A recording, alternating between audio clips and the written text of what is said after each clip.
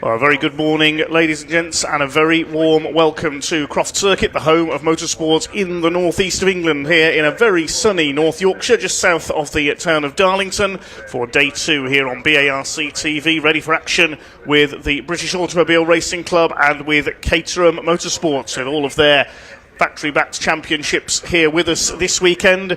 We have support as well from the Vertu MINI CHALLENGE Trophy and the DDMC Northern Saloon and Sports Car Championship as well. 10 races to bring you here this afternoon. Rather blustery but conditions yesterday. It is a lot warmer here today at the Croft Circuit and a great day of racing in prospect. My name is Dave Goddard. I'll be taking you through the action on this afternoon's race meeting on all 10 races. I'm joined by Caterham expert and former Caterham champion Chris Hutchinson once again. Good afternoon, Chris. Well, it's good morning still. Well, it's not quite afternoon yet. We go live. We go racing at midday. Good noon, I think we could say. It's the Costa del Croft this weekend, isn't it? It's really warm out there. We've lost a lot of the wind that we had yesterday. Some fantastic racing action all throughout yesterday, and more of the same in prospect for today. So I'm really looking forward to this. And all 5 steps of the Caterham Motorsport ladder are here with us, starting with the Academy were here racing yesterday. They're not with us today, but the Roadsports, the 270s, 310s and the Caterham 7 Championship UK all out in action, today, all having 20 minutes on track each time they come out. And we're going to start with the fastest of the day in the 7 Championship UK, but say lots and lots of racing action to get you through till about 6ish when we finish this evening. Yes, indeed, and then, a long trip back to the south for yourself, a trip back to the Midlands for me, but it is great to be here at Croft as we see the cars just being led out by the safety car ahead of race number 1, which is the Dutch Barn Vodka Caterham 7 Championship UK. They've got 2 20-minute races here today. They had a cracking race yesterday. Unfortunately, it wasn't a cracking race for Harry Senior, one of our championship contenders, because he didn't get off the start line. Yeah, it's kind of reaching the halfway point of the season for a lot of the championships, including the 7 championships. So, stories developing all the way through, and and as you say, Harry Senior not having the best day yesterday, so Paul Donkin didn't either. So let's see how that plays out today. But they're all there ready to go. Yes, so I can't see Paul Donkin's car down there, actually. Yeah, has it gone through? Yes. Okay. Well done to him's team then. And Harry Senior will be starting at the back for this second race, because they start in the order that they finished yesterday's race. We can go down to our pit reporters, James Pearce and Sam Parker. Meanwhile, they're down there awaiting the cars on the grid in just a moment.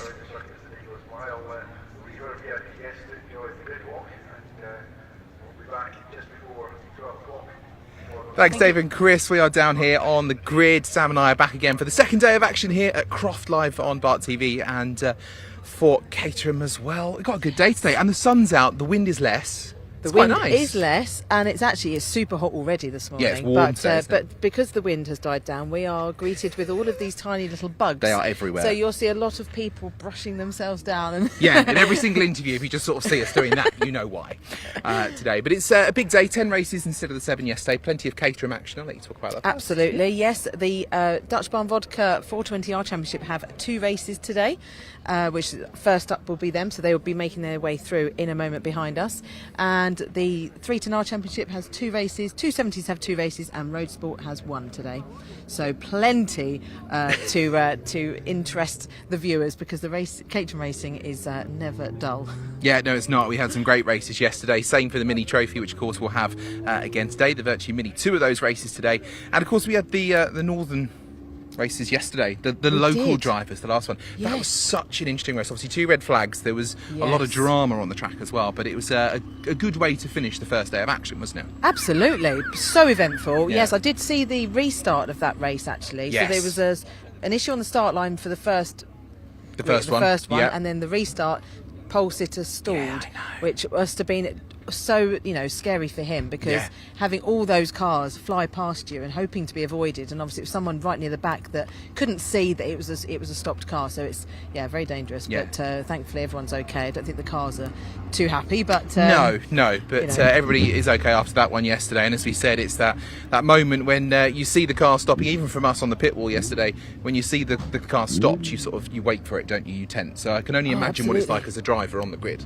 Oh, it's very scary. Yes, yeah, exactly. Yes, But yeah, the indeed. cars are starting to come up behind us now. They So have it's a indeed. staggered grid. I don't know if you noticed yesterday in some of the Caterham races where they're side by side, but in the 420s they're staggered. Ah, fantastic. And we are out on the grid for the first one today. There is an invitational grid walk as part of the Yes. weekend, which is very exciting. So, as we have got people all lining up on the grid, and obviously we've got Harry Heaton who's going to be starting on pole for this one. Sam, shall I hand over to you to go and have a little chat with some of Thank our you very drivers? much. No worries. Yes, I will I let will you do that. loose on the grid. Thank you very much. Yes, it's going to be interesting because we've got quite a few fast drivers that are starting from the back in this race. So Harry Senior was on pole position yesterday. He had a drive shaft break, so he's now starting at the back. Paul Donkin had an engine issue, so he is also at the back. And Mark Kendall, his clutch went, so he's also at the back. So it'd be interesting to see how they make their way through the pack. But first of all, let's go and speak to He's actually Henry, but everyone's been calling him Harry. It's confused a lot of people, you know, because even other people here are like, oh, there's Harry. Obviously, I know you're Henry. yeah. The Christian name is Henry. Yeah, so on the passport, on the driving license, on the race license, it's Henry. But do you know what? Harry's serving me well, so it's a win every time I've been Harry. So if I can keep it up, that's staying on the car. Yeah. So yeah, I think Harry suits me well when I win. So yeah, we'll see how long it takes. Okay, Harry, we'll call you Harry from now on. A little bit of a dink in the exhaust there. Was that from anything yesterday? No, it wasn't anything from yesterday. That actually dates back to Snetterton. And true to being a Yorkshireman, I'm tight. So I've not yet replaced it. So I need to get around to replacing that, to be honest with you. But I'm getting my money's worth out of it. I was going to say, it's not broken, it's just dented. It's just dented, yeah. So it's working well. Seemed to work well yesterday, so we'll keep it on. We'll hopefully it'll perform well today as well. Yes, well, track to conditions are different today, aren't they? To yesterday, we had that really, really strong wind. So how do you think it's going to pan out in the race for you? Well, it's hot. Yeah. It was hot yesterday, but I think the wind perhaps masked that heat a little bit, certainly when you were out of the car, but it feels very hot. The sun's been beating down on the track, so the track temp will be a little bit higher. Tyres are a race older as well, so there's going to be a lot of working out to do on those first couple of laps. It'll definitely be feeling a little bit different underneath us. Temperatures are going to play a big part today, so managing that as best we can. But let's see how it goes. Yeah, brilliant. Well, looking forward to it. Thank you. See you in a bit. Let's have a walk on down. There's Tom Eden. Matt's car there. I think a few of the drivers are taking shelter in the shade because it is very, very warm. There's Harry Cook just here. He had a good race yesterday. Let's go and speak to Chris Fraser, who is Mr. Dutch Barn Vodka.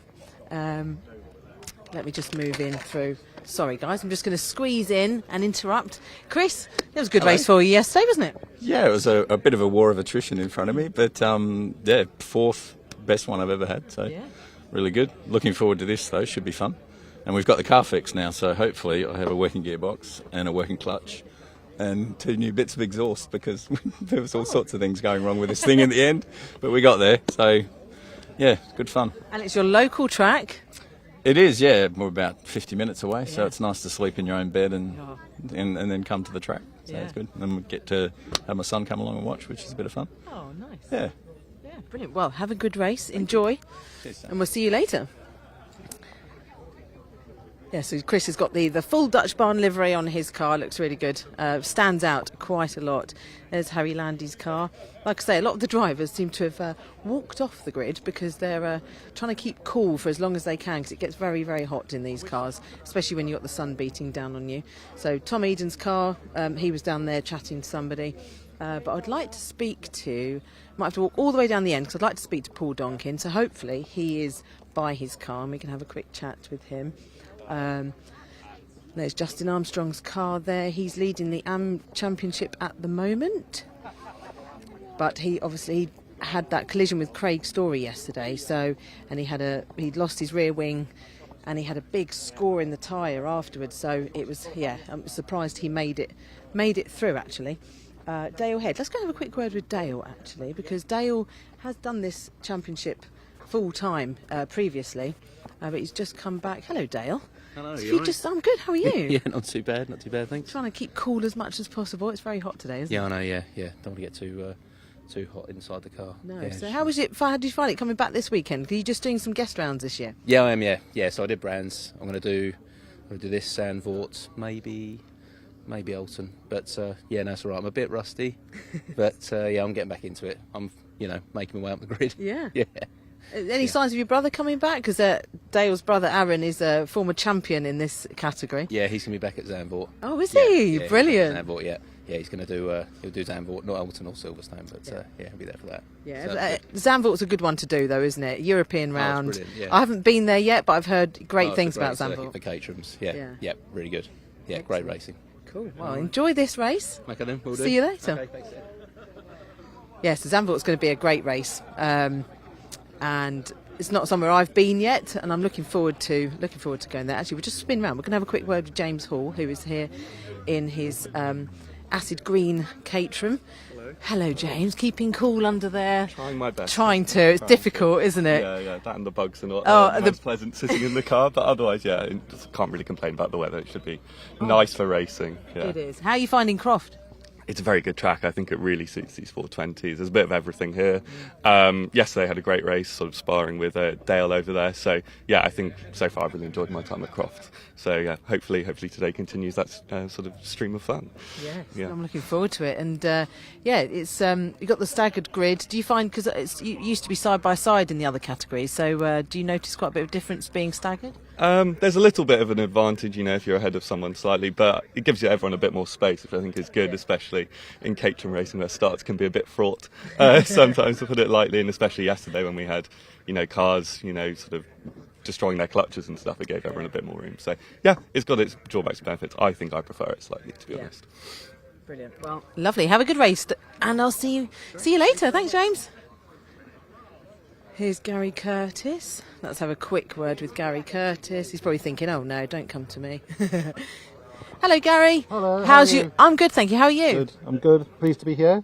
Good. But there's some fast people behind, I think. There's Craig and Harry and people behind who'll be coming through. So I think that'll be the big thing today. Yeah. Big thing today. A little bit warmer. It might be a closer pack, It'll be a really good race. Yeah, you enjoying Croft as well? I like Everyone Croft. seems It's to like great. it. I think it's got a bit it's got technical bits and it's got ballsy bit around the back. You've got to be flat. Yeah. If you're not flat, you're losing out time. It's got everything. It's good. Very good circuit. Brilliant. Well, enjoy. I'm Thank looking you. forward to watching this one. See you in a bit. Bye. Right, let's go and have another word. I won't look at Steve's. Looks like he's got his eyes closed there. He might be trying to process everything and get ready. It's very tricky. Some drivers have different. Well, let's speak to Johnny actually. I'm going to come to Johnny. Hi, Sam. Hello, Johnny. How are you? I'm good. How are you? I'm very well, thank you.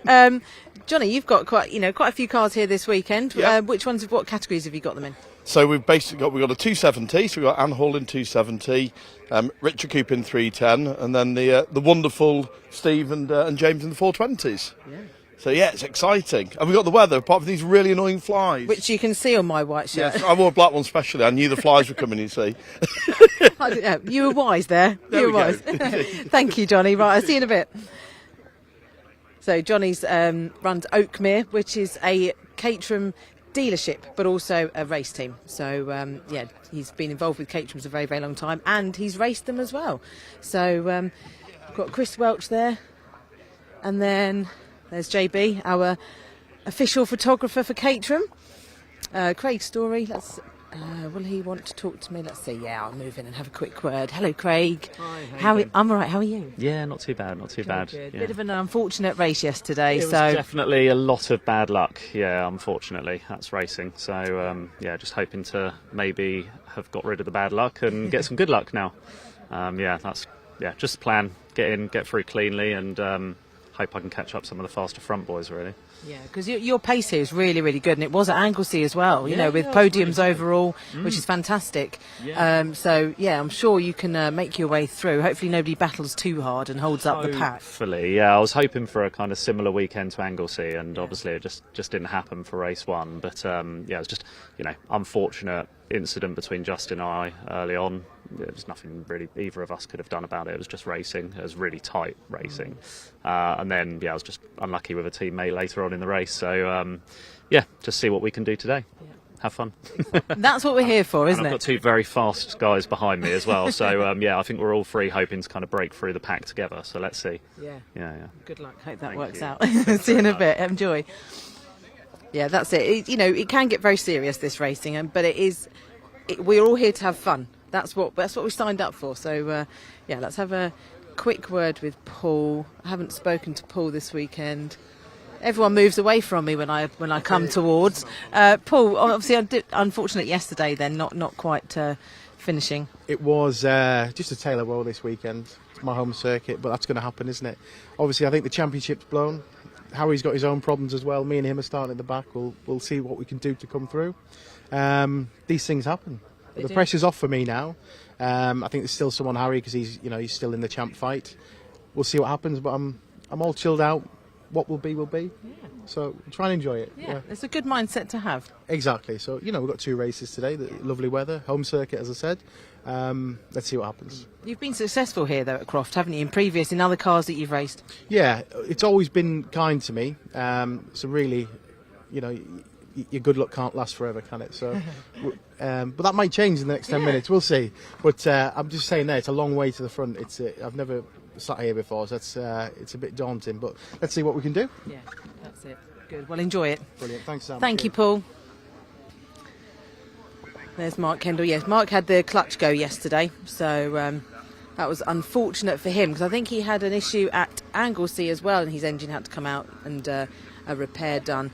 There's Harry. I'll have a quick word with Harry. They're starting to move us off the grid, so a quick word with Harry. Hello, Harry. Sorry to interrupt. I know you're trying to get the fan there, which is a great idea to try and keep cool because it does get very hot. Hopefully, I'm sure I will be seeing you quickly making your way through this pack. Yeah, I mean, the goal is to be over there, not back here. Yeah. It's fortunate it's not a massive grid, like you get in like Roadsport or something. I'd hate to be in your shoes if you had the same issue. So it's doable, but we'll see. Yeah.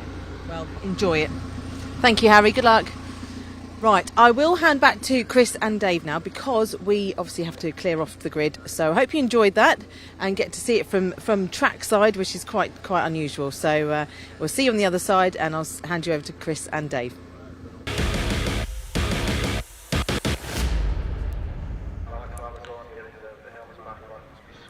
Thank you to Sam and James Pearce down there, just getting up close and personal with some of our drivers in the Dutch Barn Vodka Caterham 7 Championship UK. They start off the day, were followed then by the Vertu Mini Challenge Trophy, identical mini BMW Mini Coopers for their second of 3 races this weekend. Then we've got the Edge Caterham 7 270R Championship and the Vertex Watches Caterham 310R Championship. And then the class, which was the highlight for me yesterday, the Bilstein Caterham Roadsport Championship. They had an absolute belter of a race yesterday with 9 cars fighting for the lead at one point. Then we have a rather more open field, the DDMC Northern Saloon and Sports Car Championship. A bit of a race of attrition for them yesterday, the championship where you can use just about anything you like on their grid. Some very special machines indeed we'll see in that race. The Dutch Barn Vodka Caterham 7 Championship UK follows that. Then our third race of the weekend for the Vertu Mini Challenge Trophy, the Edge Caterham 270Rs, and finally the 310Rs round out the field for their last race of 3 this weekend. So, Chris, a cracking day lining up. I must say a big thank you to Dutch Barn Vodka as well for their sponsorship of Caterham Racing. Yeah, we spoke to Chris Fraser there, and you can see he's moving forward this weekend. 4th place, what a great, just one away from that podium, so you want to get up there. But yeah, thanks ever so much to Dutch Barn Vodka and all of our championship sponsors. We'll call them out throughout the course of today as we look at this grid of 420R machinery, this top flight of Caterham Motorsport in the UK. This is the fastest Caterhams that we run here over the Motorsport weekend. They've got 180 horsepower, they've got a 6-speed sequential gearbox, slick tyres and all fully uprated suspension and really significant race machinery up on the track. But yeah, here we go with the starting grid for them. Yes, this grid based on the results of yesterday's first race. It was the first win of the season for Henry Heaton. He starts on the pole alongside championship leader Matt Armstrong in car number 19. Row 2, number 9, Harry Cook alongside 8, Chris Fraser, the championship sponsor. Row 3, Harry Landy, great run for him yesterday, starts alongside Tom Eden. And on row 4 we have Darren McCormack and Justin Armstrong, father of Matt, who's on the front row. Completing the top 10, Dale Head in number 6 and 98 James Hall. You'll notice the cars with the green numbers on our graphics. They're the AM class drivers as opposed to the Pro-Am, the quicker drivers. And there's a couple of Pro-Ams we saw starting a little further back, so watch out for fireworks from the back of the grid. Row 6 we've got Gary Curtis alongside Steve Metcalf. Row 7 Chris Welch and Craig Story. Bit of contact in yesterday's race put him out with a bit of damage.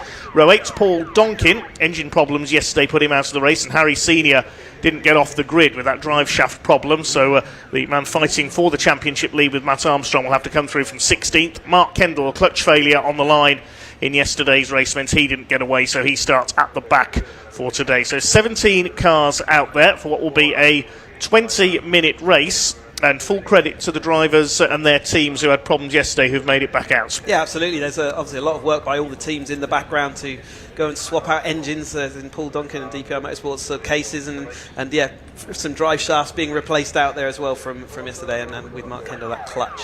So yeah, not an easy night for the teams, but they've got them all out here. They've had a relatively relaxed morning as we start here at midday. And yeah, the stories from yesterday. So Henry Heaton obviously had a fantastic with that win, as he said, under the name of Harry. A lot of people calling him that. But Matt Armstrong also didn't want to push it. Matt Armstrong is in championship lead, especially with Harry Senior now at the back of the grid. So we've really got to see Harry Senior coming through to sort of retain his championship charge. And as you heard from Paul Donkin, maybe one too many sort of retirements, and therefore he may have seen his championship sort of fade away, even though we're only just over halfway.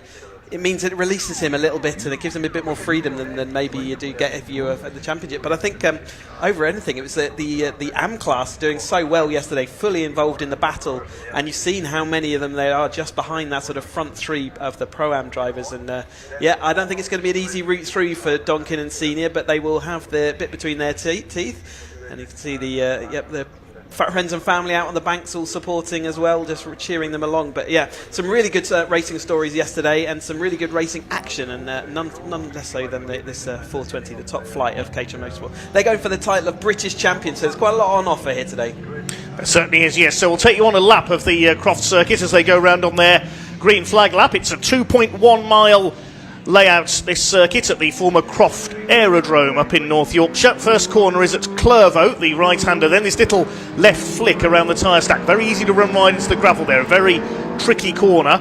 Then the circuit moves to the right and continues in quite a long right-hander. That's Hawthorne Bend. Of course, Mike Hawthorne was Britain's first Formula One world champion back in the late 1950s for Ferrari. As the pack moves around, warming up their Toyo tyres. There's Donkin and Senior towards the back. Watch for them coming through. Then they come out of Hawthorne and into the old chicane, into the back straight. We can see down the back straight here. So out of the chicane along the straight, and then into the right-hander at Tower Bend. Very fast right-hander. You'll see lots of slipstreaming down this back straight. We had a lot of overtaking manoeuvres made here. Then the right-hander at Tower. There is a gap with no barriers on the outside, so if you go off, you're in the farmer's field next door if you go straight ahead there far enough, and you're heading towards Darlington. After the right-hander at Tower, you head into the Jim Clark S's, and then out onto the back of the circuit at Barcroft. Then it's Sunny in and Sunny out, the double right-hander, just coming through there, the pole sitter Henry Heaton. Then it's along the straight towards the complex. Great angles today of the Sunny Inn complex. You can see there that after we saw some great action there yesterday, more of the same today. Yeah, slightly different camera angle. If you were watching yesterday, our cameras moved around to the exit of Sunny Out, just to give you a different view of the action. Then they head up towards the complex, which is a left followed by a tighter right-hander. There's the right-hander. Car's taking the curb on the inside. Then it's up towards the very tight left-handed hairpin, which ends the lap. One of the tightest hairpins in British motorsport, along with Shaw's hairpin at Mallory Park. Someone said Pembury as well. They've got a nice tight hairpin at yes, Hatchett's the first corner. Yes, it's not quite as tight as those two, I don't think. A full 180 here.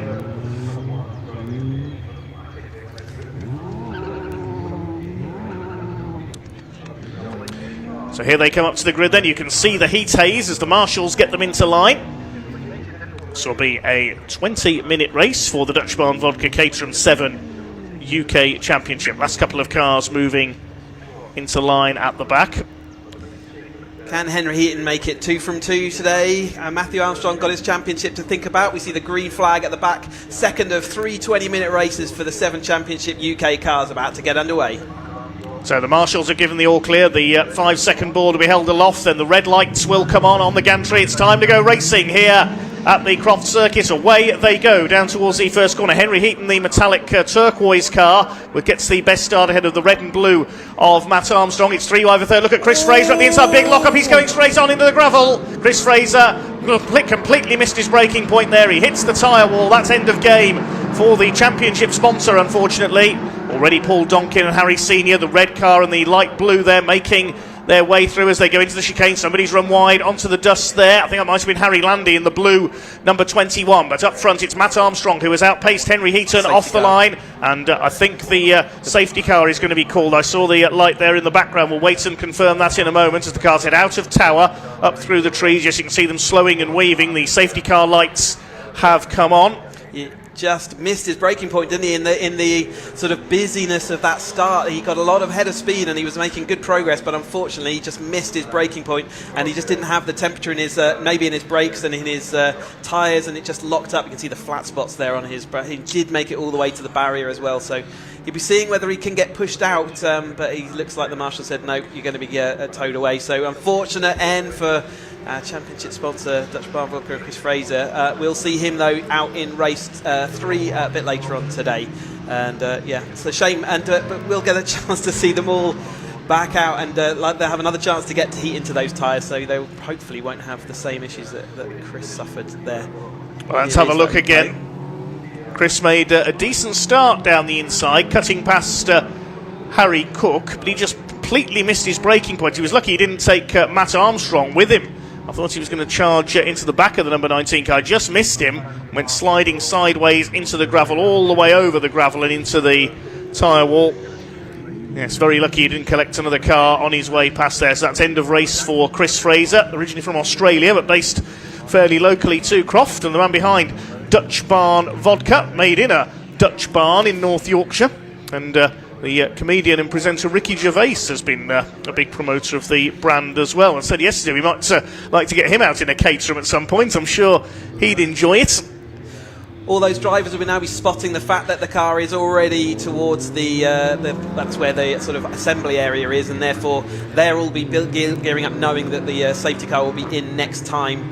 And they're all the kind of things that you build up knowledge of as time goes on. It looks like Harry Senior didn't make too much ground, but Paul Donkin did make a couple of places, so maybe a couple of places each for those two drivers. But Harry not having the start he potentially needs to get to right up there, but they'll have plenty of race left by the time they get back to that green flag. Still 17 minutes left. They're all getting that heat back into the tyres, into their brakes, and they'll be gearing up again, ready, and putting the tactics back in their heads about where they want to go. But yeah, Donkin has made up quite a few places over the course. 4 places for him. Craig Story also moving up 4 places as they came across the line there as well. So yeah, good for them to see them moving up already. And as we said, Donkin free, and got his teammate in front, his DPR Motorsport teammate just in front of him as well. So maybe they're just carving on through and will help each other out.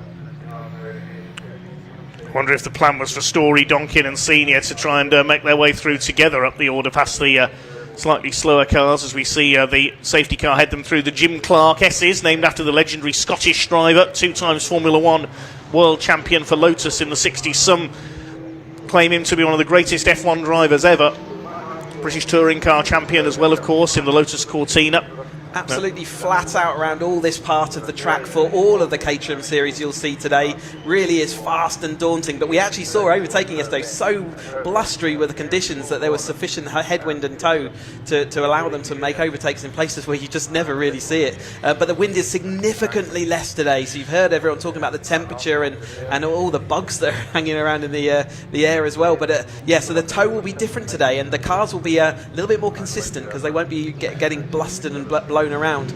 But our leader now, Henry Heaton, is going to become the in fact it was Matt Armstrong, wasn't it, who over the line, I think. So he will become the safety car, and I think he might have even decided to go. I can hear sort of the revs raising in the background, but we'll get this race back up and running again. 15 minutes to go. So here we go then, already they're up to speed. Matt Armstrong, the championship leader, not incidentally to be confused with the YouTuber of the same name from the automotive world, will lead them away. His father Justin currently in 7th place, 4th in the amateur category as they come across the line then to restart this race for the Dutch Barn Vodka Caterham 7 Championship UK. Henry Heaton in 2nd place, Harry Cook in the black and gold car is 3rd. Tom Eden going well up there in 4th place in the yellow number 64 as they head up into Clervaux. Could see Harry Senior really frustrated. He got locked behind Gary Curtis on the restart there. You can see how much of a gap there is in front of this blue car to the red in front of him, and it's just because he couldn't overtake until the start-finish line. So he got caught out on that restart just by Gary just not being right on the ball. Ooh, another driver off wide. That's James Hall and Craig Story. Yeah. So 2 cars running wide there out of the chicane, almost onto the rallycross course on the infield there. There's Justin Armstrong, the number 23. He's ahead of Dale Head. He missed the last round at Anglesey. After Croft, they go to Zandvoort in the Netherlands, then on to Alton Park, and finally the Silverstone International Circuit. Also may have seen these cars supporting the British Touring Car Championship at Brands Hatch earlier this year. What a brilliant show of racing they put on there. Matt Armstrong leads through Sunny in and Sunny out. Harry Cook getting the tighter line there, trying to come through for 2nd place.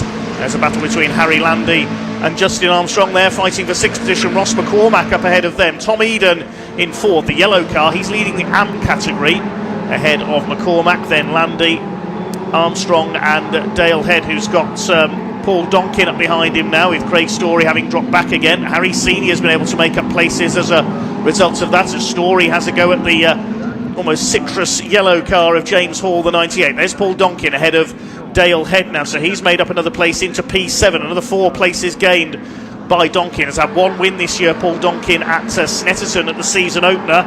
Matt Armstrong's had 4 wins. Harry Senior's had 4 wins as well. The only other winner was Henry Heaton, who won yesterday's race. Harry Landy making good progress throughout. Oh, Justin Armstrong off wide again. It must be dusty on the exit of that hairpin. I think a couple of other drivers looking like they might go wide. They are not finding the grip they had yesterday through that, maybe carrying a few extra miles an hour because of the wind. But yeah, Harry Landy made a really good move throughout the latter part of yesterday. Craig Story looking down the inside of James Hall, not going to make that happen. But he has maintained that and is in 3rd place in the AM Championship. So that's James Hall again flirting with the outside. They are just not getting the grip from the tyres. They have to run the same set of slick tyres throughout the course of the race weekend.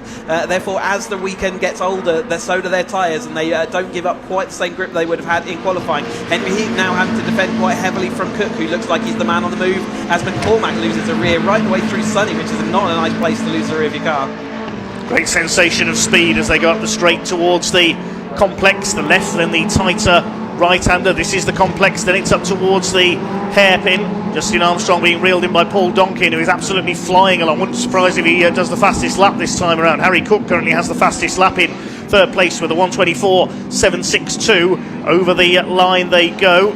In fact, it's Harry Senior who's done the fastest lap of the race, 1:24.439. He's in 10th place behind Dale Head. Here are the leaders. Harry Cook all over the back of Henry Heaton for 2nd. Eden is 4th. Very fast-paced start to the day after the safety car went back into pit lane. There is the 28 of Senior. He's 9th now. He's got ahead of Dale Head as they came over the line. You can see some drivers moving to the inside to avoid that patch of dust that's been dragged onto the circuit at the exit of the chicane. Then down towards the right-hander at Tower. Here comes Donkin up the inside in the red and white car, attacking Justin Armstrong. Harry Landy in the blue car, number 21. Ahead of them, Ross McCormack still running well up there in P5. Really good. We're just outside lap record pace, so faster with the more still conditions. No wind today. The lap record is of 24.428, so we're just outside that at the moment.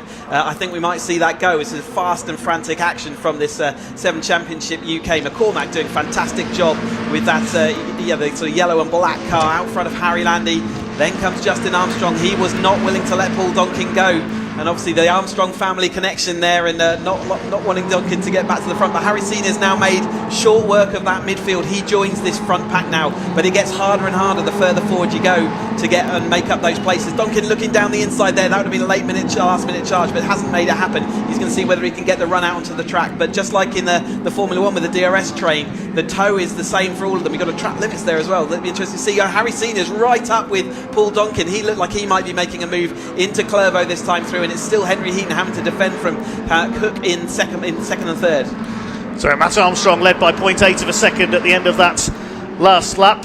Heaton in 2nd, Cook in 3rd. Cook running wide onto the dust there. Tom Eden rather on his own in 4th. He's got nobody to battle with. Harry Landy is now up to 5th. He's got ahead of Ross McCormack in the Senior blue car is there. ahead of Donkin as well, look. Yes, here comes Harry Senior. He's going to try and go around the outside of Justin Armstrong at Tower. I don't think that's going to work. It nearly worked. He ran out of room there on the outside, though, and Donkin's going to get back up the inside. He was very, very late on the brakes there. That was nearly an into the field moment for Harry Senior. An awful lot of speed round that corner, but it didn't quite have the grip to maintain it, but it still kept him in position, didn't lose out, so it was no harm, no foul there. But yeah, here comes Matt Armstrong. In fact, that gap's coming down slightly. Henry Heaton's been twice wide round there, not hooking that apex up, so he'll be having to see whether he can do anything about that. But McCormack is still ahead of Landy, ahead of Justin Armstrong. Harry Senior looking at it's Chris Welch having a spin down at Tower as well, so his race weekend not going to plan, as he's now got a sort of empty track, a bit of test session for him.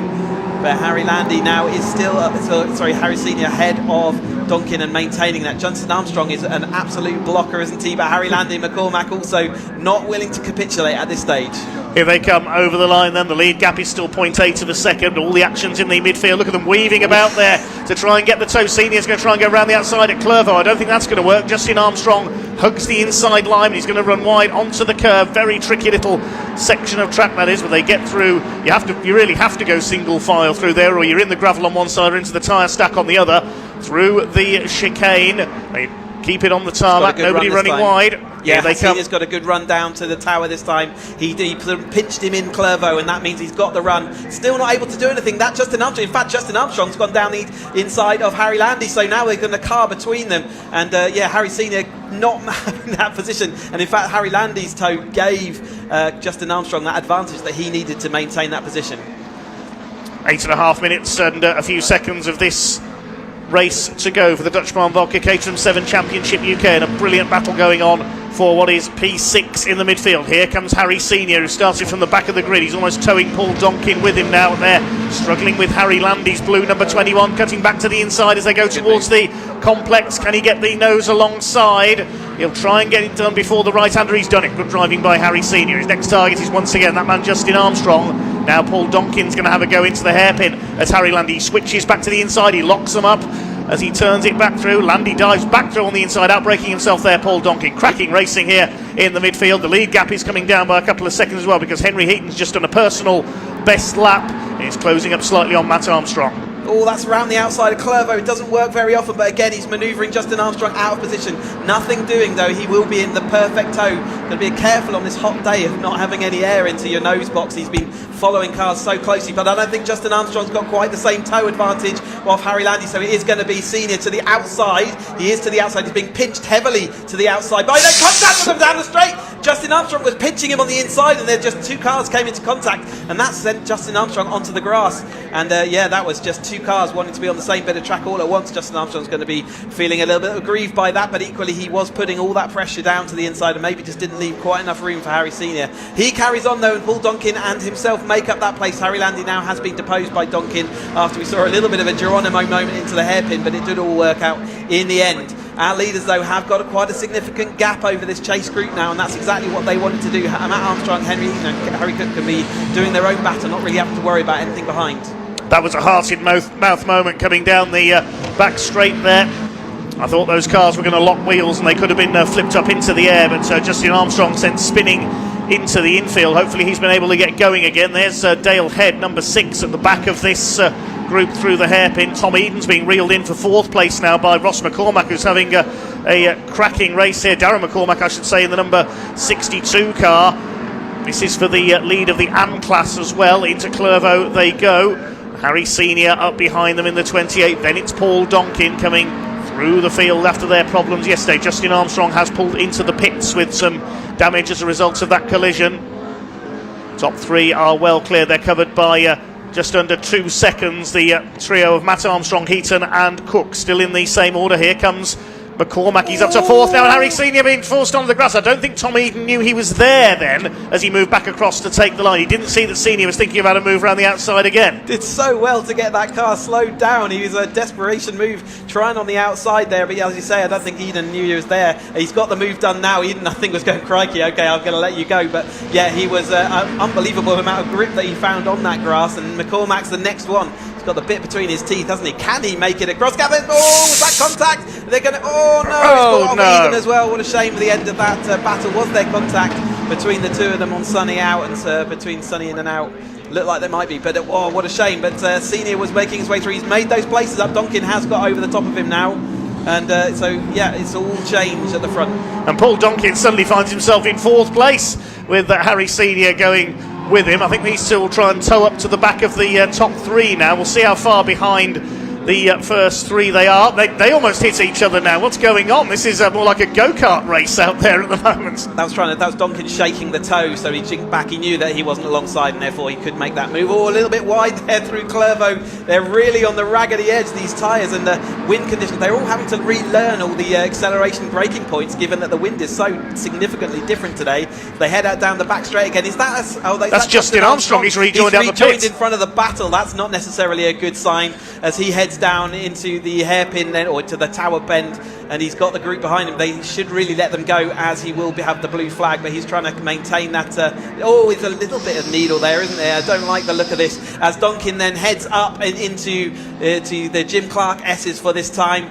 They head across then and out, but Donkin is currently in that 4th place. Good for him, and Senior will be still looking to see what he can do about it. There's a challenge going on for the lead there. We just caught a glimpse of. Henry Heaton's having a look for the lead. We've been concentrating on, he's taken the lead into the complex. It's all happening. Henry Heaton suddenly has overhauled Matt Armstrong for the lead. Now Henry Heaton, he missed the last round at Anglesey, so he's not really in contention for the championship until dropped scores come into play, possibly later in the season, but he's taken the lead from Armstrong. There's just under 4 minutes of the race to go. Now these 3 are about 11 seconds clear of Paul Donkin in 4th place, so it's between these 3. Harry Cook just looking on from behind, but Matt Armstrong maybe getting ready to fight back. It's hard to know where to look in this race. It's brilliant, and so Henry Heaton's got less pressure on him, hasn't he? Because Matt Armstrong knows that any dodgy move, anytime it's 50-50 or less, then he's gonna be up the one at risk. But he's still got a lot of head of speed as they head down into tower. He's going to take the inside line. I think he will retain that now lead, or get back into that lead. Henry Heaton will let that happen. He's got to be careful that Cook doesn't get back involved, and so he's got to play the game of chess. When does he make his move and try and make it stick? Tower is obviously going to be a good overtaking opportunity for them today, but we have seen overtakes in other places as well. Well, it was a relatively tame affair to open the weekend for these drivers yesterday. This is an absolute cracker here at Croft for our first of our 10 races today. Here they come into the right-hander at Sunny in, and the short sprint to Sunny out. Henry Heaton perhaps getting ready to attack again into the complex, trying to get into Matt Armstrong's slipstream here. He's going to have a look possibly at the inside. No, he's not close enough this time. It might get him as they come out of the hairpin. He stays right on the back wheels of the number 19. Just over 2.5 minutes to go, but all the time Harry Cook in the black and gold number 9. There he is. He's towing up behind them, the reigning 310R champion. It's his debut season in a 420R in the Caterham 7 Championship UK, and he wants a first win. A couple of laps to go then as they come over the line this time. He definitely wants that win, and he's been so close, hasn't he? Jumping into this car the first time, having been the 310R champion from last season. And it's not often we see the people jump up and compete very close to those tyre barriers. In fact, over the gravel and grass on the inside there, such was his line, these slick tyres giving him all the grip he needs, and they've now worked out how to keep it within track limits, haven't they? But it's dusty where they brought all of that onto the circuit. Tricky conditions, but 1 minute 56, so we're going to be penultimate lap time. So Henry Heaton's got to work out, what do I want to do? Do I want to be following him on this lap? Clearly that's his opinion right now, because he didn't go for the overtake that time through. I think he'll be thinking he's got to do it on the next lap and then see whether he can hold on, but it's just whether Harry Cook's going to be able to get up with them. More moves there for Senior and Donkin. I think it is now Donkin back ahead of Senior as they went into tower. Yeah. Justin Armstrong is still in that on the track at the moment, but a lap down. Yeah, they're swapping places for fun, Senior and Donkin now. I think they've worked out they can't catch the top 3, so they're battling over 4th place. It's Landy 6th, Head 7th, then Story, Hall and Kendall rounding out the top 10. McCormack's 11th after that spin. Tom Eden's out of the race, unfortunately, with damage after that tangle down at Sunny. As here come the leaders. They're coming round to start their final lap at this time in this Dutch Barn Vodka Caterham 7 Championship UK race, and what a belter of a race it has been. Here's the battle further back. This is Craig Story, who had those problems yesterday, battling for 8th with James Hall, the 2 Dayglow yellow machines being reeled in by Mark Kendall, who started last on the grid. He's going to have a look up the inside. There isn't quite room there at the complex. There's battles everywhere you look. It may be a relatively small field of 17 cars, but they're all going at it absolutely hammer and tongs. Remember, these cars have got another race to get through later on today. Here come your leaders down the back straights. Oh, he's not close enough, is he? He's got a bit of a distance. I don't think he's going to make a Ruva to Tower, so he's going to have to do it in the complex, and that's always risky. He just got to Henry Heaton in second place. Has got less to lose than Matt Armstrong, so it's all still to play for, but that would have been his prime overtaking opportunity, and it hasn't happened. Here they come then towards the Jim Clark S's for the last time. Still Matt Armstrong, your leader, from Henry Heaton. Harry Cook looking on in third place. Heaton's really pushing as hard as he can. He's never going to go up the inside at Sunny. You can't pass through there. We saw a move at Barcroft from Ben Lopez Appleton in the 310Rs yesterday, but at Sunny there isn't quite room there to get up the inside. He's got ahead of speed though. Here he comes then into the complex. What is Henry Heaton going to do? He's overtaken here once on Matt Armstrong. He goes to the outside into the left-hander. He won't get the inside, I don't think, or will he for the right-hander? Harry Cook's right on them as well. We could have a three-wide finish here if they get through the hairpin in one piece. Here they come into the left-hand hairpin. The checkered flag is awaiting them. Can Henry Heaton get the slipstream down the straight? Matt Armstrong puts his foot to the floor. Here they come up towards the line. What a cracking race, won by Matt Armstrong, the championship leader. Win number 5 of the season. Heaton second, Cook third, and they were covered by 0.565 of a second. Well, as they say, where I come from in the West Midlands, what a Boston race. Fourth place goes to Senior, fifth to Donkin. And you could see there that Matt Armstrong did a very intelligent thing. He backed Henry Heaton up through the complex into the rear of, so Cook was right involved, and therefore Henry had to worry more about Cook than he could about pushing forward. Very intelligent driving from a young head there, and yeah, brilliant. And all the Pro-Ams have got to the front of the field, and you can see that Harry Landy won the Battle of the Ams. Great for him to see that win in the Am Championship ahead of Head and Story. But it's yeah, a lot of action, a lot of a little bit of contact between drivers out there today, all having to learn the new track and new conditions as the wind has faded but the temperature has risen, and as their tyres get slightly older. But fantastic for Matt Armstrong for his championship. Take that win, a good win ahead of Henry Heaton for another strong result, and Harry Cook in that third place. And Matt Armstrong's main contenders a little bit further back as well. Senior fourth, Donkin fifth, and Harry Cook in third, with Henry Heaton, of course, as we said, he missed the last round, so he's not at the moment in contention until drop scores begin to come in with 3 more rounds to go. We'll confirm the provisional result in a moment, just waiting for our last man to cross the line. That's Chris Welch, who unfortunately had a spin earlier on. And the provisional result as follows then. Matthew Armstrong the winner by 4/10 of a second over Henry Heaton in the end, with Harry Cook just 0.17 further back in third. Harry Senior battling through from the back for fourth, with Paul Donkin battling with him for that fourth place. Then a gap back to Harry Landy, who wins the Am class in sixth position. Dale Head in seventh, then Craig Story also from the back of the grid. James Hall and Mark Kendall, who started last, rounding out the top 10. Darren McCormack recovering from a tangle to take 11th ahead of Gary Curtis. Then Steve Metcalf and Chris Welch rounding out the top 14. The only other finisher, Justin Armstrong, a lap down after a trip into the pits. And of course we lost Tom Eden with damage after that tangle with McCormack, and Chris Fraser went off on the first corner. Pause for breath needed after that one. What a cracking opening race of the day. Yeah, and plenty more Caterham action coming all the way through the course of the rest of the day, although it's just 6. But yeah, all the cars are making their way down to Parc Fermé, so we can go and join Sam and hear from some of our drivers.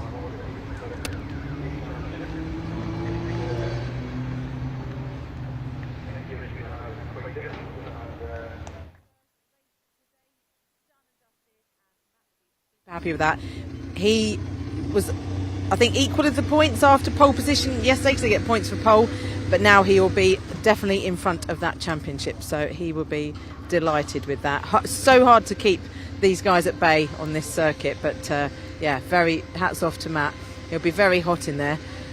Henry's already got his helmet off, but I'll wait for them to get out of the car, because that's what they won't want to stay in there any longer than they need to. So that's right, Matt, I'll give you a few minutes. And all the cars are just coming in now. Yeah, a bit warm, I can imagine, but fantastic. Well done on the win. That's just what you needed. Yeah, it was a good race. I thought I got a gap at the beginning, so I didn't have to defend at the end, but luckily it still paid off at the end, so happy with it. But yeah, it was a hot one. Yeah, I can imagine. And how are the tyres? Obviously that's race 2 on those tyres, isn't it? So how was it? You finding it with the heat?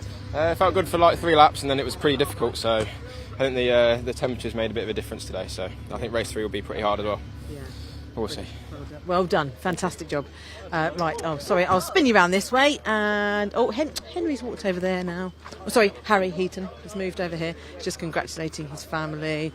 Fantastic job, Henry. Like it was great racing between the top three. Yeah, great racing. Fair play to Matt. Fantastic win for Matt. He had it absolutely dialed in today. He's had some serious pace. Racing two halves really. The first half I was just trying to hang on, not push too hard because it's so hot, and not overdrive it. And then the car kind of came to me, and I was having a little bit of not a bite, but a nibble at Matt. And I thought, right, okay, we don't want to slow ourselves up too much because Harry was with us. And then I was trying to tee it up just for the last lap and couldn't quite get there.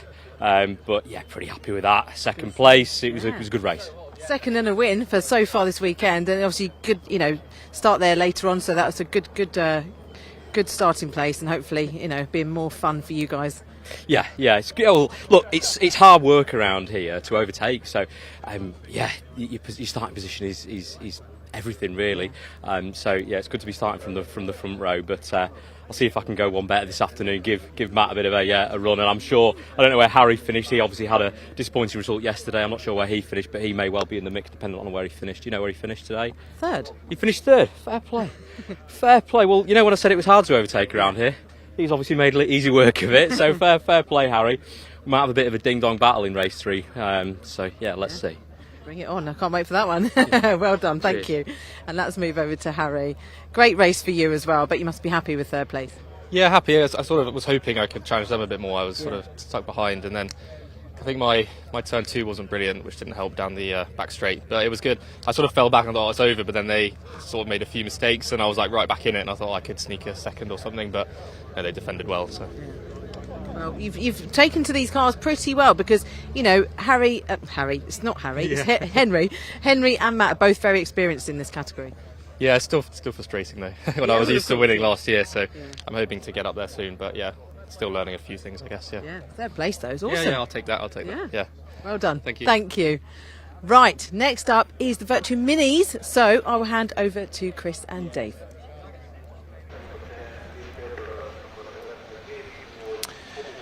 Thanks very much, Sam. Well done to our Caterham racers. We take a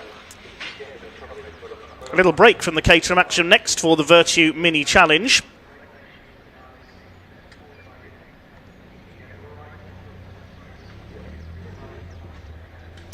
Identical 130 bhp, 1.6 litre BMW Mini Coopers, normally aspirated. Goodyear slick tyres, Team Dynamics 15-inch wheels, adjustable toe and ride heights, adjustable AST dampers, 6-speed Cooper S BKD gearbox with competition clutch. And these drivers, a lot of them young guns looking to be the touring car stars of the future. We had a cracking race yesterday for the Vertu Mini Challenge. That was won by Olivier Algieri from pole position for his third win of the season, but he was only down in 10th in the points, the Westbourne Motorsport driver coming into yesterday's race. He's had quite a bit of bad luck this season, unfortunately. It's Olivier with 4 retirements to his name, sadly, this year. In fact, no driver up until yesterday had won more than 2 races. Olivier the first to take 3 this year. It was Alex Keynes who led the championship coming into this weekend, who's had just 1 win so far this season. Now, the grid for race 2 is based on the results of the race yesterday with a partially reversed grid, similar to how British Touring Cars does it. And it was the top 9 that was drawn, so number 9 was drawn. So 9th place yesterday was Leo Purchase, number 171. So he will start from pole alongside 78 Kieran Roberts, only his second appearance of the season, Kieran, the junior Saloon car graduates. Second row, Ashley Gregory and Ronnie Smith, last year's Rookie Cup winner. Row 3 is Alex Keynes, the championship leader, alongside Josh Wilby. Alfie Garford on row 4 alongside Reese Hurd. Alfie, the current Rookie Cup points leader. Yesterday's winner, Olivier Algieri, starts on row 5 alongside James Sherrington in car number 40. Row 6, we've got last year's junior saloon car champion, number 10, Harry Smith, alongside 11, Gabe Fairbrother, who came through into the top 12 yesterday, started last on the grid after problems in qualifying. Row 7 is Louis Fleet, number 610, and 15, newcomer Cameron Richardson. Row 8, 138 Henry Foote, alongside 51, Craig CJ Morgan. Row 9 is Paul Manning, 46, the oldest man on the grid, alongside 43, Cameron Wood. And completing the top 20. 69 is Monroe Renard, and 4 Simon Sweetland. Cars 96 and number 4, both receiving a 2-place grid penalty for incidents in yesterday's race. So Ronnie Smith was one of them, and Simon Sweetland the other. The final row of the grid, the 2 cars that didn't finish yesterday's race. Luca Marinoni Osborne, he pulled up at the Jim Clark S's a couple of laps from home, and Louis Capezzoli, who qualified on the front row, unfortunately went off on the first lap into the gravel at Clervaux and then pulled the car into the pits. So first appearance in a couple of years for Louis, so we'll see the Accelerate Motorsport driver coming through from the rear of the grid. This will be a 15-minute race for the Mini Challenge Trophy, sponsored by Vertu Motors, also in partnership with Scorpion, Mintex Brakes, Miller's Oils, Goodyear Tyres and Sunoco Race Fuel. So a big thanks to them for all of their support of the Mini Challenge, the trophy category. We have seen them a couple of times this year supporting the British Touring Car Championship at Brands Hatch and at Thruxton. We also see, of course, the Mini Challenge JCW on the TOCA support package. After this meeting at Croft, they go to Donington, to Silverstone, then to Brands Hatch again for their season finale. Well, we caught up with some of the drivers down in the paddock a little earlier on with James.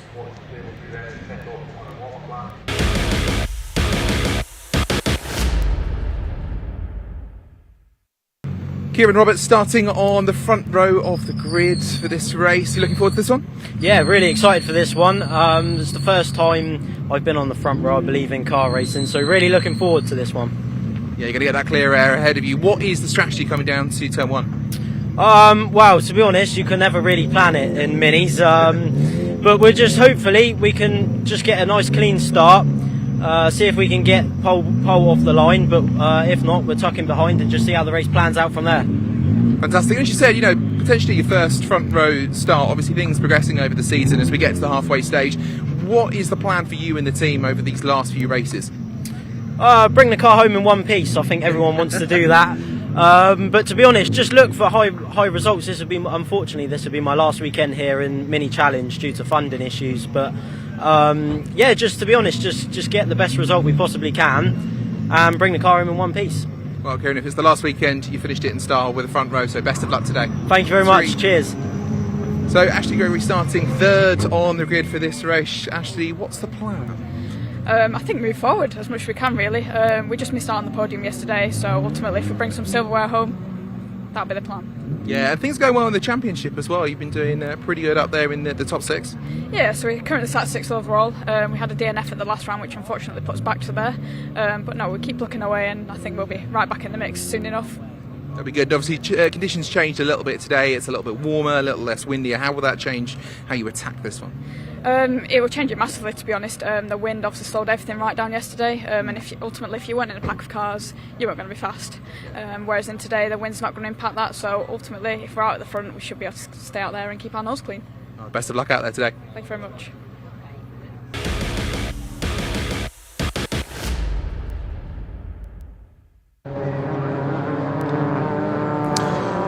So good to hear from a couple of our drivers out there then. The cars are out on their green flag lap, ready for this 15-minute race for the Vertu Mini Challenge Trophy. There's Louis Capezzoli. Good to see him back out at the back of the field, the grey car. Leo Purchase in pole position, the man from Dorset in the black and the blue and orange car. Had a win at Snetterton earlier this season, but the best he's had other than that is a 5th place. Alex Keynes leading the championship on consistency, really. He's only been out of the top 4 on 2 occasions this year, a 7th place in round 6 at Brands Hatch and a retirement at Snetterton. He wants to go into historic racing someday, Alex Keynes. Look, his ambition is to race a Shelby Daytona Cobra, he tells us, the classic American machine.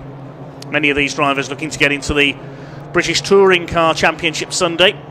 Watch for Louis Capezzoli coming through, the number 99. Making a return to the Mini Challenge Trophy for the first time this season. Was the rookie champion a couple of years ago, but didn't race last year. Kieran Roberts, we just heard from, the red car there. That's the car previously raced by his uncle, Matt Hammond, who's a former Mini Challenge champion. And Kieran, the man from Wiltshire, making the move up from the Junior Saloon Car Championship, where he raced a Citroen Saxo.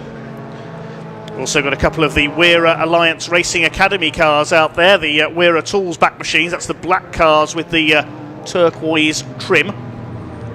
Alex Keane's in the green and yellow car.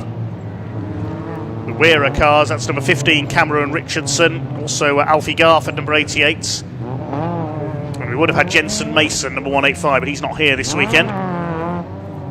So Leo Perch is on pole, alongside him Kieran Roberts, then row 2 Ashley Gregory, we just heard from her. In the blue and pink number 22 car, Ronnie Smith alongside her, last year's Rookie of the Year. In the Race Car Consultants car, it's the white and turquoise liveried machine. Row 3 we have 62 Alex Keanes. He ran wide coming out of the last hairpin in yesterday's race and dropped to 5th from 4th. That's the green and yellow car for Graves Motorsport, who also run our pole sitter Leo Perches. Josh Wilby, number 95, has had a couple of wins this year. The white and red Team Avago car on the outside of row 3. We should have 22 cars out there for this 15-minute race for the Vertu Mini Challenge. Big thanks to the Vertu Group for their sponsorship of the championship this year. Okay, ready to rumble then. The 5-second board is held aloft. Time to go. BMW Mini Cooper racing here on the Croft circuit. Perches and Roberts from the front row of the grid. Away they go. And down towards that first corner. Ronnie Smith making a decent start from the second row of the grid. They are all away cleanly. And up towards the first corner at Clervaux, it is Leo Perches who has got the lead. The man from Poole in Dorset, the number 171 Ashley Gregory, has come up into second place as they filter their way through Clervaux. Alex Keanes are on the inside, not the best of starts for Kieran Roberts. He's dropped back to about 4th or 5th. Simon Sweetland has a little bit of a rub there through Clervaux with the 69 car of Monroe Renard, and he's dropped to the tail of the field with Louis Capazzoli coming through. Ronnie Smith has run wide onto the dirt there, kicking up a bit of dust. Ashley Gregory's going for the lead. Somebody's gone rally crossing at the back. I think that's Simon Sweetland again, the number 4. Alex Keane's being squeezed towards the inside there. Gregory up the inside of Leo Perches. Ashley Gregory's going to take the lead on the inside, and off goes Kieran Roberts. He's into the field. That's the first one this weekend that's gone into the Farmers Field next to the circuit at Tower. Hopefully he can dig the car out there. The ground is fairly dry, so he should get out. And Kieran Roberts rejoins. Gregory leads the way from Perches, side by side for third. Alex Keane's having a go at Ronnie Smith for third position, trying to get up the inside at Croft and into Sunny. Now it's easier to do that than in a Caterham in a Mini, but you can see Keanes has gone wide on the exit, and Ronnie Smith will be straight back up the inside. Josh Wilby is in behind them, and then one of the Wearer cars. There's Olivier Algieri, the black and white car. He won yesterday's race, his 3rd win of the season, making him the driver with the most wins so far this year. Here's one of the Wearer Tools liveried cars up the inside. Who's that? That's Alfie Garford making a move on Reese Hurd in the blue number 59 car. Another car trying to filter up the inside is Gabe Fairbrother. Stymied by problems in qualifying yesterday, had to start last. He's attacking, I think that's James Sherrington, the number 40, so it's a solid draft, almost NASCAR style of cars over the line for the first time. Led by Ashley Gregory. She's had 2 second places this year, one at Snetterton and one at Thruxton. She's determined to get her first win. She leads the way through Clervaux for the second time. Perches second, Smith third, then it's Keanes, Wilby, Garford and the rest of them. And the field at the moment covered, with the exception of Roberts after his off, by just over 7 seconds. Simon Sweetland has not come through. I don't think Harry Smith has come through either, the number 10. So he may have lost them on that opening lap. Reese Hurd having a look at the inside, the blue car, number 59, battling with the number 40. I think that is of James Sherrington. Gabe Fairbrother is behind them. They're all through Tower okay this time. So everybody is out there except for Sweetland. Yes, Harry Smith is there, the number 10. His transponder's not working. He's being timed manually. So Simon Sweetland has come into the pits, number 4. Bit of damage from that first corner skirmish, I think. So Ashley Gregory leads the way through. Sunny in and Sunny out. Alex Keane's in 3rd position, trying to protect his championship lead. There's Gabe Fairbrother. Watch for him coming through. Now, he was the highest placed driver to return from last year's championship. He was, I think, 3rd in the championship last year. So he was the pre-season favourite, but he's had a fairly difficult season, it has to be said, Gabe Fairbrother. He's attacking there, as is the 95 of Josh Wilby, side by side through the hairpin. It's 50 points for a race win in the Mini Challenge, so very competitive indeed. Bit of dust being kicked up there out of the hairpin. Fairbrother's had 1 win this year at Thruxton. Gabe Fairbrother up the inside, Josh Wilby, and behind them is Galfie Garford, the 88, the Rookie Cup leader. Reese Hurd in there as well. super close racing. You can see why they call these drivers the BTCC stars of tomorrow. Somebody's cut the chicane. I think that's Josh Wilby. He'll filter back in where he left the circuit in the order. This is frantic stuff. Ashley Gregory still leads from Perches in second, Keane's third, Ronnie Smith fourth, fifth is now Alfie Garford, sixth is Rhys Hurd, then side by side for seventh between Harry Smith and I think that was Josh Wilby in there as number 40 James Sherrington runs out wide. Another graduate of the Junior Saloon Car Championship, used to race a Citroen Saxo. Through the Jim Clark S's they go up towards the right flick of Barcroft and then into Sunny. Can Ashley Gregory hang on for a long overdue first Mini Challenge Trophy victory? Perches in second place, Keane's third up the inside, that's Josh Wilby regaining ground after that moment at the chicane. Harry Smith goes wide onto the dirt there, Olivier Algieri is up behind them, and then it's Gabe Fairbrother. Fairbrother and Algieri marking themselves out as possible championship contenders. Somebody's gone wide there in the background. One car just wide on the grass, didn't see who it was that's gone off there. Facing the wrong way, I think. We'll pick up who that was in a moment as the cars filter their way out of the hairpin. Now who's dropping down the timing screen? We'll have a look. It's Josh Wilby, I think, yes, the 95 car that went off there. Just caught a glimpse of him sliding off. He's gone into the tyre wall at the complex. That's his race over as Harry Smith through on the inside past Gabe Fairbrother at Clervaux under braking. Impossible to keep up with all this. James Sherrington is in behind them, so Gregory leads from Perches, Keane's, then Garford is up to fourth now, Hurd, Ronnie Smith down to sixth, Algieri is seventh, then Fairbrother, Sherrington, Morgan. That was the top 10 as they came over the line. Up towards Tower they go for once again, but the red flag is coming out. Red flag is coming out, race is being stopped, I assume because of Josh Wilby's car off at the complex. We've also lost Cameron Richardson, number 15, into the pits. Harry Smith is showing as dropping down the order as well, but that's because his transponder isn't working. So Josh Wilby, he's out of the car, appears to be okay. Just went wide there coming into the complex and went spinning off into the tyre wall. Okay, the race is stopped. And the cars will be assembled ready for a restart. There's just over 9 minutes on the clock, so we'll wait to see how long the restart's going to be. My prediction would be a 10-minute restart, but we'll wait and see what the clerk of the course decides.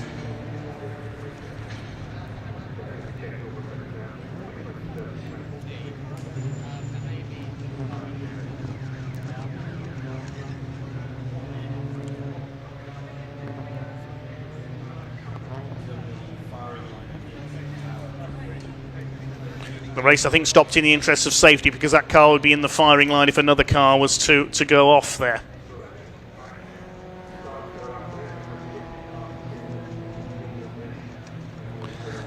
So Josh Wilby, having slid off into the tyre wall, I think will be just taken to the medical centre for a quick check-up as a precaution.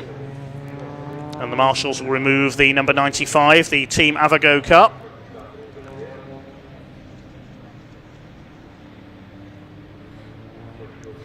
So the pack being brought into line, they're not being taken into the paddock, so they are being left on the grid, which means there will be a restart.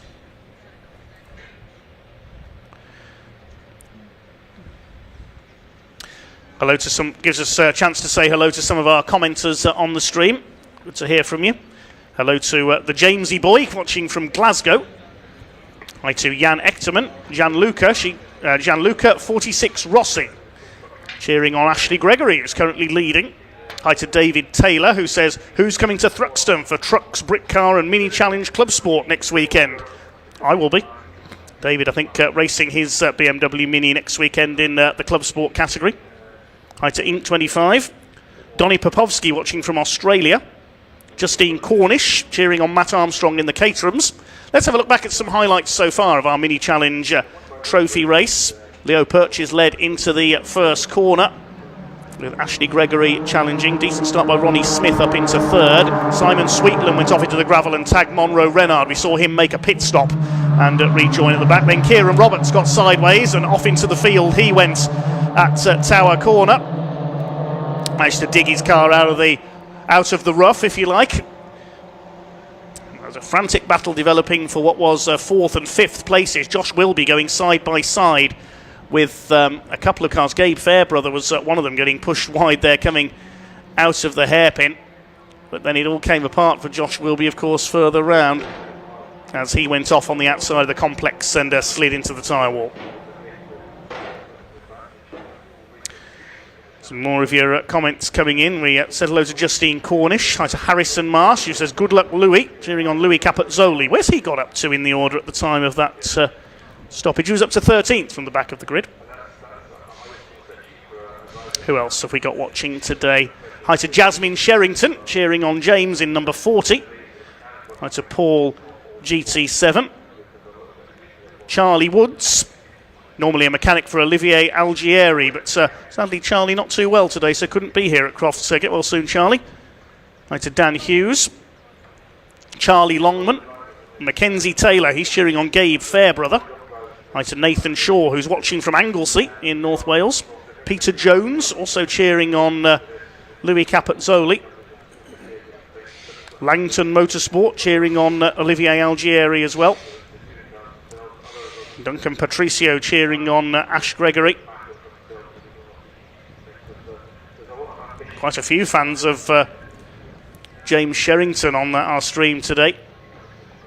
Hi to Reese Parker as well. Big thanks to all of you for watching. Give the stream a like and a subscribe to the British Automobile Racing Club on YouTube.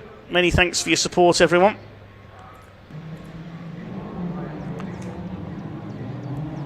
Here's a replay of the start of our Vertu Mini Challenge Trophy race. Everybody got away cleanly off the line. It's a decent start by Leo Purchase from pole position, looking for his second win of the season. Ronnie Smith getting up the inside for third into Clervaux. Wasn't the best of starts for Kieran Roberts, unfortunately, in the number 78. Simon Sweetland, a bit of rally crossing there as he came back on. He tagged Monroe Renard, which caused a bit of damage to the right front and sent the number 4 car into the pits. Ashley Gregory took the lead through the chicane for the first time up the inside, as Simon Sweetland found out his steering was damaged, I think, because he went through the chicane there onto the grass. Alex Keen's getting squeezed on the inside by Ronnie Smith, but then Kieran Roberts lost the back end of the 78 car and off he went into the rough. Managed to dig the car out of the field and was able to rejoin before he headed too far down towards Darlington, as the pack headed out through the Jim Clark S's. Alex Keynes up the inside, tried to challenge for third place on the inside, the 96 of Ronnie Smith, but outbraked himself, ran wide on the exit. Smith was able to get back through. And behind them, Josh Wilby, Alfie Garford and Reese Hurd fighting it out. Olivier Algieri in the black and white car, they're yesterday's race winner. Fantastic race developing up front for the top 10 places. Wonderful sound of these buzzy little 1600cc normally aspirated engines, not the supercharged Mini Coopers. Harry Smith kicking up a bit of dust there. As they completed the first lap, it was Ashley Gregory in the lead.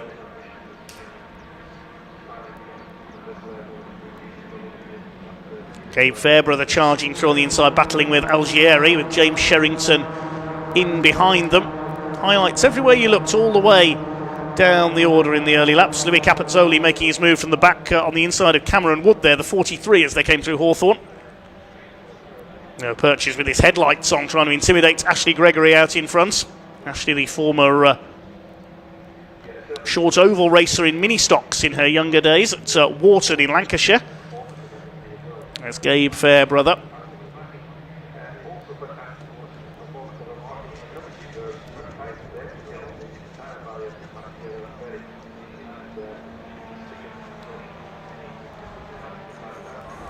Just awaiting news on a restart at the moment. Timing screen has gone blank for the moment, so we're waiting for an update. It was Gregory and Purchase trying to pull away from the third place battle over the early stages. We'll try and see what happened to Josh Wilby. The 95 car, I think, was just caught on the outside as they went through the left into the complex, and he went sliding off on the outside. Wasn't this lap around, because there is the number 95, the Avogo racing car, up alongside Gabe Fairbrother, holding off Alfie Garfer. They were battling for 4th place. Fairbrother going out a little wide onto the grass. Thanks again for all those who've subscribed and given the stream a like. Plenty of your comments coming in. Get back to those in a moment. Just looking back at the early laps of this Mini Challenge Trophy race. Alfie Garford going side by side with Wilby there as they went through Clervaux. See what a tricky corner that is, the way it flicks round to the left and then back to the right into Hawthorne. There's Josh Wilby cutting the chicane. Managed to rejoin without gaining any advantage. That put him out of line with everybody else. He had to try and cut back into the line behind Reese Hurd. Alongside him was Harry Smith in the number 10, the junior saloon car champion. Gabe Fairbrother going wide over the curb, and James Sherrington as well.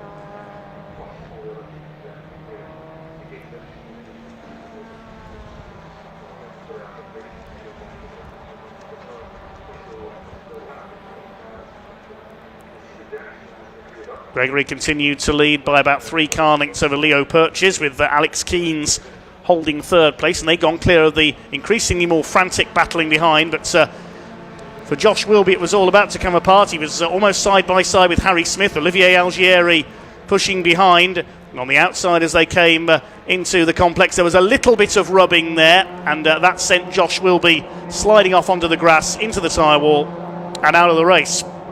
Red flag coming out in the interest of safety, just to check on Josh, who appears to be okay, the young man from Doncaster. And the red flags came out as a result. So we await a restart then. We're awaiting news on the length of restart. Hello to a few of our commenters. Hi to Millie Henderson cheering on Alex Keynes in the 62. Jason Marsh, another supporter of Louis Capezzoli from Jay's Windscreens. Christian Healy watching in the West Midlands. Good to see a fellow Midlander on the stream. Chris Manning says, cheering on Paul, number 46, old but still got it. He is the elder statesman of the grid, is Paul Manning. Kelly Smith cheering on Harry Smith in number 10. Hi to Langton Motorsports and Fix a Wheel. Bryn Brooker cheering on Alfie Garford in number 88. From all the next base team, says Bryn. And David Simon and his wife here this weekend. They're marshalling here at Croft this weekend. David says, everyone give a thought to all the marshals getting attacked by insect life around the circuit given the heat this weekend. Yes, big thank you to the volunteer marshals, the Orange family as we call them. There's some of them on the grid at the moment. And yes, with the heat here at Croft this weekend, there's insect life everywhere given the rural location of this circuit. So everybody being attacked by flies and thunderbugs. Fair play to you out there on circuit today. Also to all our medical staff, recovery crews and all the other officials and staff here at Croft Circuit this weekend. A big thank you to all of you for your services. Waiting news on a restart then. The timing screen currently says 9 minutes 36. That's a bit too specific, I think. I would suspect we might get a restart of about 10 minutes, but we'll await confirmation on that. I think the clear-up might have cost them about 10 minutes, though, might. Yes, so we'll probably see. Yeah, we shall see. Yeah, didn't seem to be anyone else involved, did there? And there didn't seem to be heavy barrier contact, but they got to make sure all the track and all the vehicles are back in place and ready to go. You can see the heat haze across this Croft circuit today. It's absolutely baking, and whereas yesterday the wind was taking some of that heat or the intensity of that heat away, it's not there today. And also looking at the track conditions for the Caterhams and for the Minis out there, they look like they're struggling a little bit for grip, don't they? They certainly are, yes. And then they're getting onto the grass at the edge, which is actually more dust, and it just brings more dust onto the circuit. So they've got a bit of a sort of a vicious circle there going on with the grip out there. And yeah, lots of people trying for the moves up the inside of the hairpin, especially these Minis where they can position their cars up the inside and almost sort of block the apex of the corner. There's so there's a different style of racing with the Minis. Quick hello to Ben Watson, another supporter of Louis Capezzoli. He's got plenty of fans watching on his return this weekend. Says from the back up to 13th, serious talent. He certainly is, Ben. John Robertson cheering on Luca Osborne in number 81. A number of engine changes and still on the grid. Yep, had more problems sadly with that car yesterday. Started from the back. Where had Luca got up to at the time of the stoppage? Well, the timing screen's gone blank, so we can't tell you at the moment, unfortunately. David Simon says it's his wife marshalling today. He's actually sat at home today with the air conditioning on. We've got cars making their way forward then onto the grid. Timing screen says 9 minutes 36. So are we restarting from the moment that the red flag went out? I'm not sure. That will update itself shortly. Yeah, It's we'll just see. all the processes and procedures will be in place. The timers have to get all the kind of positions they want people to restart in down to the grid, and then all the grid people, the marshals out there. Thank you ever so much on behalf of all the drivers today, for all our Orange Army and all the volunteers that make these weekends happen. It's not the work of a few people. It's an absolute army of people out there, and so thank you on behalf of all the drivers. But yeah, the time is TSL timing there. We'll be getting all the kind of what the grid should be, and then the marshals will make sure all the drivers get lined up in that order, and I'm sure we'll see the timing screen tick over to I would imagine maybe a 5-minute restart. That's kind of where my head's gone to right now. That'll be a sprint for the line by the look of things. Quick hello to Joe Woodhouse cheering on Alex, I think that says. Well, the only Alex on the grid is Alex Keynes. Brendan Lynch watching from Portugal. Lucky Brendan cheering for Olivier Algieri. There's Kieran Roberts. Now, he had that off up at Tower. The officials just checking on his car. Kieran racing for the Accelerate Motorsports team.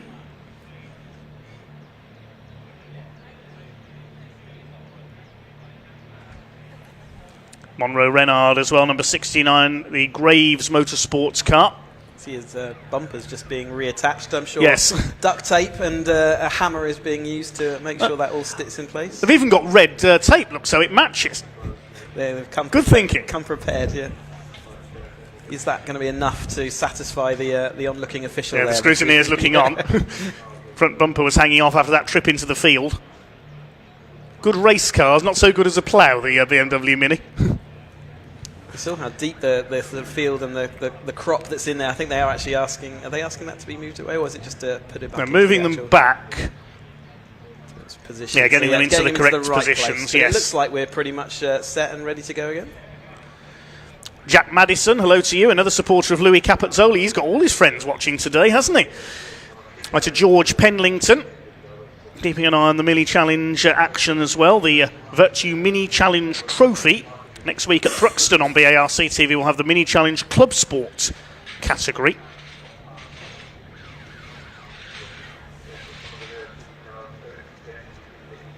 So Ashley Gregory will restart on pole. They are into the order that they were in when the race was suspended.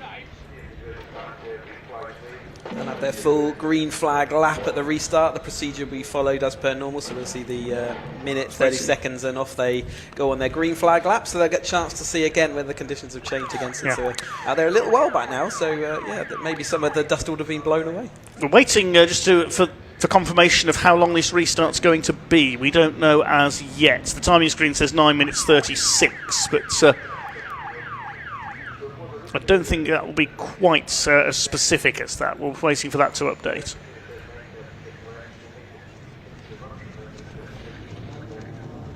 They move off for their green flag lap then.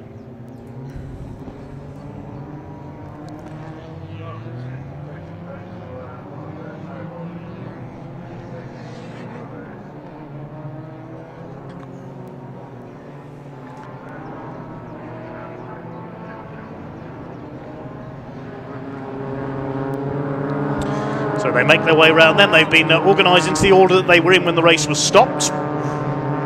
Into the second part of our first Mini Challenge race of the day. The first of two today, second of the weekend. 610 Louis Fleet in the black and green car going there. The purple car was Henry Foote, 138. Simon Sweetland's rejoined at the back after his pit stop earlier on.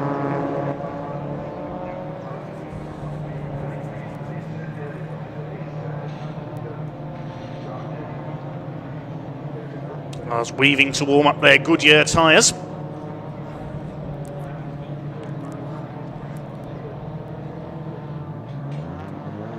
There's Monroe Renard. That's a little bit of contact at Clervaux for the first time through, not causing him any problem. Kieran Roberts will have to restart from the back. There's number 4, Simon Sweetland, the Max Tune Motorsports car. Ashley Gregory on the pole. Snorbit says good luck Kimmy 171. That's Leo Purchase, must be nicknamed Kimmy, maybe after Mr. Raikkonen. MD says let's go Alex Keynes. It's a really extreme rake in these cars, aren't they? The front significantly lower than the rear, really sort of perched up on those front wheels to get those the rotation in. But really bouncy at the rear as well. If I've noticed it, they hit the curbs. The car does react quite nastily, and the back will bounce around. And again, partly due to the amount of suspension travel there is as they've raked those cars up in the air. Clearly, to get the front weight down and get these cars turned in. So the first cars will now be arriving on the grid, ready to be lined up for this restart.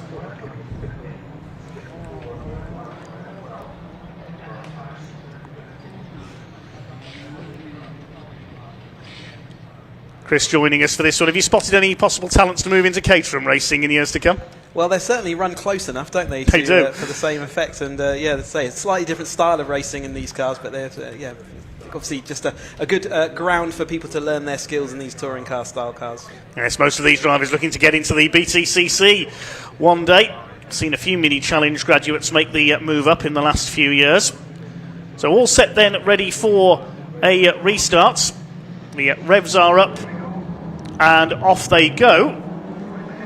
And a restart of around 9.5 minutes according to the timing stream. So you must be going from when the red flag went out. Ashley Gregory makes a good start. So does Alex Keynes. He's going to have a look down the inside into Clervaux. Side by side is Leo Purchase. Are they all going to make it round? They're all running out a bit wide. Purchase goes over the gravel. It's Gregory who's got the lead. Ronnie Smith has come through into second place. They've all just about made it round. Kieran Roberts making up a couple of places already from the back of the field, but a perfect restart by Ashley Gregory. A couple of cars cutting the chicane on the inside. Louis Fleet, number 610, was one of them. Alex Keynes side by side now with Ronnie Smith as they head down into Tower Corner. There's one of the Wera Tools cars that's possibly hit problems. I think that was Cameron Richardson who went into the pits just before the red flag came out. He may have joined in from the pit lane possibly as they make their way out of Tower for the first time. And it is Ashley Gregory who leads the way, and she's eked out a gap of about half a dozen car lengths already ahead of Alex Keynes. Ronnie Smith in third position. Establish the rest of the places as they come out of Sunny. But Ashley Gregory making a perfect restart there. There's somebody wide, that's Reese Hurd, the blue number 59, just kicking up a bit of dust on the outside. It looks like everybody is going to make it round the first lap of this restart okay. Alex Keynes in second place. Ronnie Smith under fire from Alfie Garford. Has a look down the inside. Olivier Algieri is up behind them. He's made a decent restart up into P5. He's going to go for P3 up the inside of both of them. Look at that. Well, Gabe Fairbrother and Alfie Garford took each other wide there. And Algieri said, thank you very much. I'll go through into third place. There's one car being squeezed wide by Reese Hurd. Couldn't quite see who that was as they came over the line. May well have been Gabe Fairbrother possibly. But Leo Purchase certainly got squeezed out on that first corner. He's down to about 8th place as they cross the Alliance House. Gregory from Keynes. Algieri is now up into third place. Then Ronnie Smith, Alfie Garford. It was Gabe Fairbrother who got squeezed wide coming out of the hairpin there. Out of the chicane along the back straight. Ashley Gregory, a lead of just under a second ahead of Alex Keynes at the end of the first lap of that restart. Olivier Algieri trying to close in third place. Gregory with the fastest lap, of course. First flying lap will come in next time around. Kieran Roberts making the move up from the back of the field, chasing Cameron Wood in the 43 car. Is that number 610 slowing there on the inside? Yes, problems for Louis Fleet in the Team Avago car, I think, the man from Rotherham. He's dropped to the tail of the field, so could be heading pitwards. Out of the Jim Clark S's. Up the inside, here comes Olivier Algieri. What a cracking weekend he's having. He won yesterday. He forces his way down the inside. We don't very often see an overtake through Sunny. Harry Smith's done the same thing. He's got up into fourth place in the Mooney Hire number 10 machine. Still side by side between these two, Gabe Fairbrother and Alfie Garford. They've got up behind them Trying to identify who that is in a second. No, it's Ronnie Smith side by side. Sorry, Fairbrother got up the inside there, and that forced Ronnie Smith out wide. And there's a tangle there. Off go two cars. One of them is Alfie Garford. The other is Reese Ferd. You can't go four wide into the hairpin and drop. There's more contact at the back of the field. That's Simon Sweetland and Monroe Renard. Again, it's the second coming together they've had today. Reese Herd's got damage. He's heading for the pits. You can't go four wide into that hairpin. Definitely a case of 3 into 1 wouldn't go. The guy in the middle had nowhere to go, and the two on the outside flanks just sort of squeezed and sandwiched all together, and the cars just reacted in that nasty way and pinged them to the inside. And there was a bit of contact after the yellow flag there, which is not ideal. Alfie Garford's got going again towards the back of the field, bit of damage to the right front of his car. He got turfed aside as Ronnie Smith came back on and tried to fit his way through the hairpin. Ashley Gregory continues to lead. Algieri has done the fastest lap of the race, 1:39.763. He's in second place. It's Alex Keanes down to third. Harry Smith is up to fourth, and Gabe Fairbrother was the big winner in all of that schmozzle at the hairpin. He's through into P5. Reese Herd, we know, has pulled into the pits. Louis Fleet didn't make it round. Unfortunately, he's out of the race. We had technical problems with his car. The first three have broken away very slightly ahead of Harry Smith in fourth. Gabe Fairbrother is fifth, then Ronnie Smith. Leo Purchase, who started on pole initially in this race, is down into seventh. But Olivier Algieri is getting closer and closer to our race lead. He's absolutely flying this weekend, the Westbourne Motorsport driver, the man from North Wales. James Sherrington under fire from Louis Capezzoli, who's coming through from the back of the grid. Don't forget, he's into the top 10 now. He gained 3 places on that last lap with all the bit of chaos ahead of him. Side by side there further that Kieran Roberts trying to make up another place, attacking Paul Manning in the number 46 car. As a look at the inside on the hairpin, and he'll go through into 11th position. Good recovery from the back after that off on the first lap.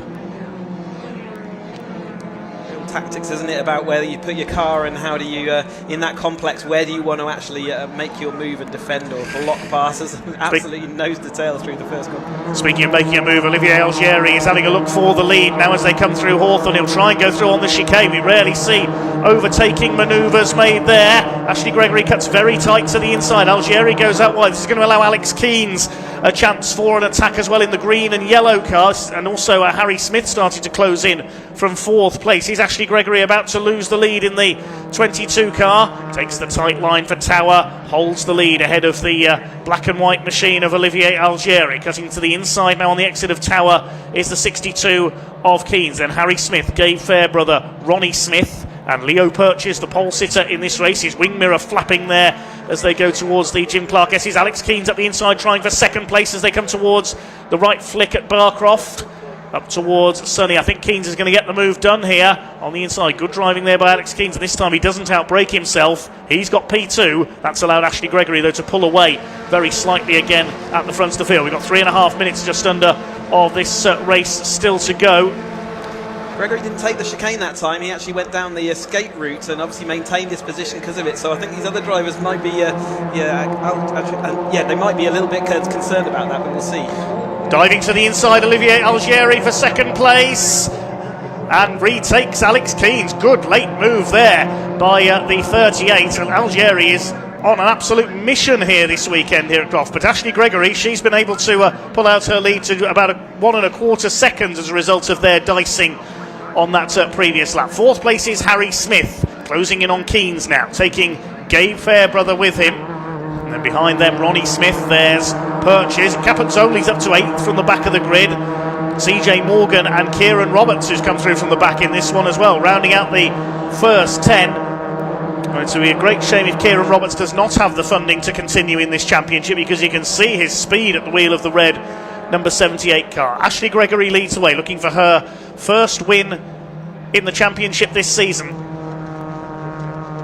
Single file through Tower Bend this time, no slipstreaming manoeuvres being made. There's 43 of Cameron Wood in the Chandler Motorsport car chasing Paul Manning. Chandler Motorsport with a couple of cars in this series, Cameron Wood and CJ Morgan and Harry Smith run by them this weekend. They would have had Charlie Barr as well, but he's absent.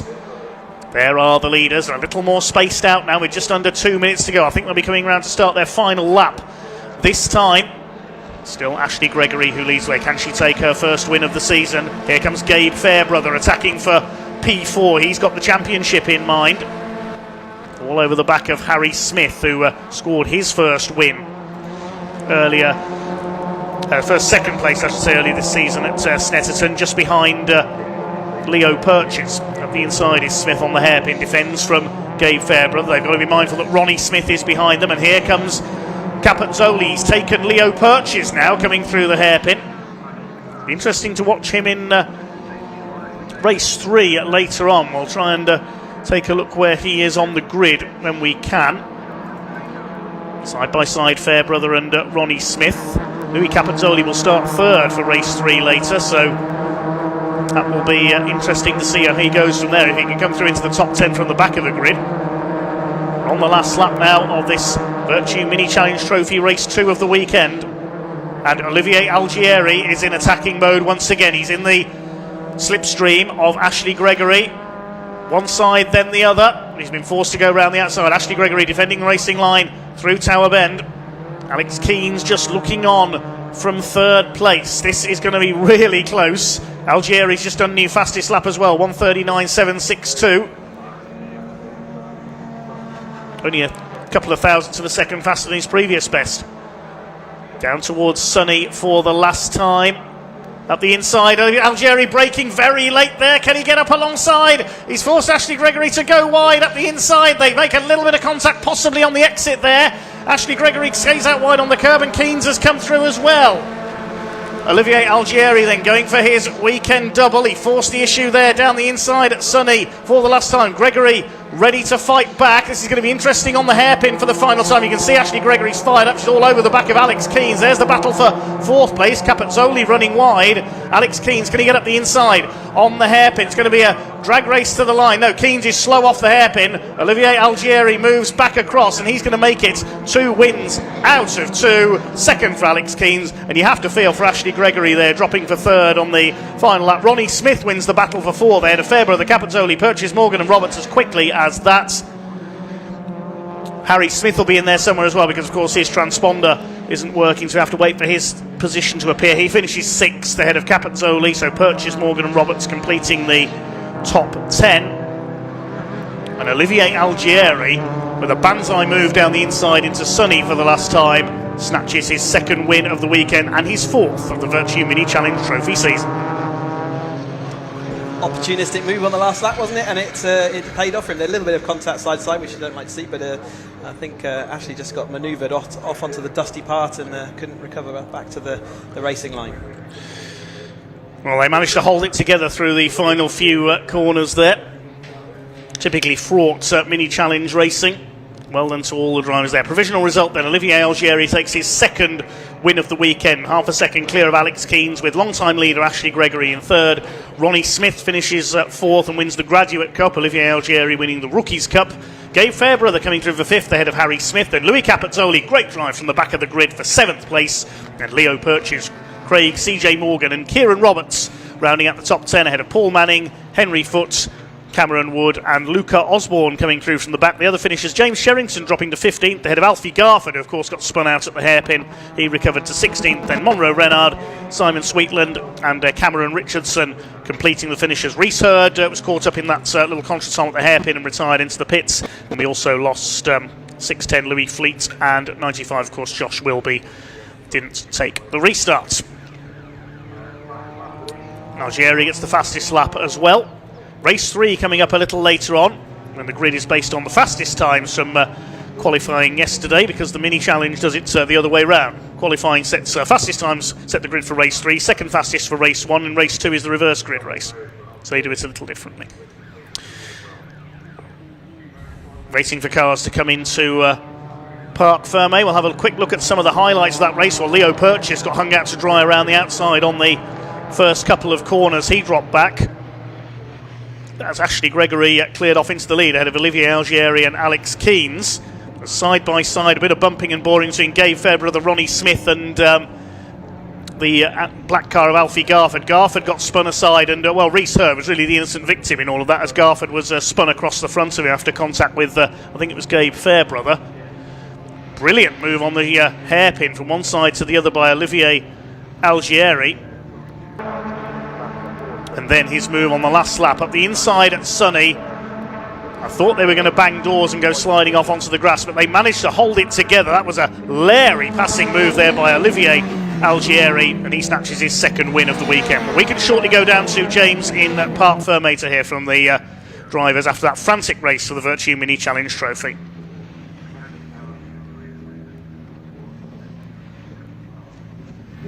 A dramatic end to that race out there for the Vertu Mini Trophy. What a finish. The drivers having conversations as well as we get to the end of this one. Our winner is making his way down, so we'll go and have a chat with Olivier. Of course, he won yesterday's race as well, and he is our leader at the end of this one as well.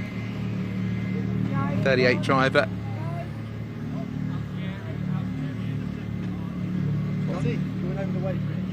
Let's go and grab a quick word from Olivier as he steps out of the car. The celebrations. Olivier, congratulations for that one. 2 wins this weekend. Talk us through your race. Yeah, I mean, starting from P9, it was never going to be easy. I'd like to say the red flag helped things a little bit to give everyone a chance to calm down a bit. Then once we got going after that, just picked one after the other and then managed to do a last lap move for the lead, which obviously worked out. And a couple of tricky laps at the end there. Obviously a little bit of drama again. It was getting closer. What was that strategy on the last lap? Yeah, I knew that was only a few certain corners I could get the job done, but when I seen the gap I had to go for it, and it was good. Well done, Olivier. Congratulations. There we go, Olivier, you're a winner for this one. We will grab a chat with Alex, who is right down here. Alex Keen's obviously championship leader going into this one as well. Alex, well done for that one. P2 at the end, they managed to get up on that last lap. Talk us through your race. Yeah, it was a pretty good race. We managed to get a good start before the red flag. Yeah. Quickly get up into third, but then obviously the flag came out. I was a bit gutted because we kind of got away, the three of us, and I thought, oh, we'll just sort of cruise around until the end and then battle it out. But yeah, the red flag came out, and then we managed to get another good launch off the line. Challenged for first into turn 1, but it didn't quite come off. We managed to retain third, I think. I can't remember. And then yeah, it was just sort of just cruising around from there. I didn't quite have the pace to take it to Algieri, who won, but managed to just capitalise on them two fighting on the last lap and come around the last corner in second. So yeah, good for the championship too. Yeah, it's all points. So yeah, I don't like to talk about it too much because it just takes fun out of everything. But yeah, good for it. Look fun out there today. Well done, Alex. Yeah, cool. Cheers. Thank you very much. Well done. Let's grab a quick word with Ashley as well. She's moved to the side. Obviously, she was leading all the way into that final lap where we were standing trackside. So interesting to see them coming across just 0.4 of a second as they came into the last lap. Ashley, a tough last lap there. Talk us through what happened. It was so close. I mean, we led it all the way through. We were so quick, and then unfortunately we just got pushed out wide on the last lap. Is what it is. We're still on the podium, so we'll take that. I was going to say, still at the podium. Still a fun race out there as well, despite the fact, obviously, red flags and that really tricky last couple of laps. Yeah, 100%. I mean, once we broke away at the start, I thought, this is ours now. And then the red flag came out, and I knew it was going to be really difficult to get away. But we did a mega job off the line again for the second part of it. And then, yeah, just unlucky to lose it at the end. But never mind. Still a podium. Yeah, it's what happens in racing. Ashley, good luck for this afternoon. Congratulations again for the podium. So there you go, what a dramatic end to the Vertu Mini Trophy. We've got another race for them later on. For now though, time to head over to Sam, who's got some interviews with our Edge Caterham 270Rs who are coming up next.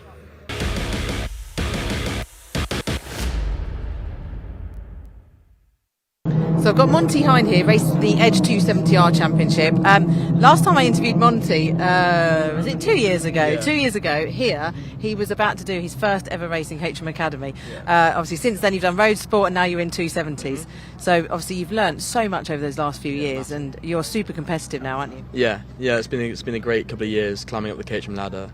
Yeah, it's nice to be at the sharp end of the field today after a somewhat poor qualifying, but we made up places yesterday. So. Looking forward to see what we can do today. Yeah, definitely. And it's getting really hot without not so much wind either. It's going to make it changes the track conditions, doesn't it? Yeah. It's probably running a little bit hotter today and less wind, so the toe is going to change in places. Maybe less strong in some straights, but stronger in others. So factoring that all in, but it should be a good race. Yeah. Brilliant. Well, wish you all the best. Enjoy. Thank you, Monty. Right, Harrison Cavers also races in the 270R Championship. Harrison, how are you finding it so far? And is Croft? Do you like Croft? Because we raced here last year for the first time, didn't we? Yeah, we did. I only did about 3-4 laps though, and then I got taken out, unfortunately. But I've done one race, so already better than last year. Yeah, but it's quite a nice track, yeah. Yeah. And how are you finding 270 around here? A lot better. A lot more grip, more power. It's fun going in sunny and sunny out, so yeah, quite enjoyable. Yeah, that's way better than an academy car, isn't it, through that part? Yeah, you're not sliding nowhere near as much. Yeah, it's great. Yeah. So looking forward to this one. Where do you start in this race? 9th, so improvement from yesterday. Yeah. Hopefully get up to the top 5, something like that. Yeah, should be good. Brilliant. Wicked. Looking forward to it. Enjoy. Thank you.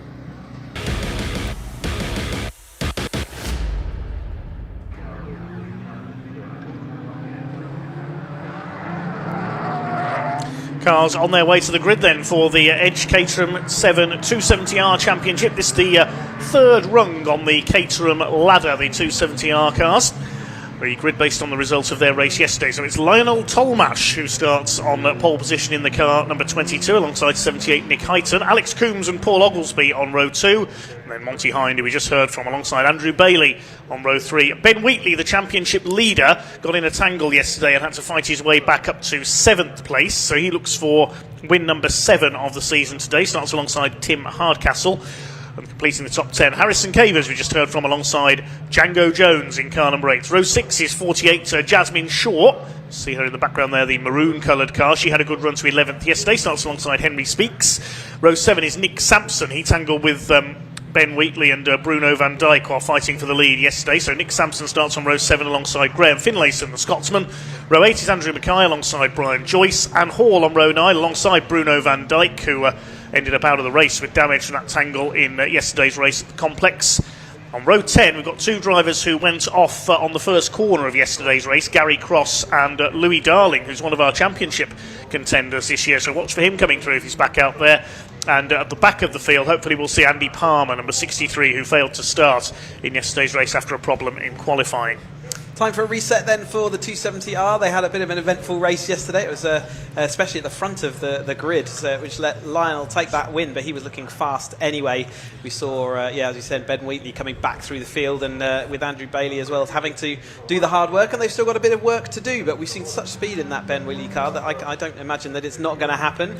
Louis Darling from the back of the field, we saw him starting deep in the field yesterday, got caught out, and someone tripped over his wheel, which meant that he got sent to the inside and took out Gary Cross. So yeah, lots of stories again developing this 270. I just hope that they have a really solid, good race, and how these, like I say, the third step of the Caterham Motorsport ladder, 135 horsepower. They're no longer road legal in this specification, but they can have team support, so teams are allowed to help them. No windscreens is the kind of big, obvious outside thing, and also wider track front suspension compared to the Academy and the Roadsport. So a little bit of racing machinery, as you heard from Cavers, gives you a lot more sort of race feel out there, a bit more speed, a bit more poise and balance, and yeah, these cars go again another, say, 2-3 seconds faster than the Roadsport cars. But thank you to Edge as sponsors for Caterham parts, and onwards into this, the second of their 3 20-minute races that they've got this weekend.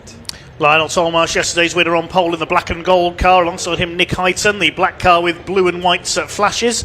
Alex Coombs is in turquoise, and Paul Oglesby in bright green. Had a win earlier this season at Thruxton. Louis Darling's had a couple of wins this year, while Ben Wheatley on the inside of row 4, the blue and black car, he's had 6 wins, looking for number 7 here today. Monty Hind and Andrew Bailey on row 3. The red lights coming on, the lights go out, and away we go down towards Clervaux for the first time. Who's going to get the whole shot? Looks like it is Lionel Tolmash, the man from Lincolnshire, who's got the best getaway. Not doing the full season this year, so he's not a championship contender, but he leads into Clervaux for the first time. But Ben Wheatley runs wide over the dust there on the outside. Are they all going to make it through? Yes, they are. There is Bruno van Dijk's repaired number 3 car trying to get around the outside. Louis Darling's in there as well. So watch for those two coming through the back. Somebody's gone grass tracking down the back straight. That's Paul Oglesby on the infield, but he's got the car back going again. It's Tolmash who leads. Second place is Nick Hyton. Third, it is Alex Coombs. There's Ben Wheatley, who's already made up a place ahead of Tim Hardcastle. So they make their way through Tower Bend. Looks like they've all made it through okay around the opening lap so far. There's Louis Darling, the black and gold Williams Motorsport car, making his way past Graham Finlayson as the leader's out towards the far end of the circuit at Sunny for the first time. Tolmash leads the way. Fantastic shot this is from up on the banking above the circuit and get a sensation of the speed of these cars. Nick Hyton in second, Coombs is third, Oglesby's recovered in fourth, Monty Hind rounds out the top 5 ahead of Ben Wheatley. Yeah, Wheatley not able to make a couple of positions there. I think people would pay to find out how Louis Darling gets these cars off the line. He's absolutely flying one of the cars out wide. They're looking like he might spin to the inside as well. That was Andy Palmer, I think, from the back of the grid. But yeah, so progress made off the line from Louis Darling. He'll have made up quite a number of places, so there is still a spinning car at the back there, isn't there? Yes, who's that's gone around? We'll pick that up in a second. There'll be yellow flags out at the complex. Yes, it is Andy Palmer, unfortunately, so he nearly spun in one place and then spun at the next corner, unfortunately. All the drivers finding out in this race, as before, that there's quite a lot of dust on the circuit, less grip than they had yesterday, and also with the lack of wind, obviously not different speeds that they're carrying into all these corners, but Lionel Tolmarsh carrying the most speed of everyone at the moment, heading this field and looking good at it as they all navigate through this early part of the lap, this everlasting right-hander. You've got to get back on the power and then keep on the power all the way down to Tower Bend. It's really fast through the chicane. Absolutely only one line, and you can see that you've only just got enough space, sometimes a little bit less, but we've got a battle for the lead. Hyton taking over the top of Tolmarsh with Coombs looking on, so Coombs continuing his good performance from yesterday. Oglesby, like you say, had a grassy moment earlier, but actually has managed to keep that speed in the car. Off he goes. Louis Darling is up to 12th. He gained 8 places on that first lap from 20th on the grid, and Nick Sampson's a place ahead of him. He gained a couple of spots as well. Watch for them coming through the field. The lead battle closing up a little now. It's Nick Hyton who leads the way in car number 78. Late entry for this weekend on the programme. Leads Lionel Tolmarsh. Now, let's look back further down the order. That's the black and gold car. That's Louis Darling. The red and white is Nick Sampson. There on the tail of Henry Speaks, who's had a bit of a luckless season so far in the number 37. All three of those are normal front runners, so they'll be looking to see if they can move back through the field as a unit. And but at the moment, they're kind of getting blocked, and not blocked by slow people either. I think there's that Andrew Bailey just in front of them as well. So again, all these drivers trying to get back up and over the top of Hardcastle, who's in his kind of normal place in there, about 6th or 7th place. But the rest of them trying to get to the front. Oglesby having a look down the bottom underneath of Coombs and looking into turn 1. Just about got a wheel overlap, but has to pull out of that, and actually probably would have lost out to Wheatley had he persevered with it. We've got to be mindful that Ben Wheatley is there, who scored a hat-trick at the season opener at Snetterton, another at Anglesey, but yes, the safety car is being deployed. We know not why. Who hasn't come through? Monty Hind's missing, the 76. He's gone off somewhere. He was in the top 6, so we've lost Monty. We don't know where at the moment. Just before the race, so looking forward to this one. So unfortunate. Obviously, that car has been positioned or pulled off to a place where they need to go and recover it. But yep, a safety car for the grid then for them to recoup, and Louis Darling make another place up on that lap as Monty Hind was falling back. So again, good progress early on, and Andy Palmer can now go and join the queue again and get himself back in that battle. So we're not sure where Monty Hind has come to grief at the moment, but he's not come through on that lap, so he's the car we have lost somewhere out on circuit. See if we can see any marshals on the move. That's the Jim Clark S's. There's the course car out on circuit.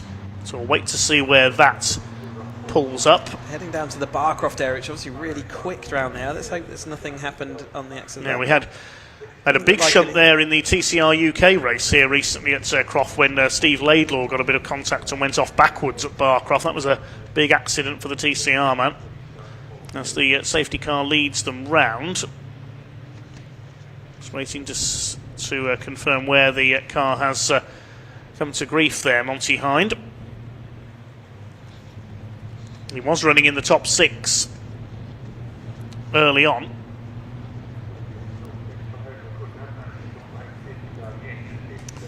So the safety car will pick them up and they will make their way behind until the track is clear and everyone is, all the marshals and vehicles are back in position again.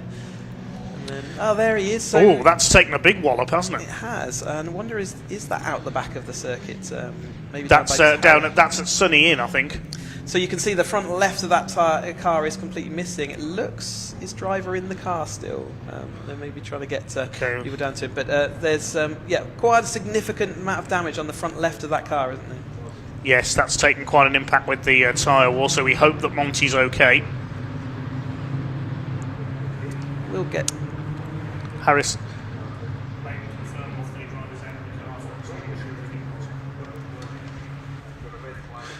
And the red flag is coming out, in fact, yes. When I saw that car, I thought we may get a red flag, so that's going to take some time to clear up there and to check the barrier is okay. But so we hope that Monty is okay. He's taken quite a wallop there into the barriers by the look of things. We'll let the medics and the marshals do their thing, and the drivers here will have to, get ready to...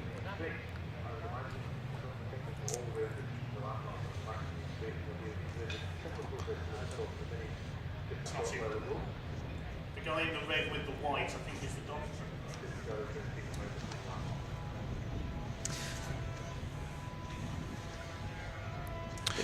They'll come round and they will, as we saw in the minis just a little while ago, they'll wait for all the officials to let them know what they need to do and where they need to go, but they'll be held short of the grid, and then they'll re-grid this. 13 minutes ago, I imagine we'll have sort of, 13-minute-ish restart. As the you can see the white flag there as well from the marshals. So with the recovery vehicles, the white flag means there are slow cars or vehicles on the track.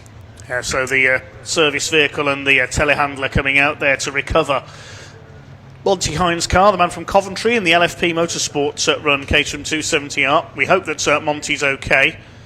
And the white flag just being used there by the marshal at the complex to warn that there are service vehicles on the circuit.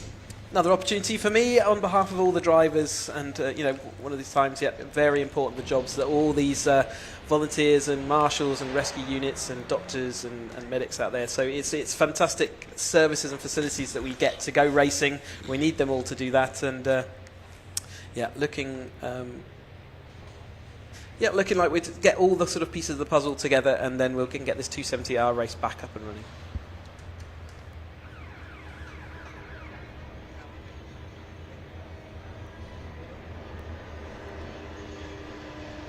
It looks like the driver, I think, is out of the car. Can't see him in the car there, Monty. So he'll be just chatting to the marshals. No serious injuries resulted there. We chat to the marshals and medics and everything, and they'll get that car put on a low loader and back into the pit lane, and then we can get the race up and running again. You can see the tow and the recovery vehicle is now on site, so they can start recovering that car away and out of a position of danger. So as soon as that car is recovered, we'll get the cars back on the grid, ready for a restart. So the timing screen currently showing checkered flag, but it does that when a race is neutralised. And then we'll get advice on how long the restart is going to be. So we'll take a short pause from the action while the marshals and recovery crews do their stuff out on the back of the circuit. We'll be back underway just as soon as we can.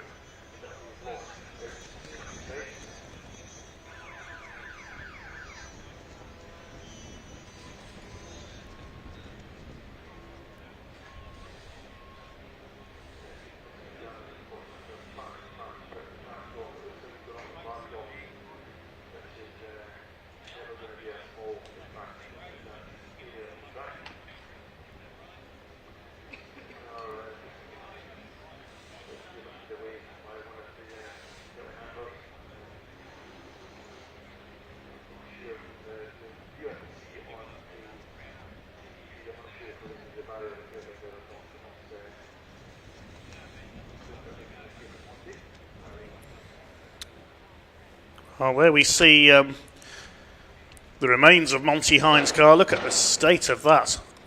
That's very much the end of his weekend. Yeah, a lot of energy gone into that. Obviously, the tyre barrier and the car doing what it's supposed to do, and the front left obviously is folded back into the front of the car, but everything doing its job there. You can see that the safety cell and the roll cage, exactly the very, very strong cars, the Caterhams, years and years of racing and all the skill and knowledge that goes into that. And yeah, so number 76 not looking particularly pretty at the moment, but I'm sure the teams and Monty will get that car all back up and running, ready for our next outings. The next time we'll see them is at Alton Park. So he's got a bit of time before that happens. But yeah, not a nice way for his weekend to end after, you know, such a promising first race. The main thing is that Monty appears to be okay. He'll obviously be taken for a quick check-up at the medical centre. That is some heavy damage to the 76-year-old. As we say, the driver's area has held up. The roll cage did its job. But that is very much the end of Monty's weekend. Look at the state of that. Yeah, you can see where the wheel and tyre just gets bent back. It's designed, you know, they're designed to fail in that kind of way. You absorb all that energy. But yeah, it's a bit of a sort of a banana shape at the moment, isn't it? That race car. But it does, you know, at these times it's important to know that, you know, you're driving these cars and they have got you know, an inherent strength. There's all the marshals just waiting, and as we are as well, to get this race back up and running. But yeah, not the kind of progress Ben Wheatley might have expected to make a few spaces up, but he hadn't done too much by the time we got to the red flag. And it'd be interesting to see what lap they choose to take the restart from. So they'll count back to when probably the last complete lap from the red flag, and they will get then the drivers all lined up and as they, you know, in the order that the timing had at there. And then we'll also have the lottery of how many minutes they'll give to this race. They've reset to 20 on the timing screens now, but I imagine that might be reduced down just a touch. And obviously we had a bit of delay in the minis earlier, which means that we're running slightly behind, and we do run to quite a tight curfew. So they have to try and make up some of that time, and it might be that we have to have a slightly abbreviated 270R race. But we'll get all those information coming through as they are now bringing that car just back into the paddock area, just behind us in the commentary box now. So taking through.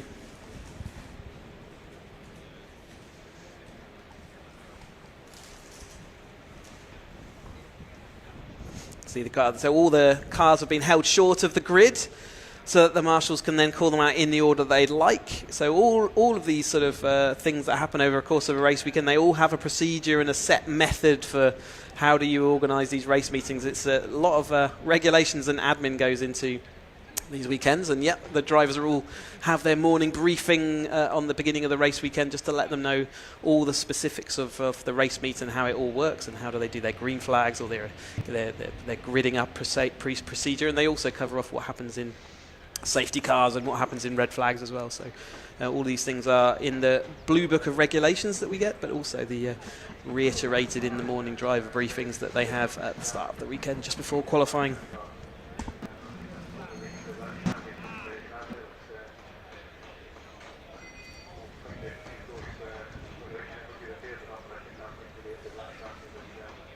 Heat haze here at the Croft circuit, a little bit more wind than we had sort of first thing in the morning, so the breeze is picking up again, and we saw that they're finding different conditions out there on the track for all these Caterhams, but the heat haze is definitely the talk of today, and the sort of lower grip that we're seeing as the drivers are going around the circuit. But yeah, all I don't know what the actual temperature is outside, but every time I step outside my commentary box, I'm quite glad that I'm in here in quite a cool area. Well, temperature's meant to be soaring up to the near 30s today, so spare a thought for the marshals out there in their overalls and the drivers strapped into their cars in overalls and helmets as well. It's going to be a struggle for them, I think, today, but once they're underway, they, I'm sure, won't have that on their minds. They'll be concentrating on the track. So the timing screen has flicked back to 20 minutes distance. The course cars making their way back into the paddock area. So I think we are shortly going to get the cars lined up for a restart. They'll be lined up in the order that they were in when the race was halted, I think. Could even be a safety car restart. They can choose to do that as well. Yes, the safety car is in position. So, but yes. In the meantime, we'll have a look back at some of the highlights of that second race for the Edge Caterham 7270R Championship. It was Lionel Tolmash who led them away off the grid from Nick Hyton in second, Alex Coombs in third, Paul Oglesby trying to make his way down the inside. Ben Wheatley, the championship leader, making a quick run over the dust there, ran out of room on the outside as the pack made it through for the first time. Bruno van Dijk towards the back after a bit of damage yesterday. Paul Oglesby ran wide coming off the chicane for the first time, went down the grass but kept his foot in and retained fourth place ahead of Monty Hind as the pack made their way into Tower Corner for the first time. Oglesby side by side behind Ben Wheatley up into sixth place ahead of Tim Hardcastle. Harrison Cavers on the outside fighting it out with Andrew Bailey, the car with the blue roll cage.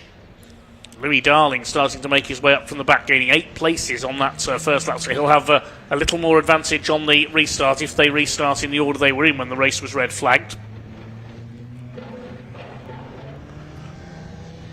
Alex Coombs putting Nick Hyton under pressure for that second place.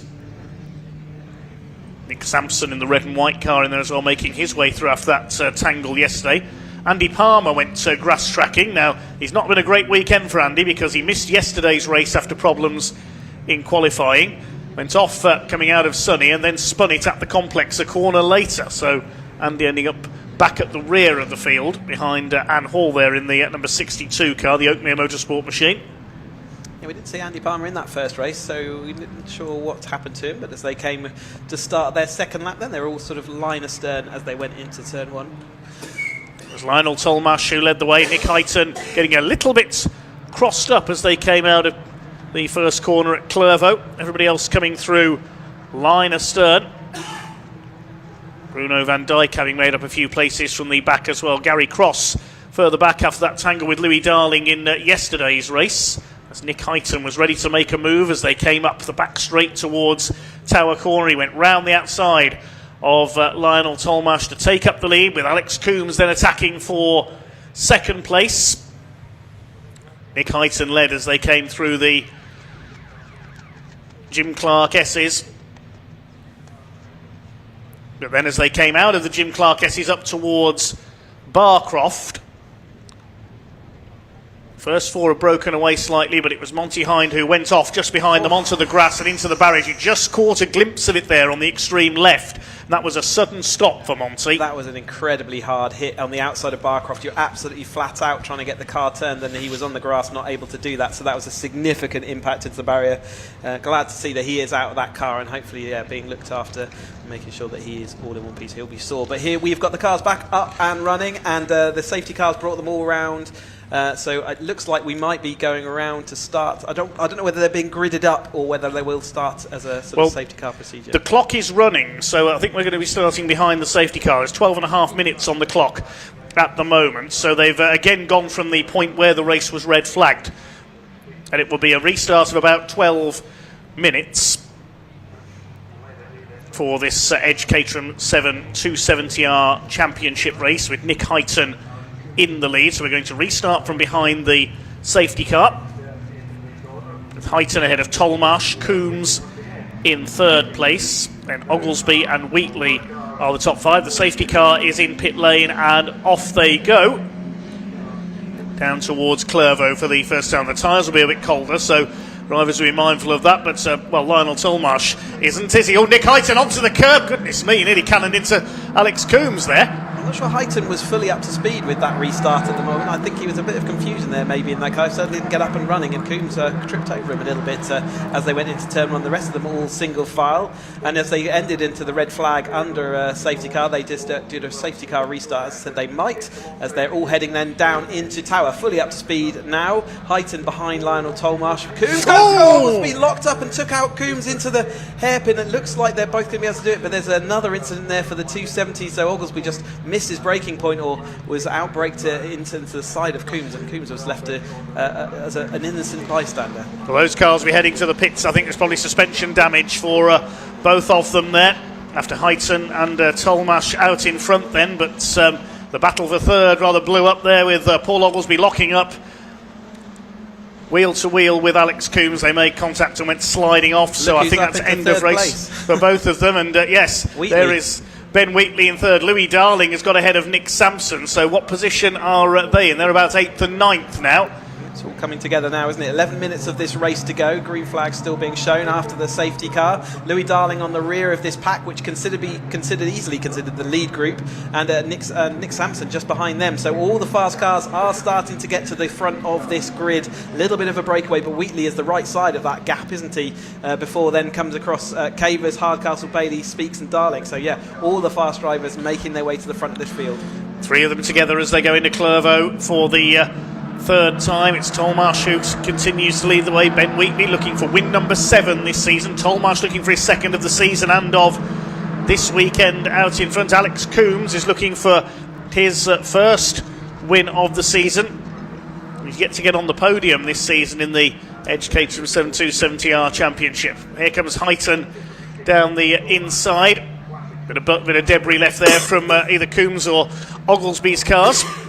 As Nick Heighton retakes the lead from Lionel Tolmarsh. Ben Wheatley all over the back of them there. Nick Heighton, who said he was a late entry this weekend. He has had one podium this season at Anglesey last time out, but yet to win this season.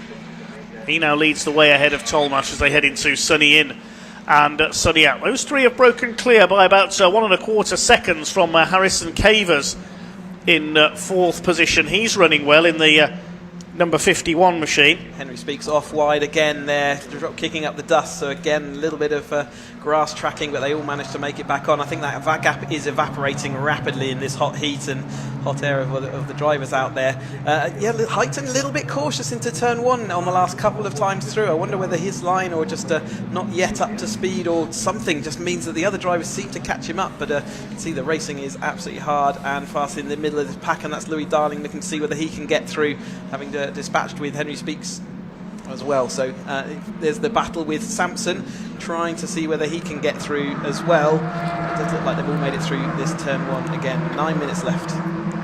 Through towards Hawthorn. Andrew Bailey under fire from Nick Sampson in the 15. Had a strong run earlier this season at Thruxton, but with 3 podiums, then missed the trip to Anglesey and then had that tangle while fighting for the lead yesterday. Here comes Ben Wheatley having a look on the inside, side by side between Tolmarsh and Heighton. Tolmarsh again back round the outside. It's exactly what we saw in yesterday's race. They're all making those moves into Tower at the end of the straights. And it's Tolmarsh, the black car with the gold cage, now back in front.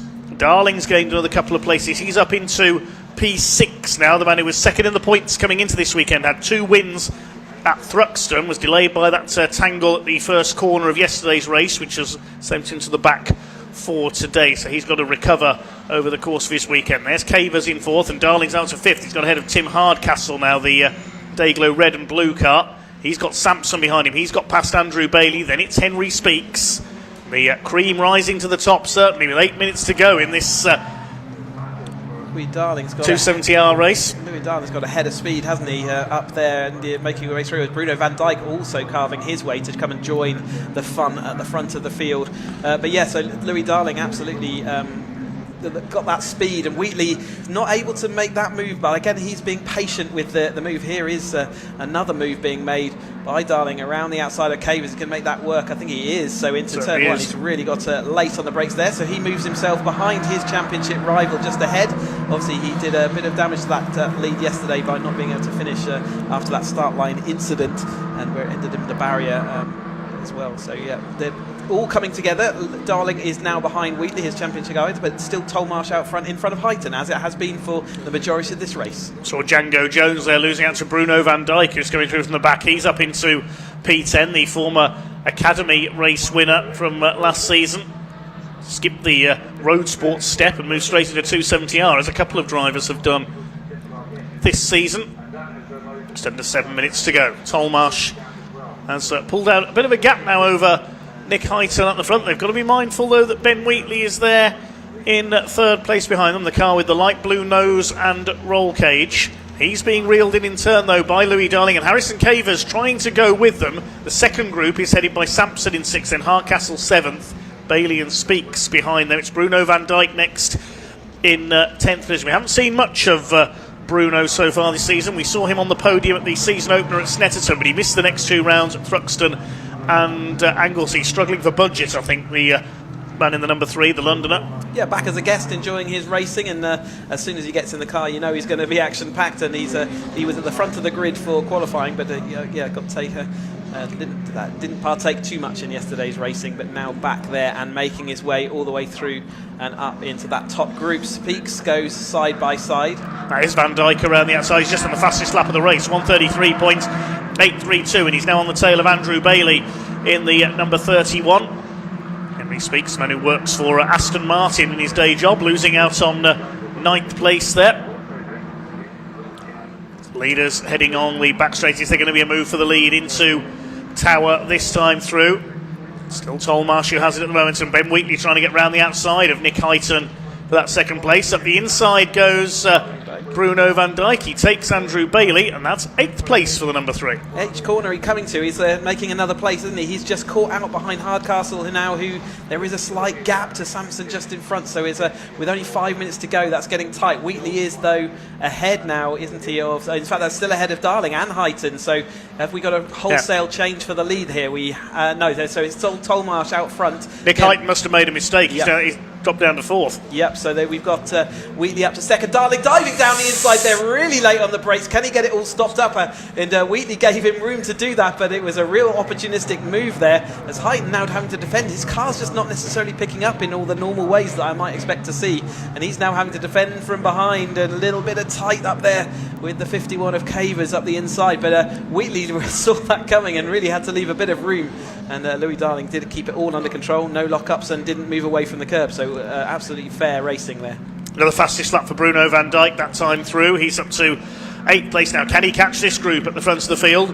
It's still Tolmarsh who leads. Wheatley now 2nd, Darling 3rd. We've got 2 light blue and black cars and 2 black and gold cars, so it's pretty tricky to tell the order until you can see the numbers clearly, as Andrew Bailey with that rear wing missing under fire from Henry Speaks. Harrison Cavers was still 5th with Nick Sampson up behind him. Is there about to be a change there, though? Here comes Sampson, the white and red cars. Damage on the front of Cavers' car, the nose cone's hanging off. Yeah, no, I didn't see that. It's definitely contact to something, and it's hanging on by its Zeus clips there, which is not good because Cavers is going to really struggle to see, and also it's going to act as a windbreak, so Bruno Van Dijk may well get past him in this long drag where he does. So Cavers is really having to give up her speed because he can't see where he's going. Again, wings sort of hanging off, so yeah, everyone is making their way through, and unfortunately that's not going to get any better on its own unless the wind can rip it clear of the race. But Tolmarsh out front has got some significant pace in that car, able to pull a little gap over the top of Wheatley, and we've not seen that at all this race year so far. Wheatley's often scampered off into the distance, so Tolmarsh showing that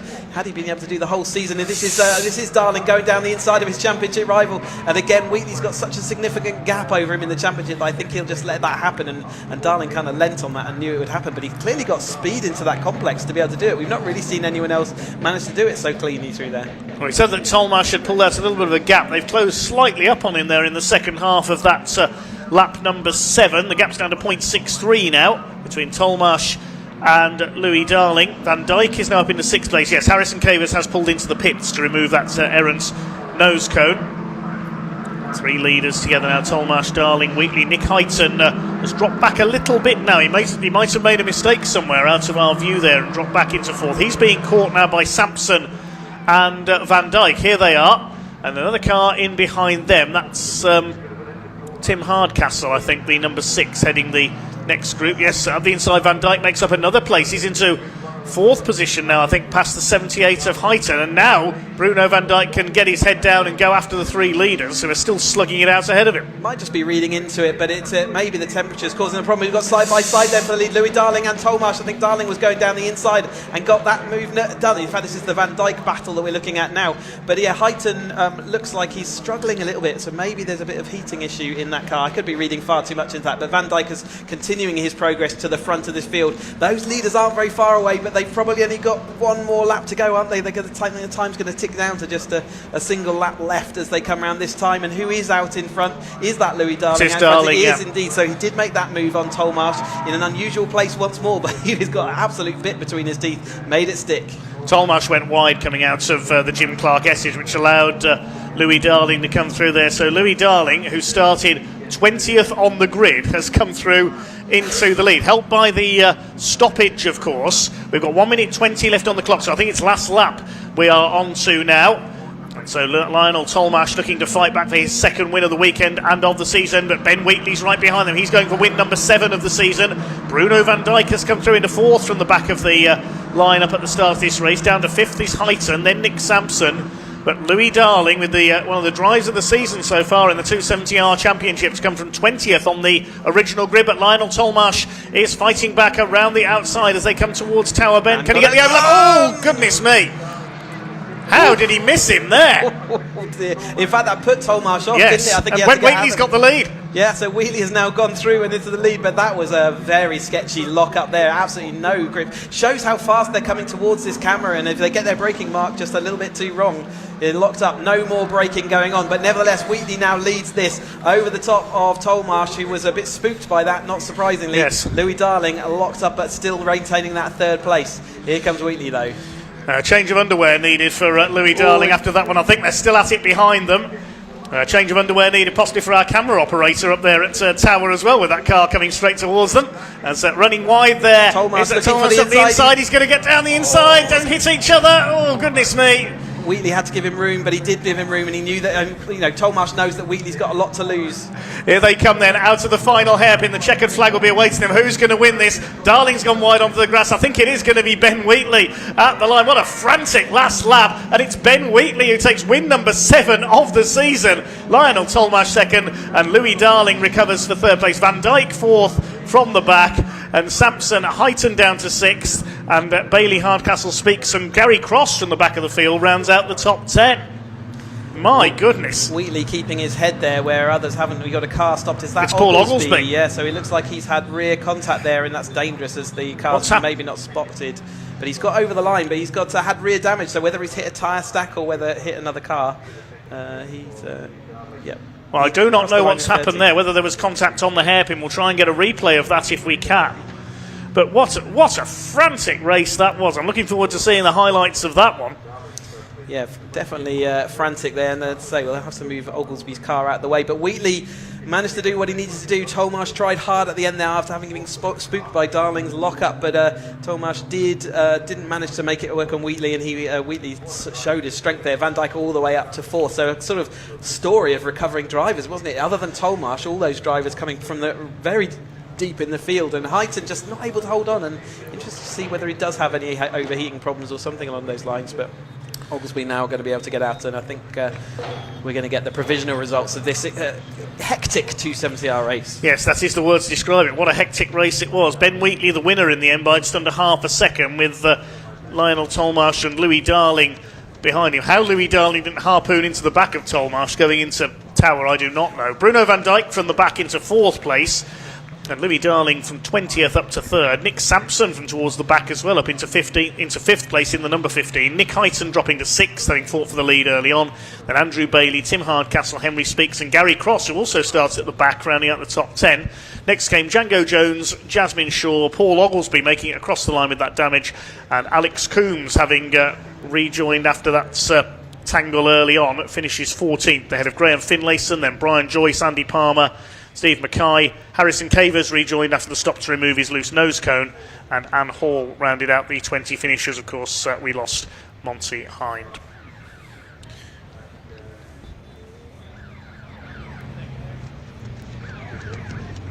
Well, I think the cars are already in Parc Ferme, so we'll shortly be handing down I just want a good clean race from the 270s, and we've just not had one yet. I really want them to all settle in and get that done, but let's all wish that we'll try and get news that on Monty, because that was a significant impact into the barriers there. We saw the car, but we did see the driver out, but you can see the drivers all getting pulled down into the pit lane, so they'll be heading towards Sam down in Parc Ferme. It won't be too long to there, but we've also got to recover Oglesby car back to the grid, so there'll be a little bit of a thing. But yeah, the cars are now down in Parc Ferme, so let's go and hear from some of the drivers who took part in that frantic race.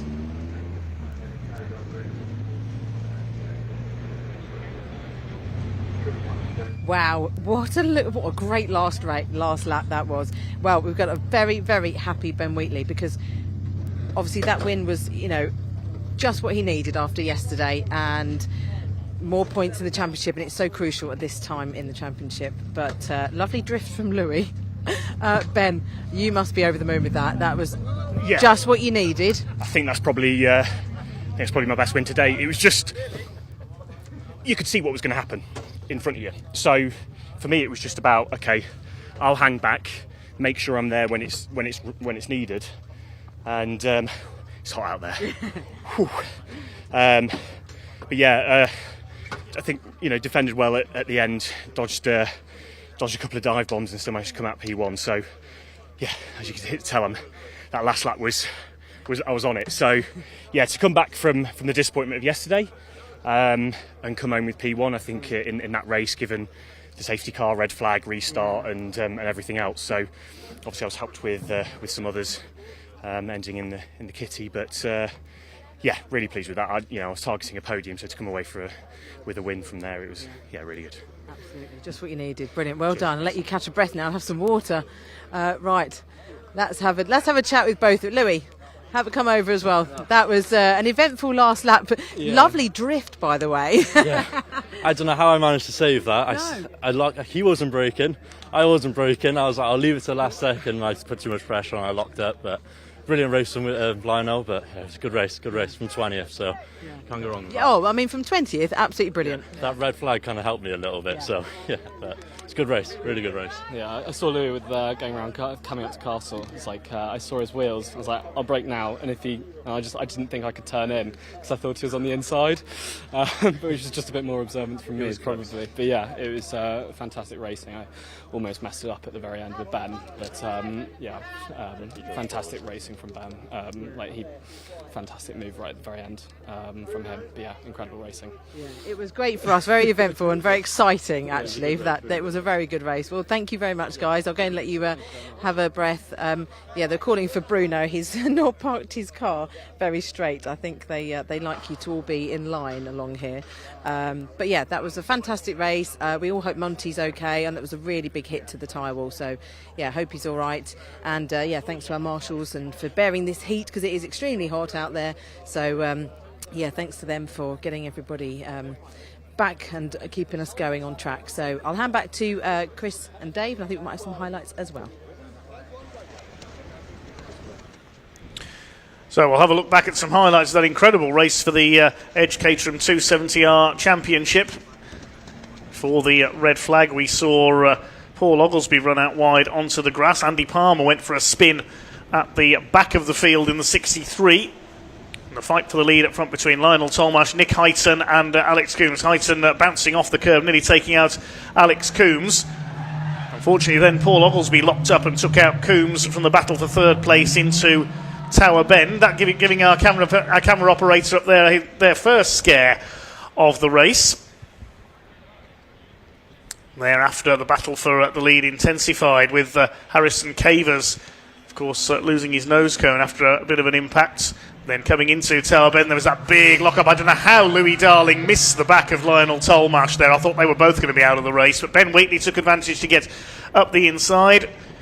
Lionel Tolmash tried through the final complex. They almost hit each other, and somehow Ben Wheatley was able to escape and take the win. But on that last lap alone, we could have had all three of them off the road. Somehow they survived it, and Ben Wheatley was able to take his 7th win of the season, to a very vocal celebration from the pit wall we heard in the background.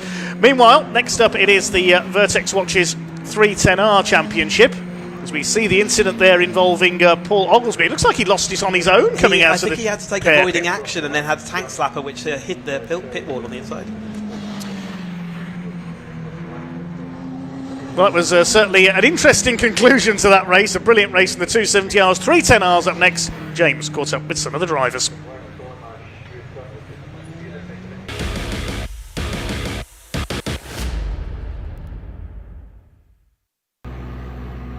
James, it was a bit of a tricky day for you yesterday with qualifying, but actually turned out to be a good end to the day.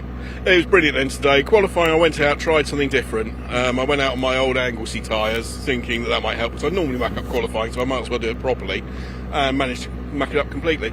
Then got into the race and had some good tyres, and got up to 5th, which was fantastic. Caught up with the lead pack, but they are half my age, twice as fit, and they never make a mistake. So I'm quite happy to stay behind them.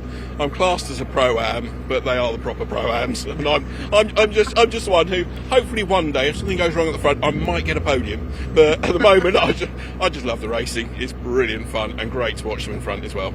Yeah, we love that, and of course you're in the fun car with the nice livery as well, which will always take the opportunity to turn heads in the paddock. So in terms of today's races, what's the hopes? Hopes is to move further forward. Yeah. Want to get 5th or higher today, and then see what the reverse grid offers. Hopefully, if I get to the right place and they put out the right number, I might actually start on pole. And then there's only one way I can go after that. So, but no, really looking forward to it. Well, the best of luck, James. Thank you very much.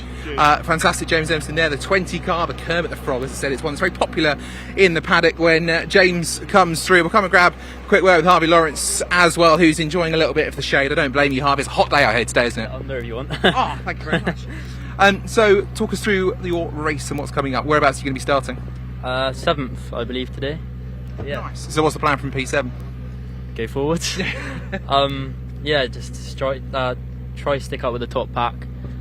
Once I'm in there, then I should be fine to get up a few more positions. And obviously, we've been talking about the heat quite a bit today, and the fact that it's not as windy. What's it going to be like for you out in the car? What is the sort of main difference out there on the track in these conditions? Obviously, a lot more tiring because you're like absolutely sweating your whatever off, and yeah, just a lot more tiring. Tires tend to go off a bit quick because they spin up, but get a bit hot. But try and control that. All in all, a good weekend so far? Yeah, so not too bad. He's enjoying it, smile on his face. Harvey, thank you very much. Thank you, cheers. Ryan, ready for the race? Obviously, again, there was a bit of a different day for yesterday. Talk us about yesterday's performance. Well, yesterday was really windy, so you had a bit of a tailwind into turn 1 and just a braking point there, and a little bit of a headwind in the tower, so you had to adjust the braking points. They might be different today. And yesterday I was saving tyres, so I was on old tyres at the front and new at the rear, and struggled a little bit with understeer through the whole race, but hoping for better things today with some fresh rubber. Yeah, I'll be good with the fresh rub on the tyres. And in terms of strategy for this race, where are we going to be pushing? What are we looking for? I think my main ambition is the front 3 or 4, especially 3, are particularly quick. So just trying to stay with them and stay involved in the battle and hopefully do something towards the end. That's my sort of target. Fantastic. And you got the umbrella as well. It's a lot warmer today, isn't it? It is a lot warmer today. Yeah, we're all melting here. So yeah. Fantastic. Good luck out there, Ryan. Thanks a lot. Thank you.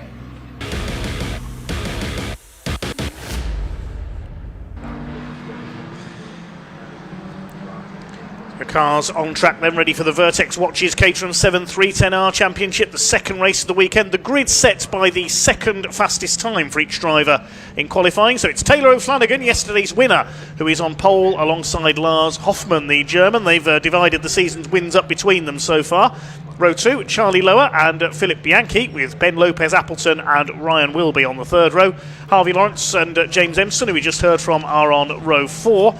On row 5, it's Stephen Lancaster alongside Jeff Price. Row 6, 96 Peter Mott alongside 67 Richard Coop and 66 Oliver Kibblewhite. First meeting of the 310R, having upgraded from 270R, starts at the back of the field. So a relatively small field compared to our other grids this weekend, but no less spectacular, Chris. Absolutely not. It was a favourite of mine yesterday to watch them going at it. But just quickly before I get into the 310, just news that Monty Hind is safe and well in the medical centre, just calming off apparently a stuck throttle causing that incident. So thank you very much to Vertex. Our Vertex Watches, our sponsor of this 310R Championship, and what a race we had yesterday with them, and I'm looking forward to more of the same. Like you say, slightly smaller abbreviated grid, but that doesn't stop the action being absolutely fast and frantic.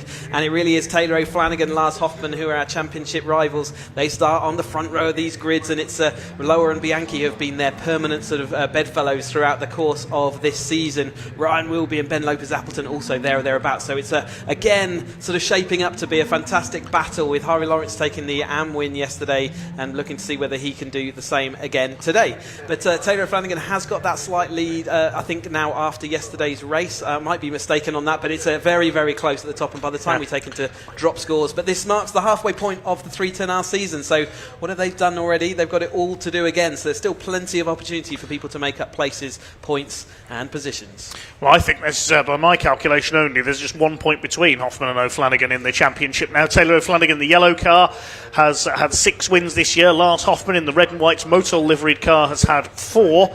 They've had all the wins between them so far this season. The second row, Charlie Lower, the blue and day-glow yellow car, alongside the white and red of Philip Bianchi, the Maltese-born driver. Ben Lopez Appleton in grey on row 3. We are underway with the Vertex Caterham 310R Championship, second race of the weekend. It's Lars Hoffman with a great start. The German from the outside the front row takes the lead into Clervaux for the first time. O'Flanagan slots in second place, running a little bit wide. At the back is Richard Coop in the green machine. Harvey Lawrence taking a shortcut through the little chicane there. Side by side with James Empson in the Kermit the Frog car as they make their way through the old chicane out onto the back straights. Hoffman who leads the way. The snake starts to form up then they'll break the toe into Tower Bend as they start to sort themselves out. Bianchi having a look up the inside. It's O'Flanagan who's taking the lead round the outside. Bianchi's there on the inside. Hoffman's been swarmed by the pack here as they go through the right-hander. Oh, sideways there. Who was Peter that that's nearly lost it? That was Peter Mott in the 96, and the 67 of Richard Coop had to take avoiding action there. He's dropped to the back of the pack as a result. O'Flanagan from Hoffman, who has a look on the outside on the run through Croft down towards Sonny. Bianchi third. Lower is in fourth position, and Ryan Wilby going with them. Well, yesterday Taylor O'Flanagan was able to pull away at the front as 5 cars battled for second, but it looks like it is 6 of the best at the front of the field at the moment. Yeah, it was opportunistic, wasn't it, for him to stay clear, and just as the battles appeared behind, he was able to just scamper off there and give a clean pair of heels. But Hoffman trying from the outside line to take the inside round this complex. That's going to leave him the outside line for the hairpin, so I think he's going to overall lose this battle, but nevertheless it shows intent to really keep involved, and Taylor O'Flanagan having to really tuck to the inside there to protect. But Bianchi is filling the mirrors of Hoffman, as well as this 310R field, the fourth step of that Caterham ladder. 155 horsepower, and then Hoffman's going to little jink to the left, going to throw him a dummy and go tries for the inside, but it's not going to work. O'Flanagan's going to be able to carry the momentum out and around, but it absolutely shows that they're not willing to let him get out and comfortable out in front. Charlie Lower's just behind Bianchi as well. We've got cars into the gravel. Is that Peter Mott again? Yes. He is having more issues, and as we've seen in these other races, really struggling to find the grip out there on the track today in these higher temperatures. So 4 cars have broken away slightly. Ryan will be heading Ben Lopez Appleton down towards Tower. In the middle it's Hoffman, he's locked up, he's going to run wide. O'Flanagan nearly clips the back of him. Philip Bianchi could take the lead here on the inside. I think he's done it. Yes, Bianchi into the lead. The man still desperately looking for his first win in the 310R category has taken the lead as they head out to the back of the circuit for the second time. Hoffman and O'Flanagan side by side out of the Jim Clark S's. This is going to be interesting as they head towards Croft. Taylor O'Flanagan's got the inside, and Hoffman has to see the line there. This is allowing Charlie Lower to close up in the number 21 as well. Then here come Ben Lopez Appleton and Ryan Wilby. It could soon be 6 for the lead. I suppose you could say they're soon going to be at 6s with 7s. Hoffman down the inside again into the complex, wasn't going that side. Side by side through Croft is just impossible, and they made it. I don't know how, but well done to the drivers. Taylor O'Flanagan and Hoffman showing their skill and expertise there. Hoffman leaving enough room, so did Taylor O'Flanagan, so we all get to continue this race. We'll be having a look opportunistically up the inside of Ben Lopez Appleton, but nothing doing. Charlie Lower just having to watch all of this happen in front of him and just hope for the best that he's going to have something to do in a second. But Bianchi still leading over the line this time through. O'Flanagan and this battle we're watching in our screen for Ryan Wilby just protecting from Ben Lopez Appleton. But it is Bianchi over the top of Taylor O'Flanagan. Now Charlie Lower is into that third place, so he made a position up over Hoffman, who didn't have a good exit out of the hairpin that time through. Lancaster leading Harvey Lawrence out here into the battle for the AMs as well. Yes, Lower got third place coming out of the complex, actually. A bit of a surprise move round the outside of Lars Hoffman up into P3. So Bianchi and O'Flanagan side by side. Lower's going to have a look up the inside. O'Flanagan retakes the lead around the outside. It could soon be more than 6 battling for the lead, because there's Wilby and Jeff Price. He's running well in the 38 car. 3 wide for second into the Jim Clark S's. That's not going to work, surely. Who's going to come out of this in P2? It's Hoffman who's got through. Bianchi, who was leading going into Tower, is now back to 4th. And Lars Hoffman is going after his rival out in front. They're both former Caterham champions, O'Flanagan and Hoffman will be thinking, you got away in front of yesterday's race and won by about 5.5 seconds. You're not doing the same again today, my friend. He's seeing it happen, though, and Bianchi's really been shuffled back because now Ben Lopez-Appleton's ahead of him as well. But they are playing chicken with tyre barriers as they go into that Jim Clark S's. It's not comfortable to watch, and I'm sure it's not comfortable to race, but Hoffman is so desperate to keep that position over the top of Charlie Lower that it isn't going to happen. Charlie Lower just about holding off the back of the panel. I'm not surprised. I think there was some contact last time through between Taylor O'Flanagan and the rear of Hoffman's car as Hoffman locked up. Bianchi onto the grass again, and it looks like Ryan Wilby might now get a run of him as they go into turn 1. But Charlie Lower looking down the inside of Hoffman as they approach that turn 1. You can see how fast they pick up that speed and how much speed they then carry through turn 1. But Taylor O'Flanagan's doing what he did yesterday at this point. Taylor and Hoffman just not able to keep up with him in this middle phase. Could be 8 soon, because James Empson in the green car is there behind this train. There's a gap then to Harvey Lawrence in 9th place. He's a couple of seconds further back, but O'Flanagan's getting his head down, getting his foot down as well, and getting away out in front, just as he did yesterday. Lower is up into 2nd place. Bianchi could lose another spot here to Ryan Wilby, the Dayglow orange and grey car. No, Bianchi moves to cover the line off. Side by side for 7th between Price and James Empson, who's trying to get up the inside into the Jim Clark S's. Next in the order, Peter Mott and Stephen Lancaster. I think, no, Harvey Lawrence ahead of Stephen Lancaster, sorry. Hoffman ahead of Lower again, so I'm not sure where that happened, but he's got in front of him, so it is changing every single opportunity. Hoffman is really taking those risks into the Jim Clark S's, and I don't think Charlie Lower had anything that he could do to defend, but Empson still maintains his position over the top of Price for the time being, but that battle continues on into the complex. 14 minutes of this race still to go. Well, we've got 14 more minutes of this frantic battling to go, and we're starting to see a similar pattern emerge to yesterday's race, with O'Flanagan pulling away. See what the gap is as they come over the line this time, and then the next 5 cars fighting over 2nd place. Richard Coop having a go there at Peter Mott, that's for 11th place as they go over the line. 1.5 seconds is O'Flanagan's lead. This is Ben Lopez-Appleton, the grey car, who pulled off the overtake of the weekend so far yesterday at Croft to go from 5th to 3rd in one move. Sadly, there was a bit of contact later in the race and he ended up spinning out, but aiming for better fortune today is Ben, nearly clipping the tyres there through Clervo. He's got Philip Bianchi on his tail. It's the battle for 4th position, with Hoffman and Lower starting to get away very slightly ahead of them now. Lars Hoffman in the Motor Oil's liveried car. Lower, that's close to the grass. I think he's made it done though. He did make it. He had such a head of speed that just got around the outside there. There was a car width and he used it. There wasn't any more than a car width, but you don't need any more than that. But he's again seeing this Taylor O'Flanagan. Taylor O'Flanagan resisted those early pushes. Even though he was pushed back, he managed to make it to the front just in time for the battles to really kick off. And then he managed to pull away those crucial seconds, because he's got a couple of seconds gap, which means that he's not giving as much of a toe to Hoffman and Lower as they are giving to the cars behind, which is why we're seeing them all close up. And it is still Charlie Lower now in front of Hoffman, but we've seen Hoffman overtaking at every single opportunity possible. He knows how important it is, these positions and places, but he's seeing his championship rival disappear off. Ryan will be having to reset after that attempt on Bianchi's position, but didn't quite make it happen. Taylor O'Flanagan will know that if he wins this race, provisionally he will take the lead of the championship from Lars Hoffman as they got towards the hairpin for what is the 5th time. Just over 12 minutes to go as Richard Coop runs a bit deep there, sideways through the complex, chasing Peter Mott in the battle for 11th position. Oliver Kibblewhite, the 310R newcomer this weekend, at the tail of the pack, just learning his craft in the more powerful machine. Through they come towards Clervo once again, still Lower holding 2nd ahead of Hoffman. Lopez-Appleton looking on behind them. He's desperate for a podium here. To the back straight they go. There's O'Flanagan. He leads now by 1.59 seconds. New fastest lap though for Lower, 1:31.908 for the Dayglow yellow and blue machine, fighting with Lars Hoffman, who's got back ahead for 2nd place there into Tower. Lopez-Appleton is 4th, and Bianchi and Wilby in behind. The gap back to Empson of 2.5 seconds now, so the first half dozen starting to pull away.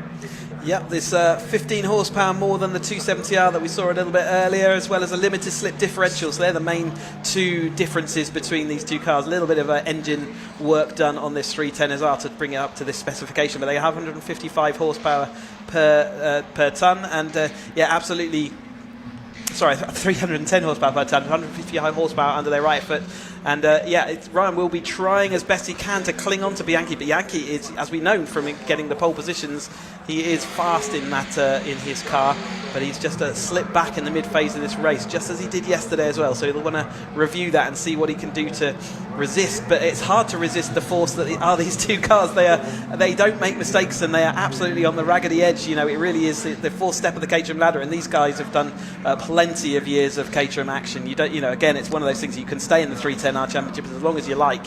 And Hoffman showing all that skill and willing. He just really needs to every single point. So every single point in a Caterham race or every single position is worth a point, except for the lead, which is worth 2 points over the following driver. So it really is important to get those wins through the course of the season. And Hoffman's been doing plenty of that this year, as we see Charlie Lower absolutely on his rear panel again. New fastest lap for O'Flanagan, 1:31.741. That's after responding to Lower trying to close in. Lower back up into second. He's just over 2 seconds down now, though. 83 miles an hour average around the 2.1 mile Croft circuit. Bianchi attacking Lopez Appleton to try and take that fourth place back again. He's got to be mindful that Ryan Wilby's on his tail though. One false move and Wilby will be into P5. Sensational shot this is as they go through Barcroft. You really get a sensation of the speed you can achieve down that straight, then through the kink and into Sunny. Yeah, these cars will be going somewhere 115, 120 miles an hour as they go through that Barcroft area, and then they've got to try and work out how to haul up the car, kill the speed for the Sunny in complex, and then up into here. There is even the left-hander, which is quite a steep bend. They're still carrying an awful lot of speed in fourth gear before dropping it down to third for the second last corner, and then down into second for the hairpin. The 420s might even go down to first gear as they come into this bend. But a really tight end to this lap. It's meant that we haven't been able to do the drag to the start-finish line and make a position up, but Tower and the complex has been where we've seen most overtaking happening. But Lower has now got a little bit of a comfort gap, hasn't he, over the top of Hoffman, and is that going to be sufficient to break the toe enough before they get into Tower this time through? That's going to be the main story of this lap. Another 0.4 of a second opened out by O'Flanagan on that last lap over Charlie Lower. Along the back straight they go. Lower still holding off Lars Hoffman. Is he going to get the place back again? He usually does on most laps into Tower Bend.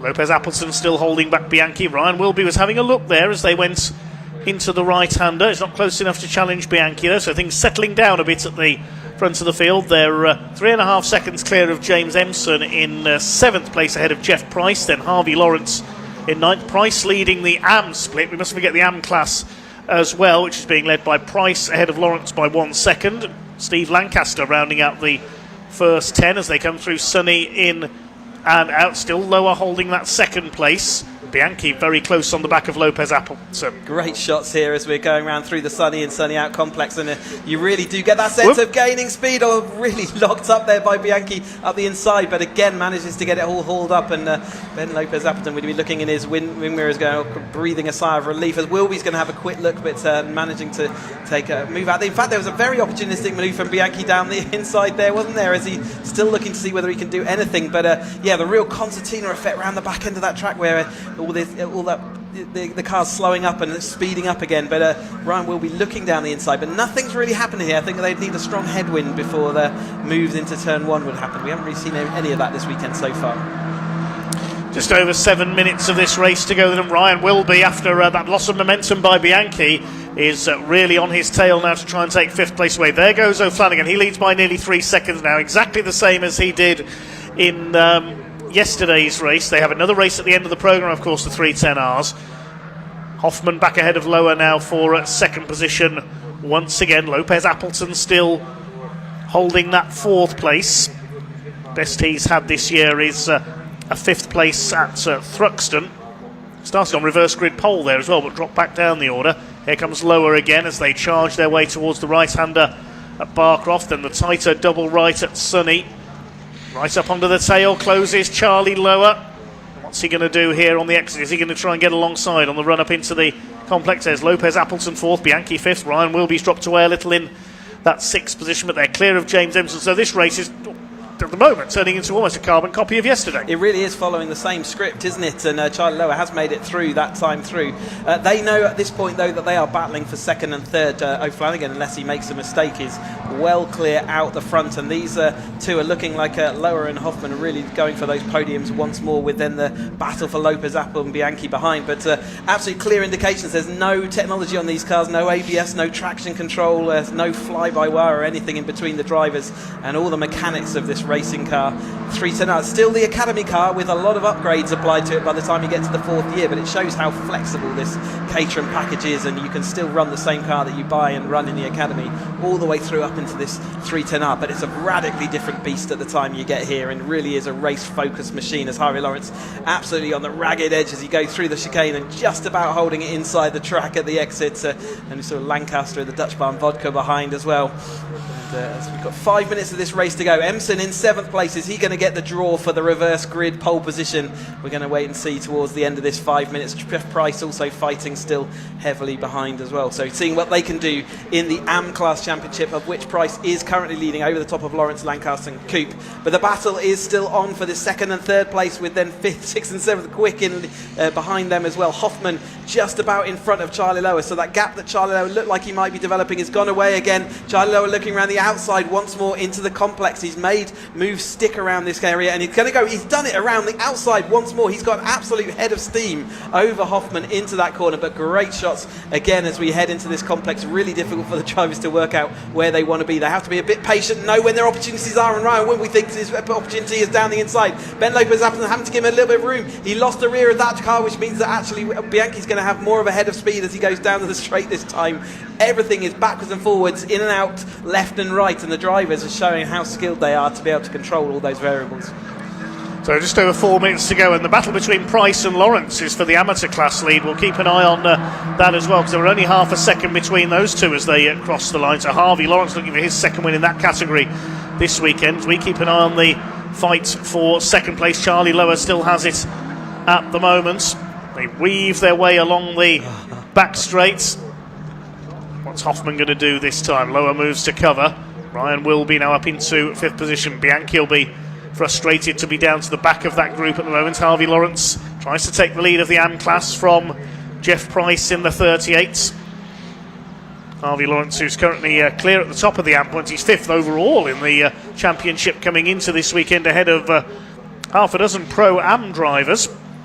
Yeah, got a podium, I think an outright podium last time out at Anglesey, I think, if I remember rightly. But yeah, we're seeing these battles up and down. Charlie Lower still leading this time through. Is he going to be able to get that absolute position? But Bianchi has struggled again, like we saw a bit yesterday, just been shuffled out of order. Charlie Lower locking up into the, he's really pushing it into the complex and managing to get it stuck, but that's not going to treat his Toyo 888R to get to the end of this race, and it will cause him a few problems if he continues to lock up. But Hoffman's still there or thereabouts. He's there. All the chess starts working now. And what are the tactics? When do you want to be in front? When do you want to be behind? Tower is important, but the complex has also been important for Charlie Lower as well. But here is our leader. We've not seen much of him. He's now 5.3 seconds in front. He scampered away yesterday. He's scamping away again, just as the championship meets his halfway point, doing what he needs to do. A little bit of damage on the right rear wing there, but it's not slowing him down. Taylor Flanagan. He's had that since the beginning of the race, I think. Yes, that was from yesterday, I think. A bit of contact early on. As here come the next 5. Now, are they going to finish in the same order that they did yesterday?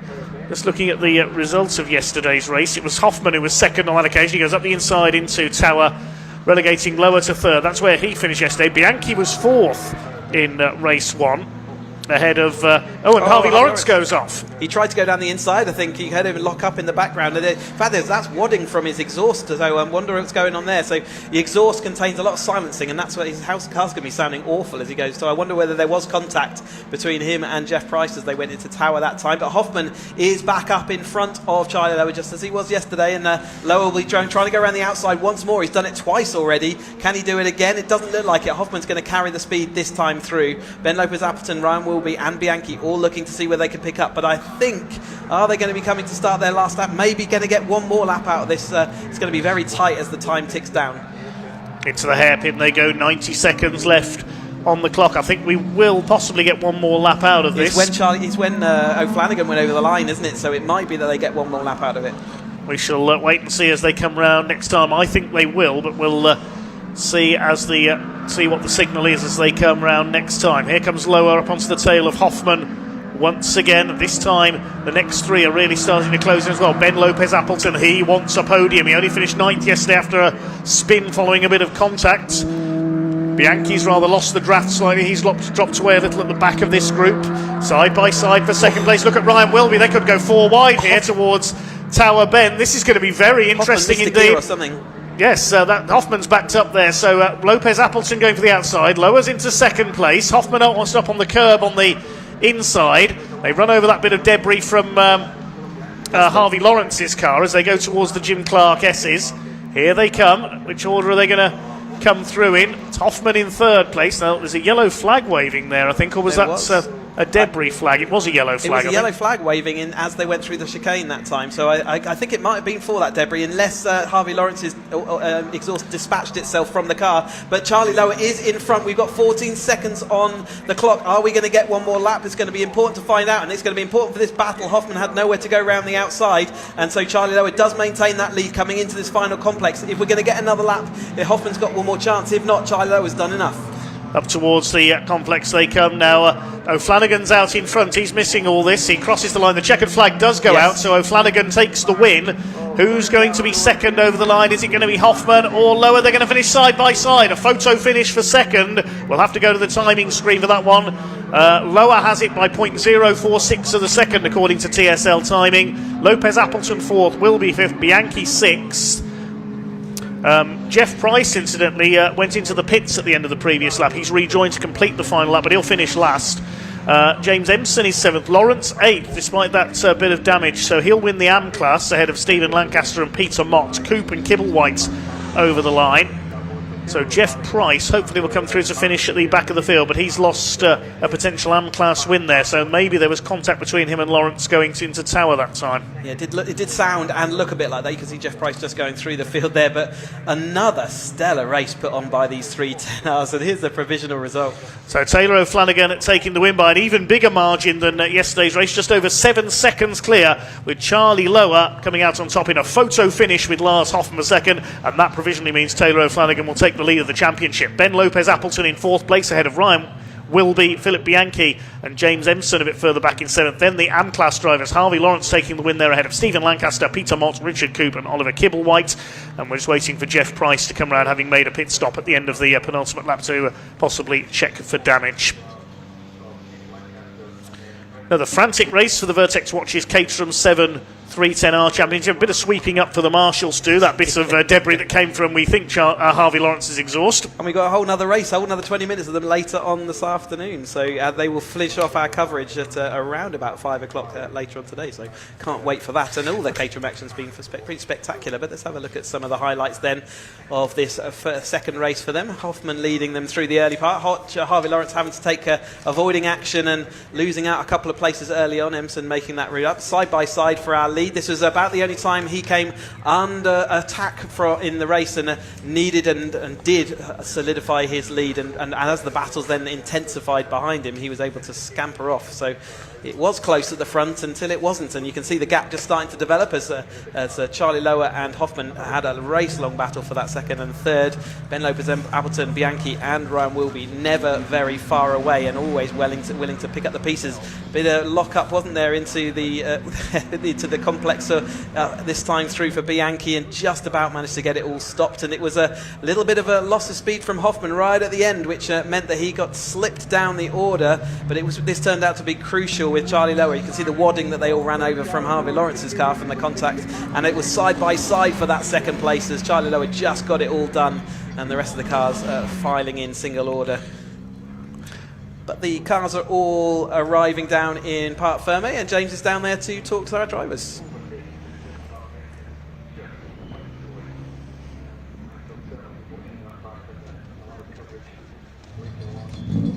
What a cracking race. We are being spoilt this weekend. We really are on the second day here at Croft, and you can see our winners, the celebrations out. Handshakes and hugs between the drivers. Taylor O'Flanagan winning in this one.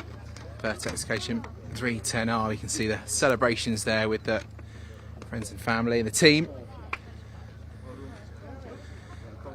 A bottle of water for Taylor as well. Much needed. It's a warm one out there today, Taylor, isn't it? Yeah, super warm and pretty feisty at the start as well. So I thought we were in for a bit of a tough one. We managed to break a little gap again, and then concentration. Same as yesterday. Super happy. Yeah, hopefully 3 out of 3, but it's getting feistier and feistier. So we'll see. I was going to say it's getting warm out here, but the tension's really hotting up on track as well. Pole position, obviously, to the front of the race as well, and the win there. Just talk us through your race. Yeah, I mean, just tough first few laps. You can see the guys hungrier than ever for taking over the lead. So we had a bit of a feisty first few laps. Again, just biding my time, waiting to get out in front because I knew we had the pace. And again, managed to slowly go. I can see them working together a bit more, but the car is super quick today. So yeah, massive thanks to LFU Motorsport for all the work they've done on it. It's absolutely flying. So yeah, super chuffed. Well done, Taylor. Best of luck for the race this afternoon as well. Later on, we'll catch you up. Well done. Congratulations. We will try and get some more words. Drivers will run away. They're all celebrating with one another as we get there, trying to find Charlie Lower and Lars Hoffman. They are around. Drivers have all disappeared. This is not great, is it? Right, walking down here. 2x2. Nice, grab a bit worse. These guys are really articulate. Really eloquent. Yeah, sure. Just talk through your race today. Race today, it was very tough. It was really hot out there, as you really appreciate. The race before was delayed quite slightly, so we left sweltering in the heat for some time. So once we got out there, cooled down, just take it steady, just to get steady behind these guys as they thrashed it out and brought it home on fourth, which was, just drove it well, and it felt nice. But loads of really top drivers around me, so it was really, really super tight, as you probably saw on the feed. So that's it in a nutshell. Well done. Congratulations on that one. Fantastic. Right, let's try and find, where is Charlie? Where's Charlie? Charlie. Where's Charlie? Over there. Where's he run? He's run away over here. This is why I can't find people. This is the chaos in Park Thome at the end of the race. Charlie, he'd run away. Here he is. We found him now. Charlie, how are you feeling after that race? Knackered, actually. Yeah, I can't believe we've got another one in a bit. Understatement, really. Well done, obviously qualifying third on the grid. Yeah. We gave that one. Talk us through your race. Yeah, it was good. Me and Lars were trying to catch Taylor, but the thing's too bloody fast and we just end up getting in the way of each other. I'm sure if I got in front and had some breathing room, we might be able to close the gap. But it was really hard work. Well done to Lars, it was very clean. I accidentally missed fourth gear, went into second instead of fourth, which wasn't good, but I didn't cause a crash, so it was okay. Yeah, very good. And one more race this weekend. What's the plan going into that one? Oh, I'm just going to try and win it. Yeah. I think that's the plan. Now Taylor's going to start behind us. It's really tricky. It's easier to lead at this track than it is to be in third and second because number 3 has such an overspeed. Yeah. And you end up just going wheel to wheel into each corner. So it's really tricky to make a move work. So I'm looking forward to seeing him working from further behind me. Yeah. So hopefully I'll keep him behind me. There you go. Charlie, you might come second in that one, but we are loving the moustache, by the way, as well. That is the winner with the production team behind the scenes. I've got it in my ear all the way through. Where is Lars as well? Lars has disappeared too. Charlie, can you see where Lars is? Sorry. Lars I've is lost talking him. to his dad. Where's he run away? He's run away over here. Here we go. We're finding everybody eventually. Lars, here he is. Lars, talk us through that race, finishing off in third. Yeah, could be better, of course. But it was a tough one, good one. Yeah.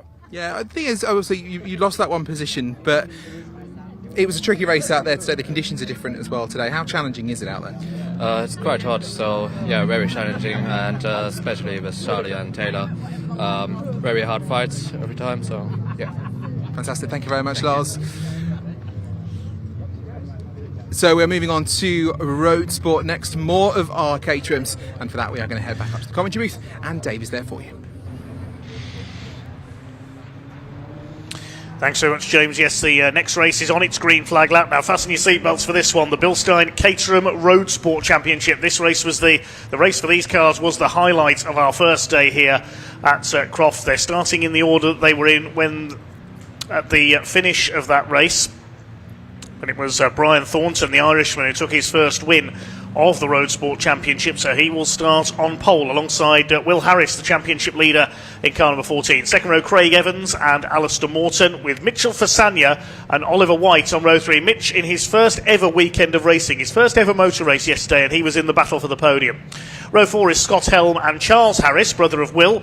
And completing the top 10, Dan Crawley and Aaron Oliver. We had a 9-car battle for the lead in yesterday's race. The top 9 were covered by something like 3 seconds over the line yesterday. Row 6, we have 36 Chris Buck and 44 Andrew Davison, who qualified well but dropped back in yesterday's race, so aiming to improve here. Jimmy Way in number 38 on row 7 alongside Luciano Caruso in the 88. Row 8, Steve Lorriman alongside our own Sam Parker. Row 9 is Ivan Searle and William Coop. Row 10, Richard Haig and Charles Chapman.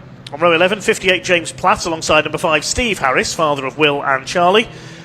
The 12th row, number 19 Chris Morling, who had a spin on the last lap of yesterday's race which dropped him back, starts alongside Eduardo Pontes, the Brazilian, in car number 6. Row 13 is number 13 Liam Baslington and Chris Hicks, number 52. They both spun in yesterday's race too.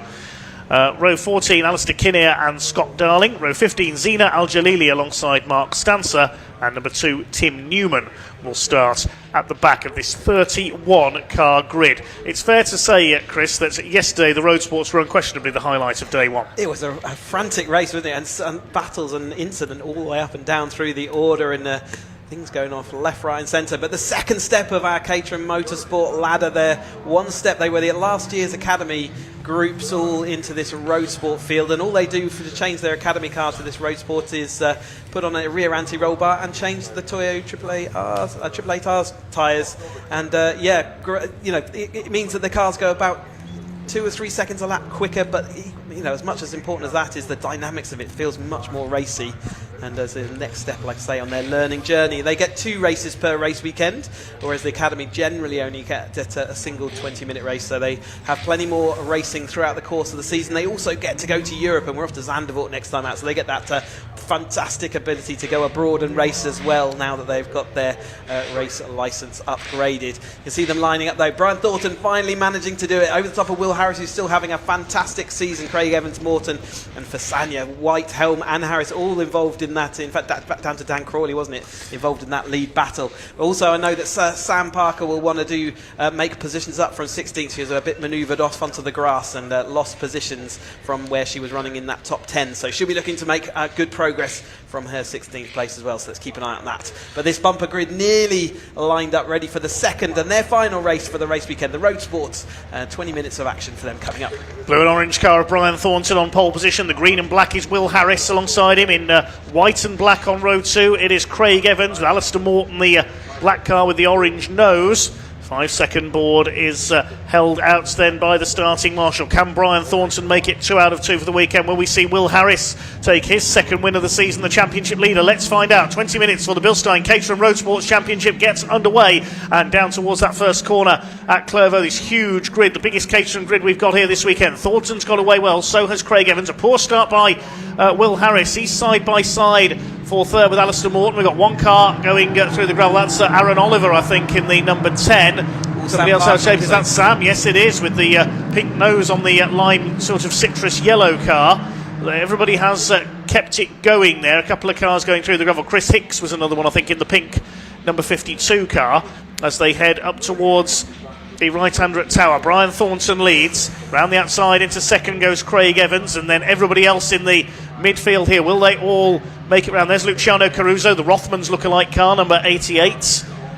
First group has got away. There's a bit of a hole in the field, isn't there, after that little contretemps on the first corner? Yeah, I think where the gravel was involved, it's just spread them out, but they were so busy into Tower that time, it was a little bit worried. We've seen locking up stuff happening into Tower as they're a little bit less grip down in there today than there was yesterday, and I was holding my breath, but they all managed to get through nice and comfortably as we head then up. It is still Thornton then out in front, did a great start off of pole position and is still managing to hold his position over Will Harris. The rest of the field all now slowly and just about getting into single file. As I say that, we've got that battle into the third place there. Will Harris just losing out as they went into the right of the complex, and the rest of the field snaked their way through. Snake their way through, certainly, this huge field of Caterham Road sports machines. The second rung on the ladder, having moved up. Most of these drivers were in the academy last season. As up the inside, Chris Morling there in the number 19 car forces a move. I think that was Scott Darling, the 29. They cross the line. Thornton from Evans. Ollie White up into third place. He's going well, getting ahead of Will Harris, who's been shuffled back a bit further as well. I think that's Mitchell Fasania that's gone through, our newcomer this weekend. Now, he didn't race in the academy, unlike most of these drivers. He's only done track days before this weekend. Great to have him in the championship, and he qualified on the front row yesterday. The weave begins, starting to try and break the toe. We've got one car on the grass. I think that's Caruso, possibly further back. Chris Buck in the 36, the other blue and white car. Thank you, Chris. Tricky to identify the cars in this great sea of Caterhams all the way down the order. There's Steve Lorriman, the car with the Union flag on the bonnet. He's easy to pick out in the traffic. So Brian Thornton it is who leads the way from Evans in second place. Up into third now is Ollie White in the number 24. Fourth is Fasania. And then in fifth we've got Will Harris, the championship leader. He and his brother have both taken wins this year. Charlie is third in the championship. Scott Helms had 3 wins. He's a bit further back in the order at the moment. Swing their way out of Sunny Out, get on the power again down towards the complex. There's our Sam, there she is, number 7 chasing number 5. That's Steve Harris, Harris Senior, trying to make his way up the order and join his 2 sons at the front of the field. There's Charlie Harris, 96, in the Team Lotus lookalike behind his brother Will. And here comes Mitchell Wasay. Oh, he's tagged the back of the 24, going to tangle. That's going to cause an absolute pile up there coming out of the hairpin. What a shame. We've got Ollie White off, Mitchell Fasania, Will Harris is involved. I think that's Alistair Morton that's burst the radiator there. Yeah. That will be a safety car or possibly even a red flag. I think safety car at the moment, but it depends whether they, there's that car's definitely not going to, it shouldn't move under its own steam, literally, because it will break that engine, so we don't want to see that. But that car is going to get to the pit lane, which the entrance was just to the left. Will Harris having to go, that's really bad for his championship. We saw the contact, car spin in front, and then the concertina effect just meant left nowhere for anyone else to go. And so the cars are clear and the track is clear, so I think we will continue without a safety car, maybe a bit of debris flags and maybe a yellow flag for a couple of laps just while they all get to see that. The rest of this field, though, all flowing on down. There's Chris Buck with Lorriman just on his tail as they head up, but that has caused a big gap at the front then. Thornton well away, and I think it is Evans on his tail then with a gap back to Scott Helm chasing, and we'll be trying for the rest of this race to chase on. But it does look like we're going to get away with that without a safety car, and I think if I was a driver at the front of this field, I'd be quite surprised that I hadn't seen those yellow flags so far. Yeah, there's Will Harris's car we can see in Parc Ferme. He's pulled in. Charles Harris, his brother, was involved there as well. I think Charlie's still going further down the order. Mitchell Fasania was involved. Alistair Morton's pulled into the pits. He was the car with the burst radiator that went in there as well. Ollie White was the other car taken out, so we've lost quite a few front runners in that pile-up off the hairpin. It was an optimistic move by Fasania at the inside of White. He just tagged the back of him, and with the circuit so narrow there through the hairpin, nobody had any room to manoeuvre around them behind. So the lead is with Brian Thornton ahead of Craig Evans. Scott Helm now up into third, a 3-time winner already this season. Andrew Davison has come through into 4th place in the number 44, and completing the top 5, Aaron Oliver in the number 10. Steve Harris still side by side with Sam Parker. They're 13th and 14th at the moment. So the rest of the top 10, Caruso 6th, Jimmy Way is 7th, Dan Crawley is 8th, then Chris Buck and Steve Lorriman round out the first 10. Now, if any of those cars from further down the order are able to get going again, we'll see if they can charge their way through. The only sort of slight silver lining of the cloud there for Will Harris is this is race 2 of 2, so he won't have to start from the back of the field, and he can reset and just have this as one of his 2 drop scores that they're going to get as part of Roadsport this year. As they head up and through then the Jim Clark S's. Thornton, though, quite comfortable in front of Evans. He's been holding that position for the majority of yesterday and also today, so he is, after having what was a disappointing for him testing session and qualifying, he's actually really come to the fore and really enjoying now this Croft circuit after being a bit down in the dumps about it all earlier in the weekend. It's amazing how much a trophy can really help to move your mood up. There's Dan Crawley following on Chris Buck in there, battling as they head into sort of the rear end of the top 10 in this battle here. Scott Helm in 3rd place. His last lap was 1.1 seconds quicker than the 2 leaders, so he's done the fastest lap of the race, and he's closing. He's 2 seconds off Craig Evans in the Blood Records sponsored car last time through. So let's see if he can catch them up here. There's the number 22, that's William Coop chasing Steve Lorriman. Leaders over the line. Another fastest lap by Scott Helm, 136.194. He's closed by about another 3/4 of a second. There he is.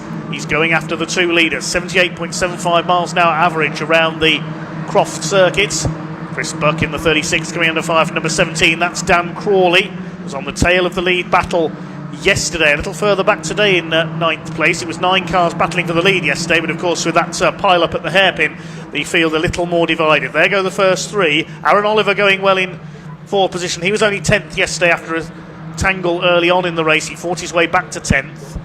Then in 5th position behind him, it's Andrew Davison in the silver and blue 44 car there, ahead of Caruso and Way next in the order. As you say, that evaporating gap from 2nd to 3rd is the story at the moment of this, as we approach the middle part of this, or middle phase of this race. But yeah, Thornton still holding on. Evans happy to sit there, but he'll be watching the Helm car getting bigger and bigger and bigger in his rearview mirrors, and he'll suddenly start wanting to push the pace on if he possibly can. But Helm is the guy with the speed in that car at the moment, this Roadsport car with 125 horsepower.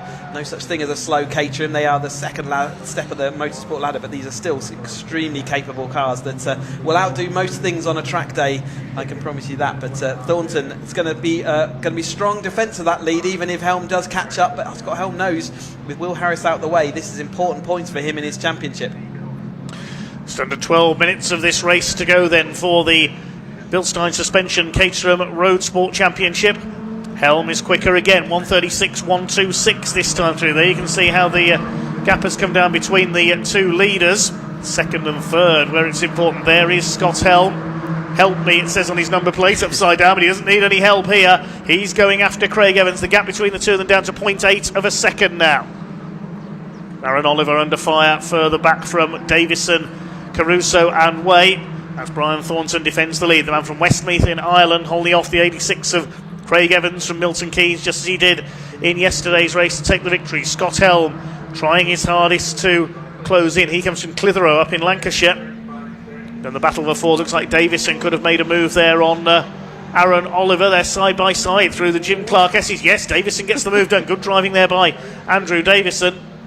As Brian Thornton continues to lead. It's the right-hander at Sunny Inn. Just a car's length between the 2 of them. Scott Helm trying to close that gap further.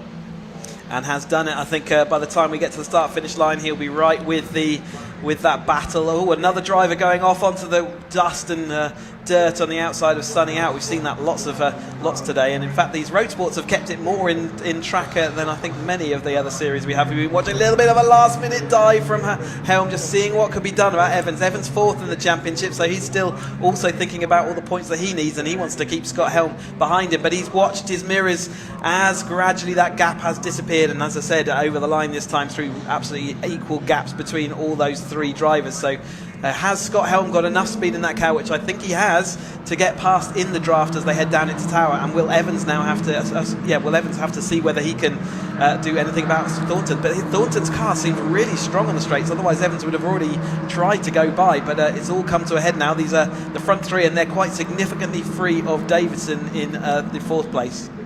Brian Thornton had a win here yesterday, his first of the season. Craig Evans had 1 win, that was at Anglesey.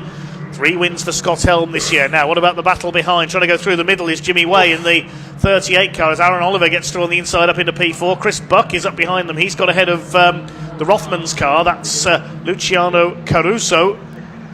Then a small gap back behind them to Dan Crawley and Steve Lorriman. The 3 leaders, those still together, line astern. They're about 4.3 seconds clear of Davison, who's going well up there in 4th place, making up for dropping back in yesterday's race, having qualified on the 2nd row out of Sunny once again. If anything, Craig Evans is closer to the leader Brian Thornton this time through as they go into the complex. Helm's keeping a watching brief behind now. He's able to close up as they go into the tighter right-hander. Aaron Oliver heads the next group. He's got back ahead of Andrew Davison, who's also lost a place to Jimmy Way. He's got through. Chris Buck attacking as well. Here comes Dan Crawley up onto the back of Caruso. They've got ahead of Steve Lorriman, so it's been all change at the back end of that battle over on the far side of the circuit.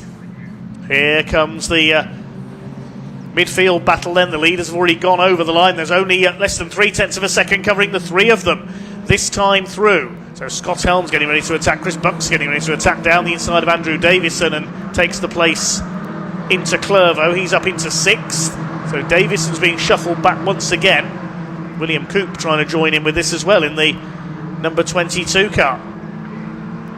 Parker back up into 13th place there, so where she started yesterday, making those places a bit of attrition there, helping her out along the way. But these battles are intensifying in this mid-pack as these are working out what order they want to be in. And it is the buck around the outside there of the number 44 of Davison, just managing to hold on this time through. But Luciana Caruso looking to see if he's a really move up the inside. Again, not easy up the inside there, but Thornton now over the top of Helm then. Evans drifting into that third place and also distancing himself just very slightly there. So these front two, and I said Evans, getting my words out, Helm had the speed in that car, and he is proving that. I think Thornton's going to have trouble keeping him back. Yeah, Helm got second place in the early part of this lap. He's now going for Brian Thornton, having dealt with the threat of Craig Evans. You can see Scott Helm, the Lancashire driver, is well and truly on it. Aaron Oliver under fire, and through comes Jimmy Way. I think that is diving through into fourth position. The Gulf liveried car, the blue and orange. Yes, it is blue flag, it says on the number plates. But he'll only be thinking about the checkered flag at this stage. He wants to go after our top three. Jimmy Way, he's got ahead of Aaron Oliver. Here come your leaders on the grid as well. So that's amazing movement forward by Way. Here come the leaders down into Clervaux once again. Scott Helm is really on it here. They both clip the curb. Thornton and Helm on the inside of Clervaux through towards Hawthorne. Now can Scott Helm get into the slipstream here down the back straight? Craig Evans looking on from behind. Craig Evans is not far away either, so which side is Scott Helm going to go? He goes out to the left as they head towards Tower. He's going to try and get the slipstreaming move done down the outside, but to the inside comes Evans. Is Brian Thornton going to be able to defend from both of them? He certainly is. Brian Thornton wants to make it 2 out of 2 here this weekend. The man who's always been able to qualify well, but has not had much luck in the races so far this season. And somehow he's soaking up the pressure here with 6 minutes of this race still to go. Can Scott Helm find a way through? Evans still third. Jimmy Way up into fourth. Big squeal of tyres there in the background. Yes. Someone's had a spin. It's the number 2 of Tim Newman at the tail of the field. So he span at the complex there, just after turn 1, so turn 2 going around that long right-hander, just lost, maybe clipped the curb a bit too much. But Helm not able to make the move that time. He went to the outside and there just wasn't enough momentum for him to be carried through. So he's going to have to work out how he can carry the momentum to the inside of Tower Bend rather than have to get hung up around the outside. But Thornton's going to do everything he can to prevent that happening. And Scott Helm's got a bit of speed though into that hairpin. He's absolutely nothing between them, a cigarette paper between the two as they exit that hairpin. I think he might have a go into the hairpin the next time through. Thornton though defending heavily to the to making sure that Scott Helm's got nowhere to go. Scott Helm looking to the outside, and he's got the head of steam with him, but he's got nowhere to use it at the moment. Thornton doing a great job of putting him where he needs to do, and all Scott Helm can do is try and pressure him into a mistake, and that's what he'll be trying to do now. He'll be looking to see whether he can get up the inside of Tower, but I think if Thornton knows to defend that, so he's going to stick to that right hand edge, which he does. So he's going to have to do the same thing again and hope he's got the momentum this time.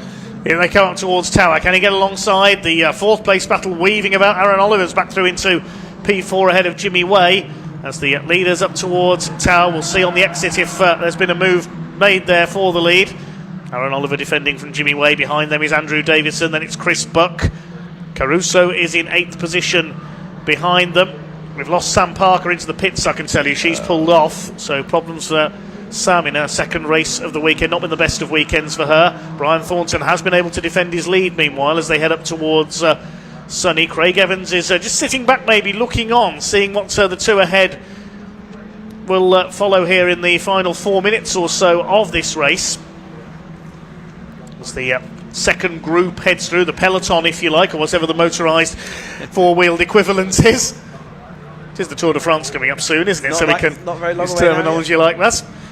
That's drafting just as important in Caterham's as it is in bike racing, and the tactics are similar in that respect as well. Scott Helm trying to use that extra speed he's got around the middle of that hairpin, but nothing to do, and there's a little bit of sort of debris or something there on the exit. I don't think there's anything to worry about as they head then down into turn 1. Thornton's got it all covered off at the moment. It's going to have to be a bit of an opportunistic move from Helm if he's going to make a move. I don't think he's got the actual speed to go around the outside of Tower, but it only takes a slight error and a little bit of a bump like that we saw to the extreme inside of this, or a long right-hander before the old hairpin, and it does look like Thornton's got to run, but he's just not going to have anywhere to use it except for on the outside. And in fact, he's trying to persevere with that inside line, but Thornton is saying absolutely no way. They are going to go side by side once more, but Thornton's been late enough on the brakes to resist so far. Can he do it again? Helm onto the outside as they go into tower again. Thornton gets the line right. He holds Scott Helm back. This is allowing Craig Evans to draw back up into this battle. It's going to be 3 cars line astern. Once again, Aaron Oliver in the yellow car, still in 4th, but it's all about these 3 for the lead with less than 3 minutes of this race to go now for the Bilstein Caterham Roadsport Championship here at Croft. Second of just 2 races for them this weekend as opposed to 3 in the other 3 classes.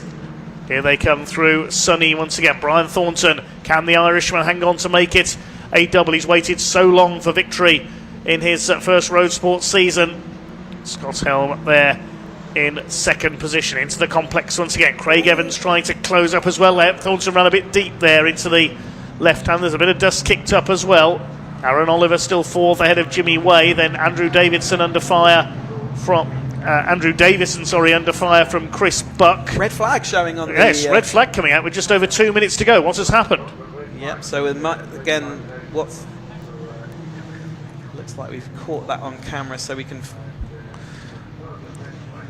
Okay, we've got cars off somewhere around the circuit clearly. Yep. We'll wait to see who it is that's gone off. With only 2 minutes to go, so you can see the car stuck in the gravel. Is that the number 5? That's Chris Hicks, 52, I think, the pale blue machine. And the other one might be Eduardo Pontes, number 6. Yeah, it looks like a 6, doesn't it? Yes. So, and because that is in turn 1, and with only 2 minutes of this race to go, they will not restart. That will be a result from the lap previous. So Thornton, having led every single lap over the line, I believe, in this race, we will be taking his 2nd win out of 2 races, and the only 2 opportunities. Oh, and that's the other Harris, isn't it? He's pulling off around the back, so he's obviously had a problem and decided that he would pull away. So that's it's got yes, it's got Harris. But yes, so red flag then, that will be the termination of that. We'll have to go back to the previous lap that was completed by all the runners. The timing system will get that all sorted and we'll get the official result. But Thornton, you can guarantee, has taken that win, and it will be Scott Helm, because he was in 2nd place for the last couple of laps at least, taken 2nd with Evans in 3rd. So we can pretty much guarantee our top 3, I think, in that. Yes, Thornton, Helm and Evans will be the provisional top 3 then. We'll wait for the timing screen to reset to the previous lap before we declare the provisional result for you. Chris Hicks is certainly racing in pink because he's racing in aid of breast cancer awareness. That's why it says donate on his number plate. Let's have a look back at 1 or 2 highlights of that race. A couple of cars went wide through the gravel on the first corner as Brian Thornton, it was who led. Certainly a slightly more tame affair than yesterday's frantic road sports race. Brian Thornton holding off everything that initially Craig Evans could throw at him, but then the problem struck here. Mitchell Fasanya into the back of Ollie White, which sent both the Harris brothers out of the race and Alistair Morton as well. 5 cars eliminated in that pile-up on the hairpin, unfortunately. Fasanya just with an optimistic move up the inside there, clipped the back of the number 24, and we saw Steve Harris hit problems as well, unfortunately, so he decided to go and join our cameraman down on Tower Corner. So the Harrises, no finishes for the 3 of them in that second race of the weekend. Not a good Harris race, was it? But you can see the rest of the marshals doing their jobs. Again, thank you ever so much to all our marshals. And here are the provisional results then of that Roadsport race. Yes, Brian Thornton, 2 wins out of 2 this weekend, ahead of Scott Helm with Craig Evans in 3rd place. Then Aaron Oliver in 4th. Good battle he had with Jimmy Way. Andrew Davison taking 6th ahead of Chris Buck. Then Caruso, Crawley and Lorriman completing the top 10. William Coote next ahead of Charlie Chapman, Liam Baslington and Ivan Searle. Harris, I understand, had a gearbox issue, which is why he pulled out behind the barrier, so obviously the car stuck in gear. So he'll be recovered from down there. Our camera operator might need to signal to the recovery crews where that car is. It's gone to hide behind his camera position. Next up on track today, it's going to be the Northern Sports and Saloon and Sports Car Championship, promoted by the Darlington and District Motor Club. A big variety of cars as this one. We have had a few withdrawals, unfortunately, after a couple of incidents in yesterday's race. There are a couple of cars with damage.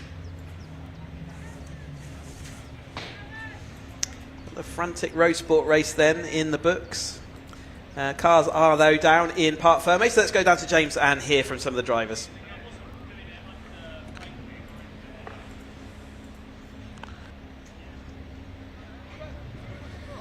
So an unexpected end to that race. Always a bit of a strange one when the cars come back in under the red flag, but we still have our 3 provisional podiums. Applause down here for our provisional winner. An eventful race there. We will get a quick word from Brian. We'll come around and find him on the other side. Woo. Celebration, and I'm sure a bit of relief that I'm that's so done. glad that safety car came out. I couldn't have held off for much longer. Oh. That was a great battle. Tell us about your race. It was just a battle from the get-go, and me and Craig were having a great battle, and then I saw a big crash at Hairpin, and I saw Craig coming out, and I was like, great, the two of us will get a breakaway. And then I just see Scott lurking in the background. I was like, oh crap, here's the orange lights coming. And no F-bombs, and all the battles were down in Tower. So yeah, it was clean race and no contact. That's all I want. So yeah, great way to end. Happy with that one. Double podium. Happy There you go. days. Yeah. Very happy with that one. days. You can tell cheesy. I didn't pull it. I didn't flake on this one. There you go. It's all good. Thank you very much, Brian. Your winner for that one. We will head down this way now. We have got Craig over there. We did also have Scott a minute ago. Scott. Where is Scott? Scott was right. In the meantime, we will grab Craig for now. So Craig, obviously, provisionally third on this one.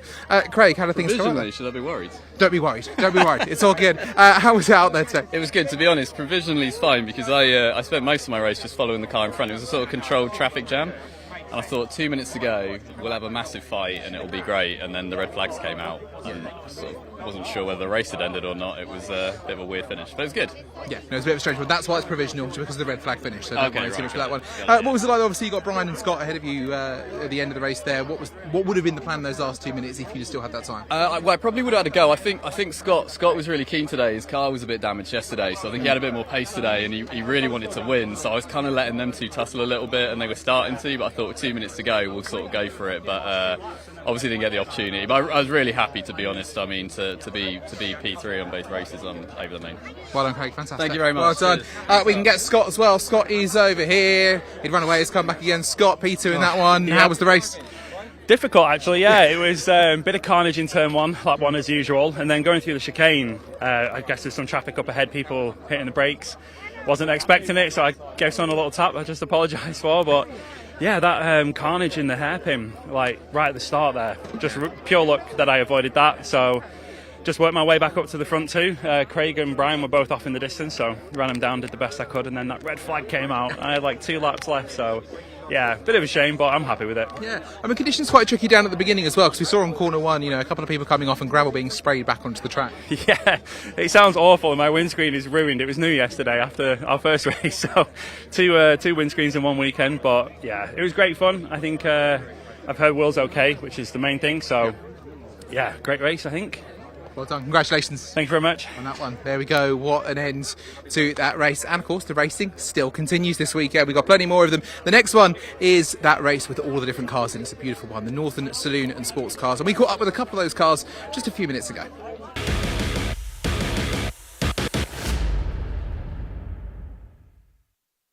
Time to speak to Clive Cooksey, who is in the Northern Saloon and Sports Cars. First of all, I've got to say, Clive, loving the car. Tell us a bit about the car. Had the car about 15 years, 3 different variants of engines. We're now on a 2-litre turbo. Was a 1.6 CVH when I first got it. Bit of a problematic weekend. Lost 4th gear, so we're just out there trying to see what we can do. Paid our money, let's go. See if we can get some bit of action. Okay. But other than that, the car's been running great. Probably capable of another 100 horsepower through it, but we're running it quite steady, keep it safe, make it last the season. But until we sort this 4th gear out, then it was fine on Thursday. We fiddled with it, no. And now we've we lost it. So quali wasn't great yesterday.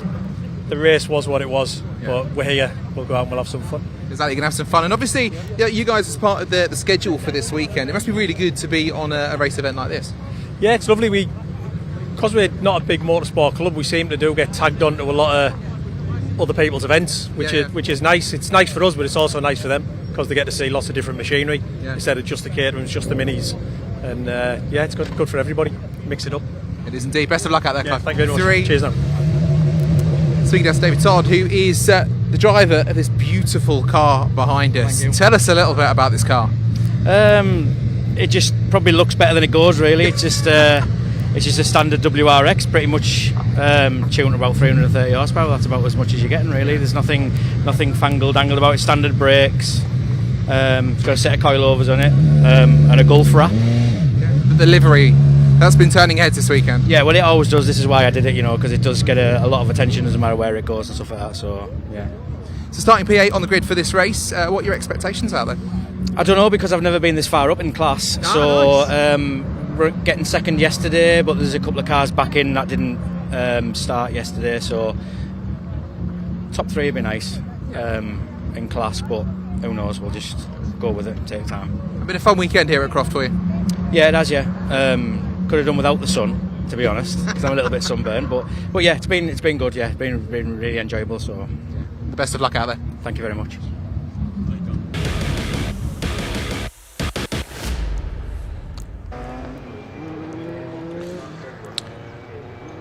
So just a couple of the drivers and cars in this very varied field for our Darlington District Motor Club promoted Northern Saloon and Sports Car Championship.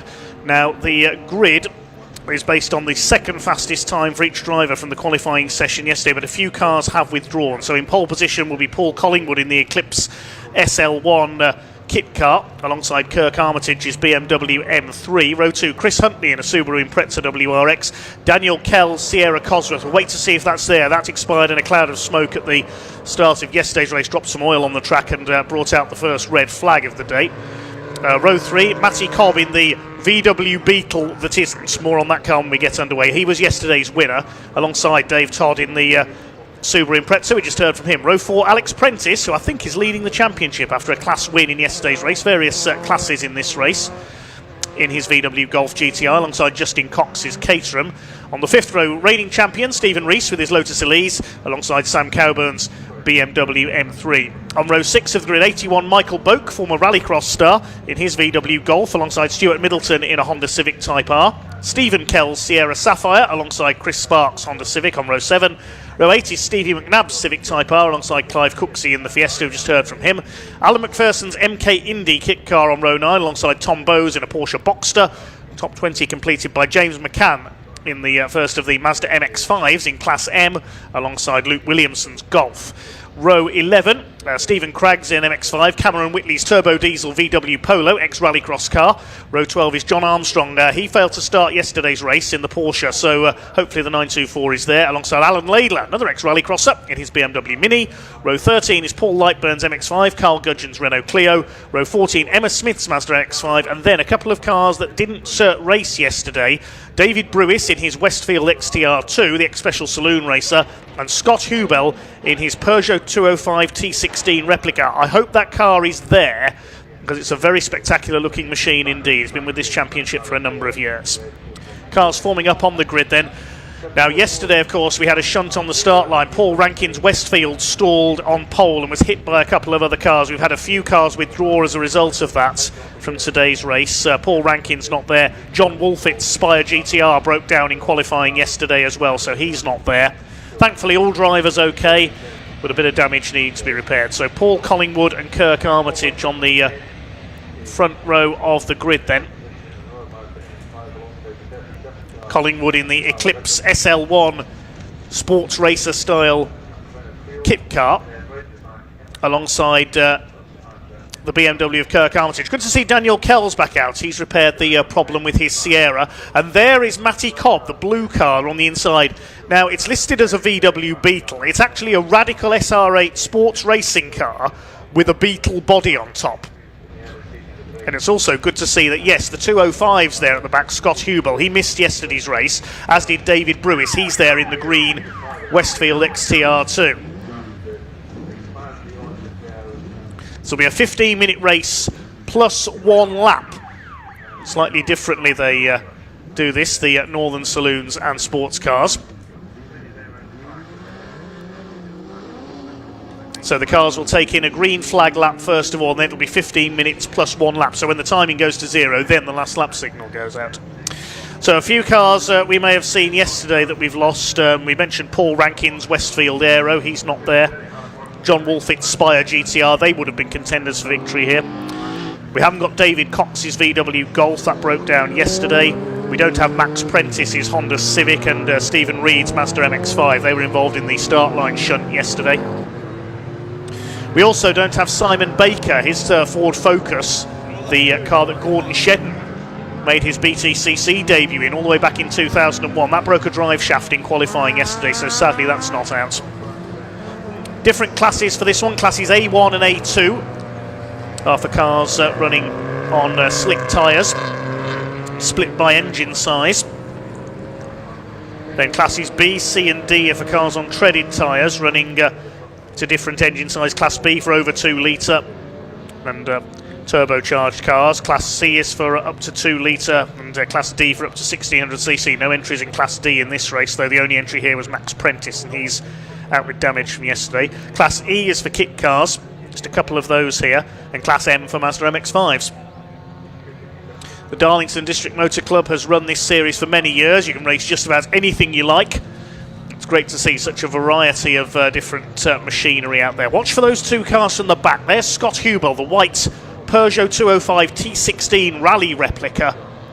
Spectacular looking car that is.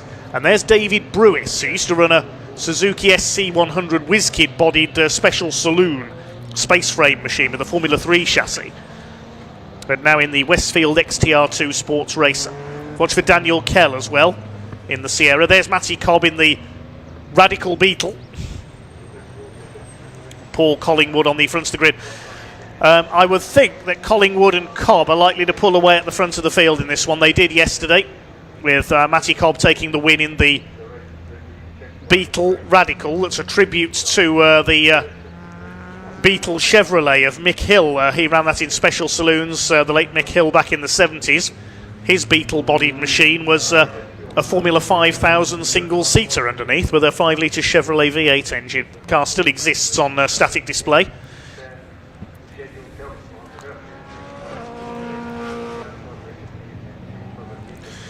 Going to be a standing start. Let's hope nobody stalls this time. The grey and orange Eclipse Special on the front of the grid for Paul Collingwood. Used to compete in the 750 Motor Club's Sports Specials Championship alongside the navy blue BMW of Kirk Armitage. He was having power steering problems yesterday. Second row, Chris Huntley in the black Subaru and the red Sierra of Daniel Kell. Good to see that's had its gremlins repaired from yesterday. Row 3, Matty Cobb in the Radical Beetle and David Todd in the Gulf liveried Subaru. We just spoke to him, running over 300 horsepower. Alex Prentice on row 4, the black bonnet on the red Golf. Won Class B yesterday, and with the overall points leader going into this weekend, Damien Mackay in his Westfield, not here this weekend, then I think Alex has taken the lead of the championship overall. Starts alongside Justin Cox's Caterham, the black car with the orange and green flashes. Defending champion Stephen Rees in the yellow and grey Lotus Elise alongside Sam Cowburn's BMW M3, the navy blue car. So the green flag waving at the back of the grid then. 15 minutes plus 1 lap is the distance for the Darlington District Motor Club Northern Saloon and Sports Car Championship. Last couple of cars just moving into line before we get the all clear from the marshals. Look at the size of this grid. Look at the variety on this grid. A fantastic field ready for their second race of the weekend. 5-second board is displayed. Eclipse and BMW on the front row of the grid, and off they go. Good start by Daniel Kell down the outside in the Sierra, but it is the 2 specials that take the lead. Kirk Armitage, I think that is coming through into 3rd place. It is the Eclipse and the Beetle, as I expected, who lead the way into Clovo. One car being forced out a bit wide there towards the gravel. There's Scott Hubel in the Peugeot 205 replica, already making the T16 replica, already making progress towards the back of the field, but it is Collingwood who leads. Cobb in second. They're going to pull away at the front of the field. Kirk Armitage third. Daniel Kell's Sierra is fourth. Then the 2 Subarus. Then the Caterham of Justin Cox. And then we've got the rest of the pack charging through Tower Bend. Towards the back, there's one of the MX-5s. There's the Clio of Carl Gudgeon, number 37. So these two resuming their rivalry from yesterday. It is Collingwood from Cobb. Now, what was the gap between the two of them at flag fall in yesterday's slightly shortened race? It was less than a second between the two of them, but they were 24 seconds clear of the rest of the field. So they're going to pull away, and the rest will battle over the final podium place. Look at Scott Hubel making progress already. He's cut past a swathe of cars from the back of the pack. Dave Todd under fire from Justin Cox, and Chris Huntley side by side with Kell for what is 4th place. And as they complete the opening lap, it's Collingwood leading from Cobb in 2nd. Armitage in 3rd place in the BMW M3. I think we've lost Alex Prentice, unfortunately. I saw a puff of smoke from his Golf. Yes, I think he's pulled off. He's cut across the shorter circuit and gone into the pit, so we've lost the Golf. Kirk Armitage on his own in 3rd place then. 4th is Chris Huntley in the Subaru Impreza. 5th we have got Daniel Kell in the Sierra. Daniel and Stephen Kell in their 2 red Sierras in this one. They run under the name Calamity Racing. It was a bit of a calamity for Daniel yesterday as his car went up in smoke on the opening lap. There go the leaders, the Eclipse SL1 kit car leads the Radical SR8 with the VW Beetle body, a unique home-brewed machine. That one, he's at the inside as they go into the complex. Had a look there for the lead.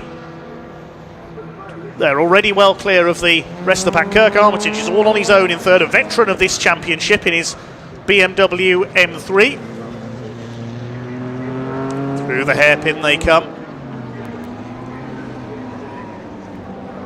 Armitage 3rd, Huntley 4th, then Kell. David Todd is next. There goes Armitage on his own in 3rd place with the BMW, the North Yorkshireman.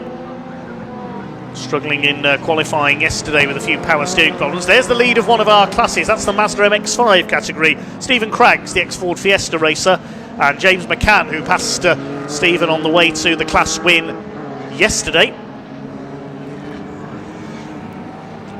David Brewis has not come through, unfortunately. I think we lost the Westfield XTR2 at the start of the race. It failed to race yesterday as well, that car, unfortunately.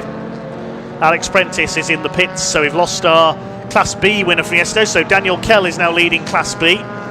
There he is. He's got Dave Todd on his tail. Then it's number 43, Sam Cowburn's BMW. Is that Scott Hubel up behind them? Yes, it is. He's leading Class A2 in the Peugeot 205 T16 replica, of course the famous rally car of the 80s.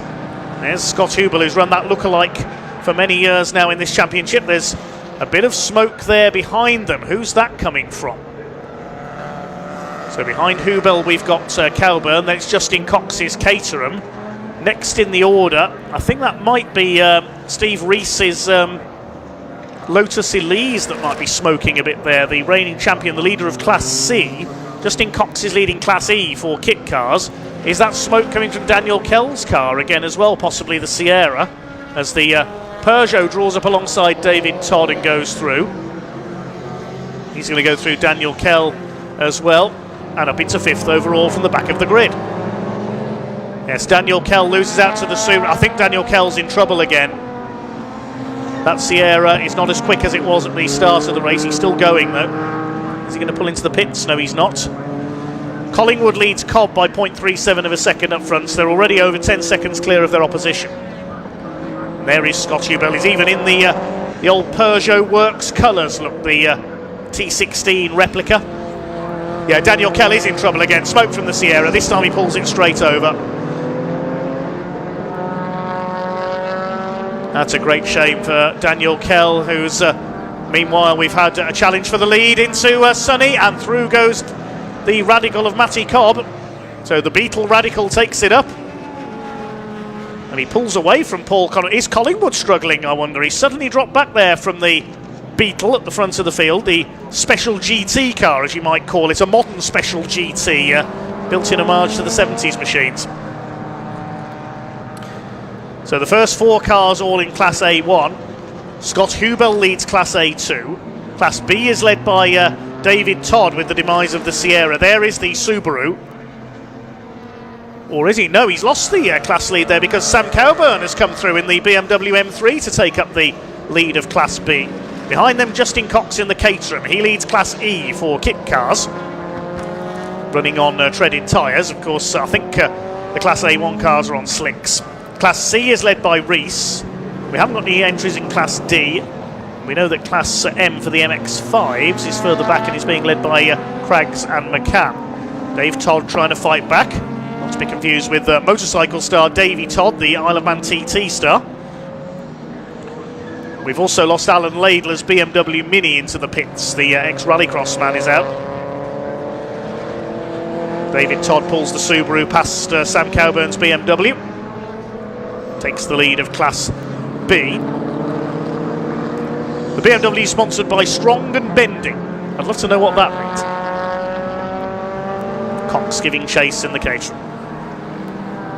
Oh, the BMW's on the grass there, coming out of the chicane. There's the Lotus through the dust cloud. Stephen Reese leading Class C. Then we've got Stuart Middleton's Honda Civic and Michael Boak, another ex-rallycrosser. Used to run an Audi TT, among other things, and a Skoda Fabia. Now out in his Mark III Golf GTI.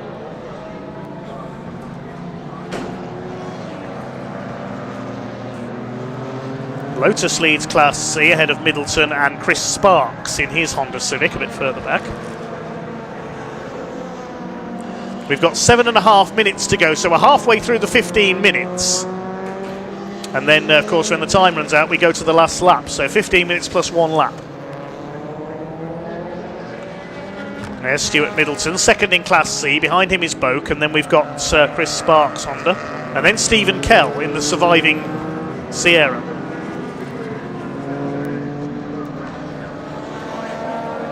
Scott Hubel is closing on Chris Huntley. This is for 4th place. They're in different classes. Chris Huntley's in Class A1 for the bigger capacity cars. Hubel's got the Peugeot up onto his tail.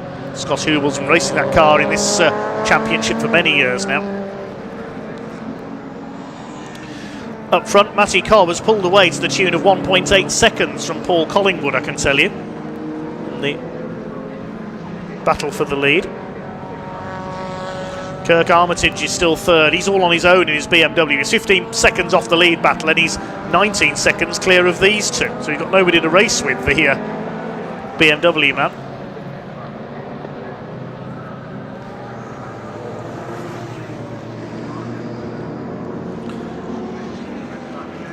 That's the Porsche Boxster in Class A1 of Tom Bowes. Not seen much of him this weekend. He's running down in 5th in class and 17th overall. Just looking at some of the variety here that you get in this championship, the Darlington District Motor Club Northern Saloons and sports cars. Oh, that's one of the BMWs out. Is that Kirk Armitage that's pulled over? I think it is. Yes, Sam Cowburn has blue wheels. He goes through in the foreground. So yes, our 3rd place man's out. Kirk Armitage has pulled up. So Chris Huntley will go up into 3rd overall. Or is it Scott Hubel now? Yes, Hubel's got ahead of him. So up to 3rd goes Scott Hubel. Chris Sparks with a bit of smoke coming from his Honda as well. They're dropping like flies in this race, unfortunately. Chris Sparks giving chase to Michael Boak's Golf, but that Honda is certainly smoking. Almost up alongside him there. Well, there's Coburn's BMW in 6th position now, ahead of Justin Cox. So Coburn 2nd in Class B, chasing the Subaru of Dave Todd. They lap the Clio of Carl Gudgeon.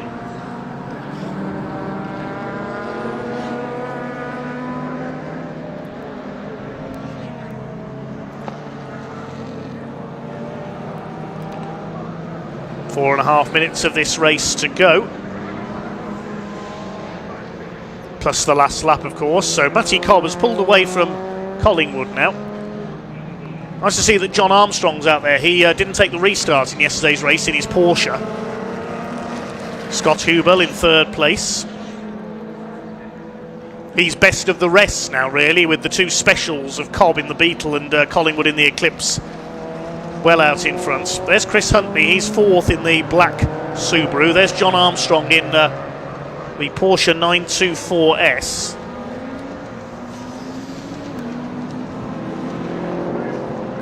Not sure if that is a 9.24. It looks a bit more like a 9.44 to me.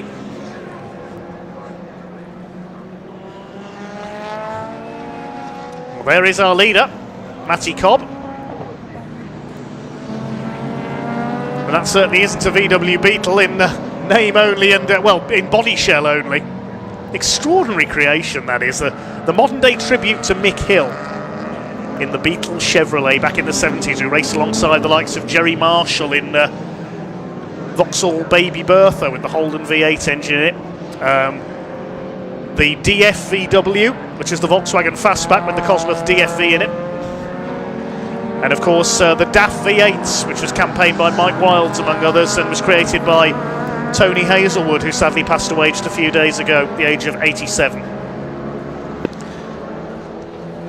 Collingwood is now 7 seconds back in second place, and Cobb's just done the fastest lap of the race, 1:25.282. Scott Hubel in third, leading Class A2, having started from the back. He missed yesterday.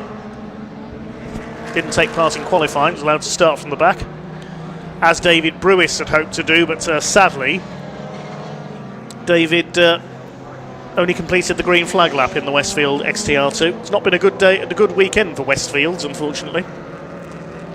As Paul Rankin was hit off the grid in yesterday's race when he stalled from pole position. There's Dave Todd, continues to lead Class B in 5th place in his Subaru. Of course, yesterday's Class B winner, unfortunately out of the race, Alex Prentice, pulled off at the end of the first lap. These modified saloon cars, they may be fast, but they can be fragile. 2 minutes on the clock, plus 1 lap.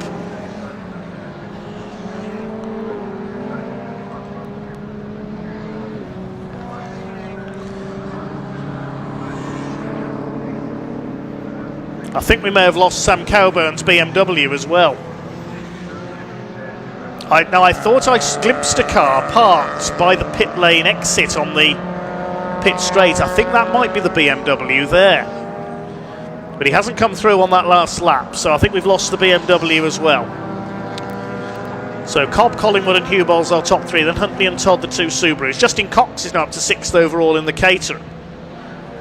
7th is this man, Stephen Rees, in the Lotus Elise. Leading Class C, the yellow and sort of camouflage liveried machine, isn't it? Stuart Middleton's Honda is 8th. There he is, just behind the Elise. That's for the lead of Class C. Michael Boak is 9th in the Golf, and Chris Sparks' Honda is 10th.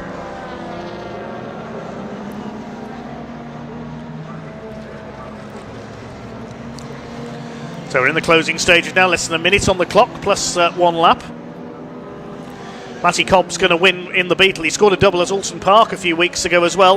It's going to be a double for him at Croft at the home circuit of the Darlington District Motors Club. We're only about 15 minutes drive from Darlington here at the Croft circuit. Scott Hubel coming up to lap the Golf of number 113. That's Luke Williams. He's running in 19th overall.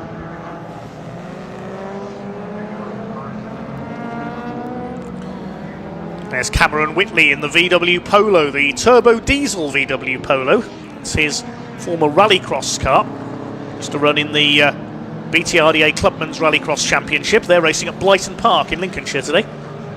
There's the MX5 class leader, Class M. That's James McCann in number 13. Took the class win yesterday past Stephen Craggs, as he has done in this race as well.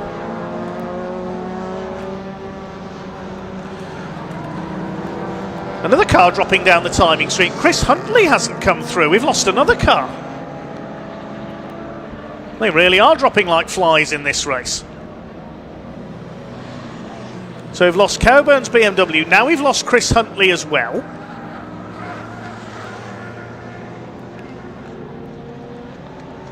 Here's a midfield scrap. We've got number 7. That's Alan McPherson's MK Indy ahead of the Porsche number 25 of John Armstrong.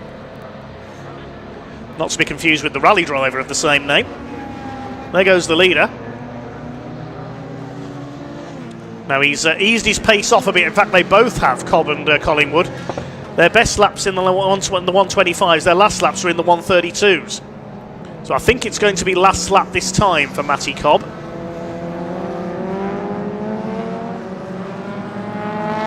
out of the hairpin. Yes, 1 lap to go for Matty Cobb in his extraordinary creation.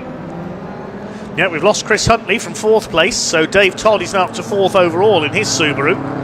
Justin Cox is 5th, and Stephen Kell's Sapphire Cosworth into the top 10 overall.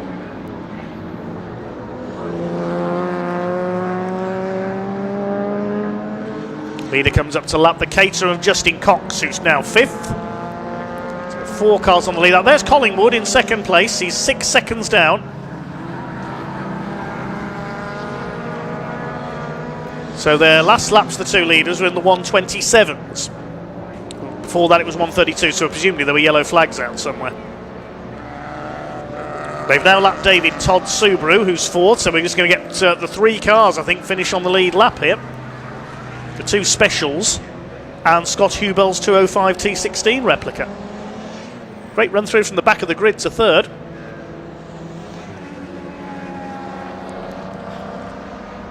But here comes the Radical Beetle SR8.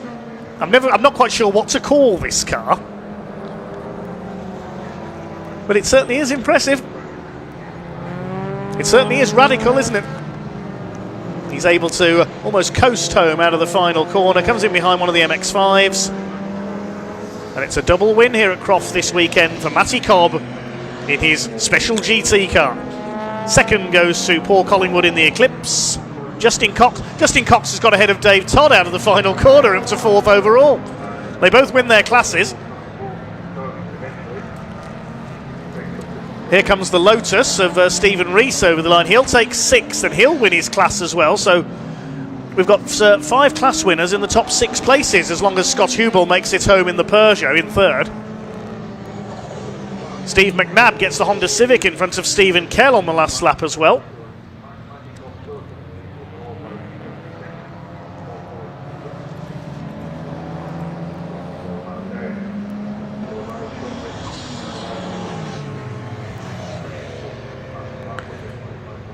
So it's waiting for the last few cars to come home.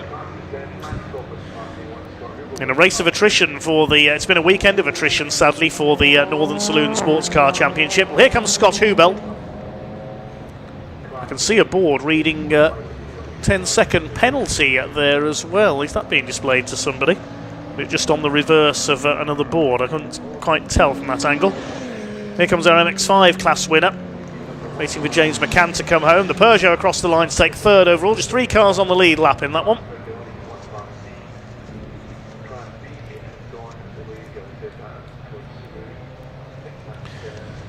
Here comes Cameron Whitley. Across the line in the Polo. Behind him, James McCann. Last man across the line, he wins Class M for MX-5. The car with the penalty, it's a 5-second penalty. It's gone to Stephen Kell, we presume for exceeding track limits too many times. He gets a 5-second penalty. That drops him 1 place to 12th in the results. We'll bring you the provisional results in a moment then and wait the cars to come into Parc Fermé. Matty Cobb, we know, has taken the win.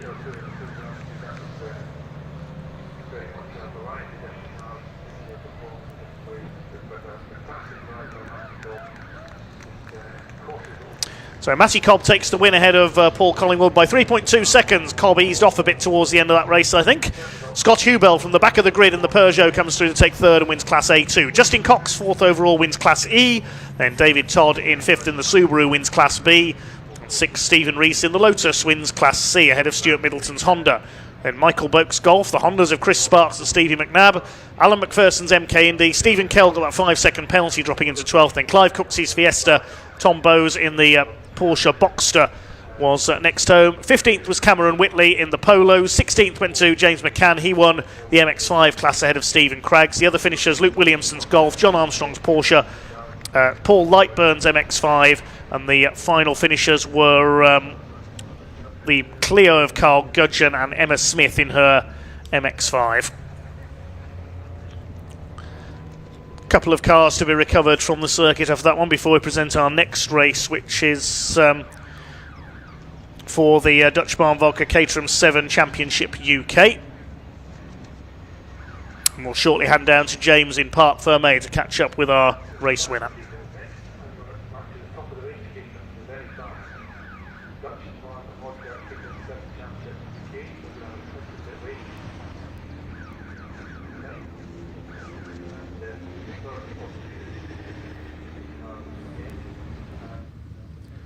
Great race again this weekend for the Northern Saloon and Sports Cars, and it was Matty Cobb who finished the race at the front once again. We spoke to Matty yesterday. Matty, can we grab a quick word from you?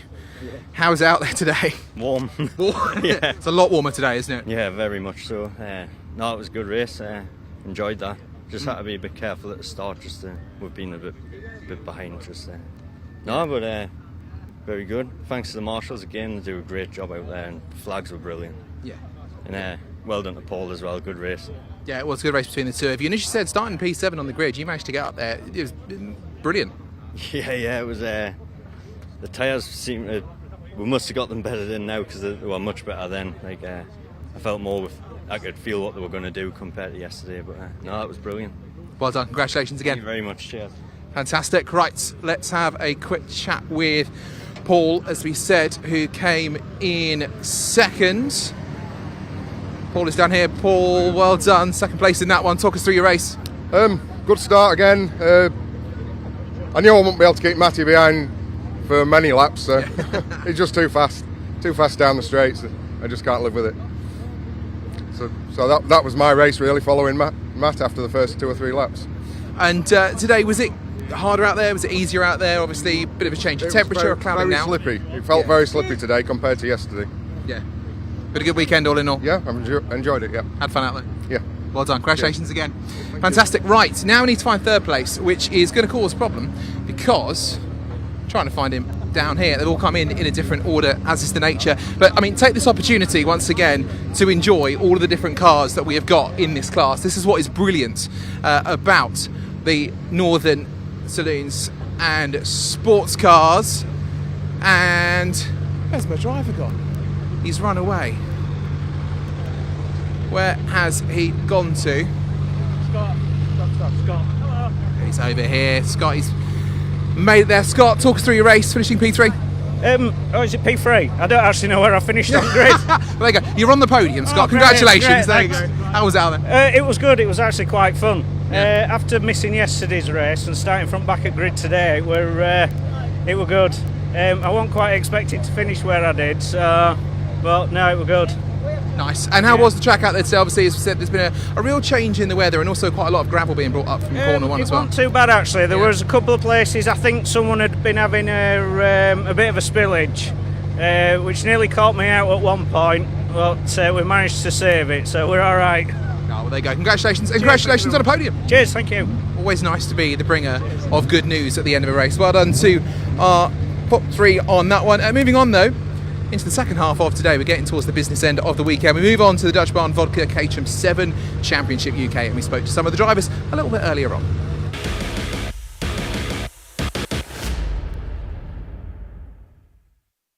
Okay, Chris Welch in the 420R Championship. Are you enjoying Croft so far? Oh yeah, it's fantastic. I mean, it's a marvellous car. Yeah. And this track is just, and the weather. I know.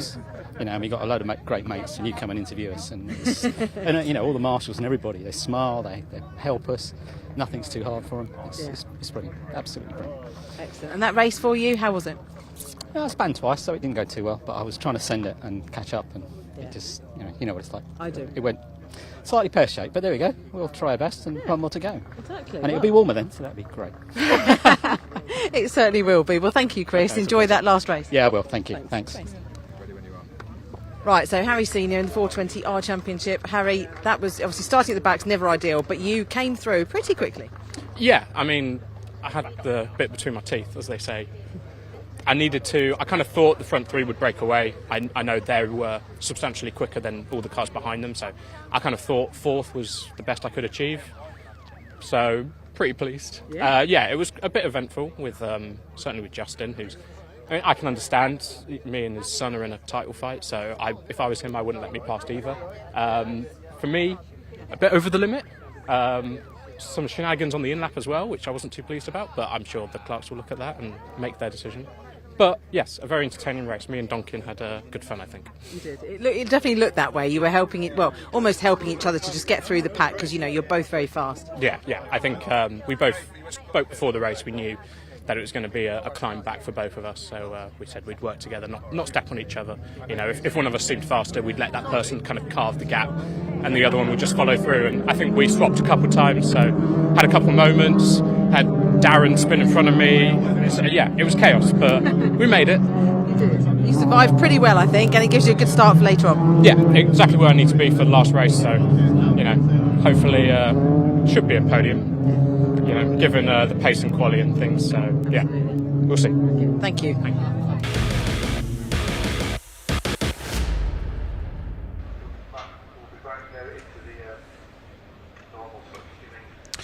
So getting ready for our third and final race of the weekend then for the Dutch Barn Vodka Caterham 7 Championship UK. The grid based on the result of the race we saw earlier on. So it is Matt Armstrong and Henry Heaton on the front row. A tale of two Harrys on row 2, Harry Cook and Harry Senior. There's another Harry on row 3, Harry Landy alongside Paul Donkin. Dale Head and Craig Story line up on row 4 with James Hall and Mark Kendall completing the top 10.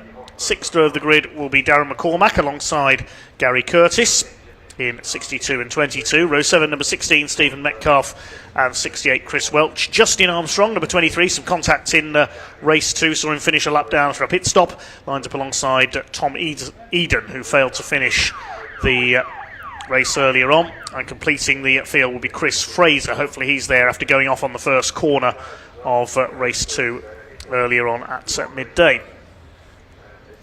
Last chance to see our 7 Championship UK cars out then this race weekend. But looking forward to the race, has been great, and definitely Henry can't take on that Harry name because there's just far too many of them at the front of this grid for us to cope with. Green flag lap then for this, the top flight of Caterham UK Motorsport, 180 horsepower, 6-speed sequential gearbox, slick tyres. You will see them considerably more aggressive, and the attitude of these cars out on track and the speed difference between these cars and even the 310Rs, which is a step down from this, is quite significant. But Matt Armstrong having a good race weekend for his championship, a first and a second. Henry Heaton also having a first and a second. Can they, and who is going to take this final win of the day? We saw Senior and Donkin coming back through the field, didn't we? And they're now back right in the mix. Donkin with that new engine, Senior with the bit between his teeth, trying to keep hold of Matt Armstrong out in front of this championship. But yeah, they've put on some superb racing this weekend, and looking forward to this next and final 20 minutes race for them before we next see them out at Zandvoort, when we're going to be all there 26th, 27th of July. So do make sure you join us live on the streams, or if you're lucky enough, why not come out to the beach seaside resort of Zandvoort and come watch the racing for real. It's fantastic stuff. Colourful grid then of these cars coming down towards us. Very skilled drivers. Got some stories. Chris Fraser obviously had that lock up into turn 1 just as he got his car all fixed. He did make slight contact with the barrier, but he'll be looking to make some progress through in that AM Championship as well. So looking forward to this. I've just thought of something. As the next round's at Zandvoort, will they be swapping Dutch Barn vodka just for Dutch vodka? Maybe. I don't know what to say to that. But thank you ever so much to Dutch Barn Yes, Vodka indeed. for all the sponsorship that they have gone with us over the last couple of years, and into the top flight of Caterham Motorsport. So wish Chris good luck on his pursuits all the way through the field. We've seen that happen earlier on today, and like I say, Henry Heaton, local Yorkshireman, looking to see whether he can make it 2 from 3 this weekend. And Matt Armstrong looking to resist that. Obviously, we saw some of that needle, didn't we, between Senior and Justin Armstrong. So hopefully that won't spill over into the race this time, and we can just get some nice and close racing, as we've seen from all the Caterham action over the course of this weekend. Really good, fun racing to be watching. They've got a staggered grid here, so they've got a little bit more breathing room off of the line, so they can get these cars away. Let's see who's got the temperature in the tyres, into the brakes, who's ready for this race, who's going to take it. Can Donkin do it from that 4th or 5th place on the grid? Can Senior make the recovery drive and put more points on the board for him? All these stories yet to come, and we're going to find them out in the next 20 minutes. Last few cars coming into line on the grid then. The red and blue of Matt Armstrong on pole. The metallic sort of turquoise coloured car alongside is Henry Heaton. Harry Cook in black and gold on row 2 alongside the light blue and red of Harry Senior. Paul Donkin in red and white on row 3 alongside Harry Landy's blue car. 5-second board is displayed. Here we go then. 20 minutes for the Dutch Barn Vodka Caterham 7 Championship UK. Away they go down towards Clairvaux for the first time. They've all got away cleanly. Let's hope they all get round at the first corner. Great start by Matt Armstrong. He's already clear in that first corner. Harry Senior round the outside into second place. He's got ahead of Henry Heaton. So the two championship contenders out in front, side by side. James Hall banging wheels with Dale Head. Everybody else away clean. Justin Armstrong a little bit sideways. Already Chris Fraser's gained a couple of places. He was frustrated after going off on the first corner earlier on. Had to start at the back this time. And here they come up towards Tower Bend, and Heaton under fire from Harry Cook for third place. Justin Armstrong pulls out. He's going to have a lunge down the inside, finds his way blocked by Mark Kendall. Fraser makes up another place past Steve Metcalf in the number 16 machine. So they've made up 3 places already from the back of the grid. The Dutch Barn Vodka car as the Jim Clark S's sees Harry Senior attacking for the lead on the back of Matt Armstrong, but Armstrong holds him off. Third place is still Henry Heaton, a fine sight as they come towards Sunny. Fourth, it's Harry Cook. Then in completing the top 5 is Paul Donkin. Landy is next, Craig Story 7th, then Hall, Head, and it looks like Mark Kendall rounds out the first 10. So only one set of slick tyres for them over the course this weekend, so they'll start getting a bit tired. We heard earlier on that they started losing their grip at about after lap 3, so we're going to start seeing them sort of struggle a little bit. And I did see some of the cars drifting. There's Chris Fraser on his pursuit through the field, but Senior is absolutely, I didn't even see him through the Jim Clark S's. He was so close to the rear of Matt Armstrong's car and really looking like he's going to try and push forward. And we've seen them scamper away these pair into the distance on a couple of races this season so far, which is quite rare in Caterham racing. So they know how to work with each other as well. They know how important those points up in 20 minutes time are going to be for their championships, as they're just tipping over that halfway point before we get into the European round. As they head round, Chris Welch we heard from before, and it is look like Harry Senior is going to take another. There's Craig Story, I think, out on the gravel. In fact, someone else was that Chris Fraser, also out on the gravel and grass. A little bit of a puff of a lock of wheel for Harry Cook. They are struggling to get those cars stopped as they head down into Tower. Justin Armstrong down the inside of the 35 then of Kendall, so he has got another position done and looking to see whether he can get up across the gap that he's got in front of him. Harry Senior does lead them through the Jim Clark S's and out into Sunny this time. He's pulling away there as they go towards Sunny in for the second time. Harry Senior, he's had 4 wins already this season, including a couple at Brands Hatch in the final race there. He snatched the win right on the finish line from Henry Heaton. Dale Head running wide there as they came through Sunny. Harry Cook up into third place, so Heaton goes down to fourth. Paul Donkin making it 5 for the lead. The next battle is headed up by Harry Landy. That's the battle for the lead in the AM class as well. You can see them sliding around a bit more as they lose grip from these slick tyres. There's Mark Kendall under fire from Darren McCormack a bit further back as they go over the line. A couple of cars, transponders not working, I don't think, there, because yes, Senior and Cook have dropped down the order on our timing tower. Did they come through? They're watching the keep an eye out, because midfield. No saying that, I was going to say, we're not saying, but no, he is definitely yes, they are there, so it's a transponding glitch. And absolutely trying to shake and throw Matt off of the toe going down. In fact, there's another, I think that was Justin Armstrong out wide, out in the background, so that's not going to help his progress through the field, and Dale Head's going to be sufficiently ahead of him. Story defending from Harry Landy there, just in front, able to hold back Harry Landy in that battle in this AM Championship. So Story takes the lead in that one, but Senior is still taking the lead over the top of Matt Armstrong in the Pro-Am Championship, looking like he really wants to push on down the road, but I don't think he's going to have the speed to be able to shake Matt Armstrong. Yet to be seen though, because we don't know that for sure, and he obviously has slightly newer tyres because he didn't do the whole of that first race, so that is another factor, that he will have slightly newer slick tyres on his car than the cars around him. Harry Cook, can he make this the first win of his 420? He's been on the podium multiple times. Henry Heaton slipping back in these early orders, and Paul Donkin with his new engine in there looking like he's able to nicely keep up with the group now. There's a battle further back. Darren McCormack, Chris Fraser, and just in front of them is Mark Kendall. This is the battle for what is 11th place, I think, between these three as they come up over the line. Senior led at the line from Armstrong by just under half a second at the battle at the front of the field. The timing glitch has sorted itself out. Craig Story leads the AM class ahead of Harry Landy, and James Hall, he's had a consistent weekend for that, looking for another top 10 here. Up there in 8th place, the sort of citrus green car. Here come your leaders, just dodging that bit of dust on the circuit on the outside. So it was put there by Justin Armstrong. He's still in 10th place. 5 of them line astern now as they go through Tower. Here's the battle in the class headed up by Story in 6th. Hall having a go at Landy. There's Justin Armstrong. Then next in the order is Dale Head. There's Chris Fraser still making his way through the order. He's got ahead of Mark Kendall now in the 35 car. We're only a quarter of the way through this final race of the weekend for the Dutch Barn Vodka Caterham 7 Championship UK, and Matt Armstrong is closer this time to the back of Harry Senior as they head through Sunny.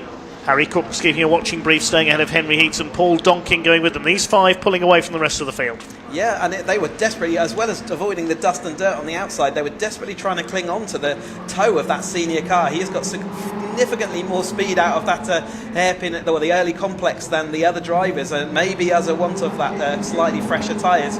But they are absolutely having to cling onto his, on these traction zones out the corners, they're having to cling onto his toe, which is what they're doing. So we watch Story and Harry Landy in their continued battle. And like you say, James Hall learning these cars, learning to be consistent, but he's got Justin Armstrong now, a driver who's been riding these 420s for many a year now. He's fairly new to the slick tyres, but getting very much showing the pace that he's got to come back through this field and up to the front of that AM class where he is regularly stationed. Just under 14 minutes of the race to go now. Dale Head being closed down by Tom Eden, who started from the back after failing to finish earlier on. Paul Donkin having a look up the inside into Tower. Didn't quite get alongside Henry Heaton for P4. Still the order remains unchanged as they head towards the Jim Clark S. It's still Harry Senior who sets the pace after a difficult weekend so far. But Matt Armstrong getting closer in behind him. That's where it seems that Senior has the straight line speed slightly. He's able to pull away down that back section of the course. Cook in 3rd place, Heaton 4th, Donkin 5th, so no change, although they're close together. The top 5 separated by just over 1.5 seconds. They're 4.5 seconds clear of the rest of the field. They're being strung out just by the sheer pace of Senior out front. The fact that he's been able to maintain that lead for the last 3 laps shows how fast that car is, because by once you'd see it overtake nearly every lap, and we have done through the course of this race weekend. Mark Kendall slowly slipping back, isn't he, through the order. Senior now diving to the inside again, trying to shake that toe, so don't give Matt Armstrong any sniff. And Armstrong, I think, is happy for that to happen, because they are just slowly and gradually creeping away from Cook, who's going to have to look in his mirrors, because here come the 2 Yorkshiremen. Henry Heaton fighting with Paul Donkin. Donkin looking like he's got a nice run. Can he make that stick? Henry's still going to have the toe of the Cook in front of him, so he is going to be a little bit defensive, or we'll have some defensive tactics. See Donkin pulling out of the slipstream there, which is a sure sign that he's also looking to keep his car nice and cool. Story still leading the AM class, but Justin Armstrong's firmly with that battle now. James Hall's had a moment somewhere. He's dropped back from that group there, the yellow car towards the back. He's lost 6 places on that last lap, so he's had a bit of a lose somewhere. We've also lost Chris Welch, 68, into the pits. A weekend to forget for him, sadly, as the leaders out on the back of the circuit once again. And these 2 definitely pulling clear now, with Matt Armstrong effectively pushing Harry Senior clear of the rest of the field. Not literally, of course. There's Cook in 3rd place. He's been Mr. Consistent this year, but still yet to get his first win. He's been in the top 4 of I think every round this year of his debut Caterham 7 Championship UK season. Certainly been up there battling, hasn't he, and firmly in that battle, and just hasn't managed to hook it all together. But such is the pace of Senior and Matt Armstrong. No one's really had a good look at the front of the field, but he's been one of the best at getting that done. But yeah, rather than Matt Armstrong pushing Senior along, I'd rather say that Senior's pulling him along and away. He's say super speed in that car at the moment. But yeah, not done from Cook, and he's closed in as they go into Clervo that time. And the 2 Henry Heaton and Paul Donkin still fighting away in that battle for 5th place, but it's Henry Heaton, 4th and 5th, so they are still holding on to that, but they're slowly starting to have that little gaps appear, but yeah, they're not going to have to happen. Story still leading the AM class. Henry Heaton under fire. Here comes Donkin having a quick look again as they come into Tower Bend. Didn't quite manage to get alongside, just can't get the nose down the inside there as they head up towards the Jim Clark S's. Still Harry Senior in the light blue car, who leads the way out of the S's down the back of the course, and Armstrong closer again. They go through the right hand flick at BARC, then into Sunny onto the brakes. With them now is Cook. He's getting closer. Look to the back of Matt Armstrong this time through, and Heaton's more preoccupied with the attacks of Donkin behind him. You see all the cars moving around far more now as they just wobble and trying to find the limit of what these tyres will give them for the remainder of this last 10 minutes of action. They've got to see this course. But where Senior has now seen that all compressed back together again then, so Cook has sort of solidified, and where he's not been having to defend from Henry, he's able to get to concentrate back in. But again, Senior pulls to the inside to try and shake that toe. Toe's so important in these Caterhams, and is desperately trying to not give any advantage, and the others I think have been quite welcome to that and letting their engines cool down. The temperature and the air temperature out there is high, and as I was going to grab a coffee earlier on, you can really smell the temperature in the air as these cars are all working hard out there on track, and everything about them is running hot at the moment. But let's say the action is also running hot. Again, he dives to the inside looking to break that toe, and in fact he managed to do that, and in fact they're all just diving for some clean air, aren't they? They certainly are, yes, just trying to find the optimum low. Had a change for the lead in the amateur class, meanwhile. It's Justin Armstrong has taken Craig Story. Up they come towards Tower Bend. Story trying to fight back Harry Landy in third place. So Armstrong has completed his charge through to take the lead of the AM class. This is the battle for 6th overall. Next in the order, there's Dale Head ahead of Chris Fraser, who's run through the field, has taken him up to 11th from the very back of the grid. Now it is definitely 5 of them line astern for the lead, waiting for an exciting conclusion here of the weekend for the Dutch Barn Vodka Caterham 7 Championship UK. Henry Heaton having a brief look there at Harry Cook as they went into the complex. Donkin is still on the coattails of the number 10 behind them into the hairpins. Anybody going to make a move this time? No, they're not. Still Armstrong and Senior, and in fact Armstrong has taken the lead over on the far side of the course there. He looks away for a split second at the battle further back, and it changes. That's the way every time, isn't it? And I think Senior will be slowly slightly a bit gutted about that, because he's put an awful lot of effort into throwing them all off, and he still hasn't been able to do it. And as he said, out the back of the circuit, Matt Armstrong, for the last couple of times, you can see how they're on the power from Tower Bend all the way through to Sunny in, Sunny out, flat out for them. So it's there's a lot of toe to be given, and I think he's going to find it easy to get back in the lead. But what he does know is it's going to be a tactical battle to the finish. He's got to figure out where he wants to be, and then you've got the risk. In fact, that's Harry Cook just fighting off Henry Heaton as well. So the moves are starting to happen. Harry Cook does hold on for now. That's going to slow them down slightly, and there is that little gap between them and the group in front at the moment. So Duncan's still trying to hold on. You can see it's sort of paired up, hasn't it, out the back of the track here as Harry Cook's just holding back the advances of Henry Heaton at the moment. Yes, the first pair have pulled away slightly once again. Senior's got the lead back again into Tower as we expected. Harry Cook still holding that third place. Paul Donkin just perhaps biding his time here, waiting until a little later on to make his move. There's still 7.5 minutes of this race to go. These 5 way clear. Everybody else nearly 9 seconds up on the battle for the AM class lead, which is next. Justin Armstrong leads that ahead of Story and Landy still. Out of the hairpin. Over the line they come this time. Who's going to make any moves down into Clervaux? Donkin was thinking about a move on Henry Heaton for P4. Senior back in the lead then, looking for his 5th win of the season. Harry Cook wants his first. Now he's right up with Matt Armstrong there coming through. He needs to get the toe here going towards Tower. There, over the line go some of the runners a little further down the aisle. James Hall still going after his little misdemeanor perhaps earlier on. Tom Eden has come through from the back chasing Craig Story. Harry Landy's got past Story there into second in the AM class. Yeah, this AM class battle is absolutely fierce as it is out front. We separate the drivers for Pro-Am and AM just by their previous championship results, or number of times they finished on the outright podium, so that's how we distinguish. So if anyone's won a Caterham Championship or any championship, they will go into that Pro-Am champ, and that's where we see, and you can see the speed difference between the front of the field and the AM. Some circuits it enhances, and sometimes, especially as we get towards the tail end of the race weekend where the tyres get harder to drive, you see these championship drivers really do solidify why they are classed as that Pro-Am. These are 5 of the best out front here, all winning championships in their own right throughout their Caterham careers. You can see the significant gap now back to that fiercely contested AM Championship. Justin Armstrong's been in the lead of it, but Harry Landy is absolutely not letting him go. There's nothing between them. Craig Story has led this. In fact, I think they've all led it at one point or another, but it's currently Justin Armstrong on that fight back through, leading that class. Here come the leaders into Clervaux with 10 laps completed. Harry Senior has led the majority of them, still holding back Matt Armstrong. The fastest lap of the race is with Harry Cook. He's done 1:24.697 a little earlier on. His last lap was a 1:25.5.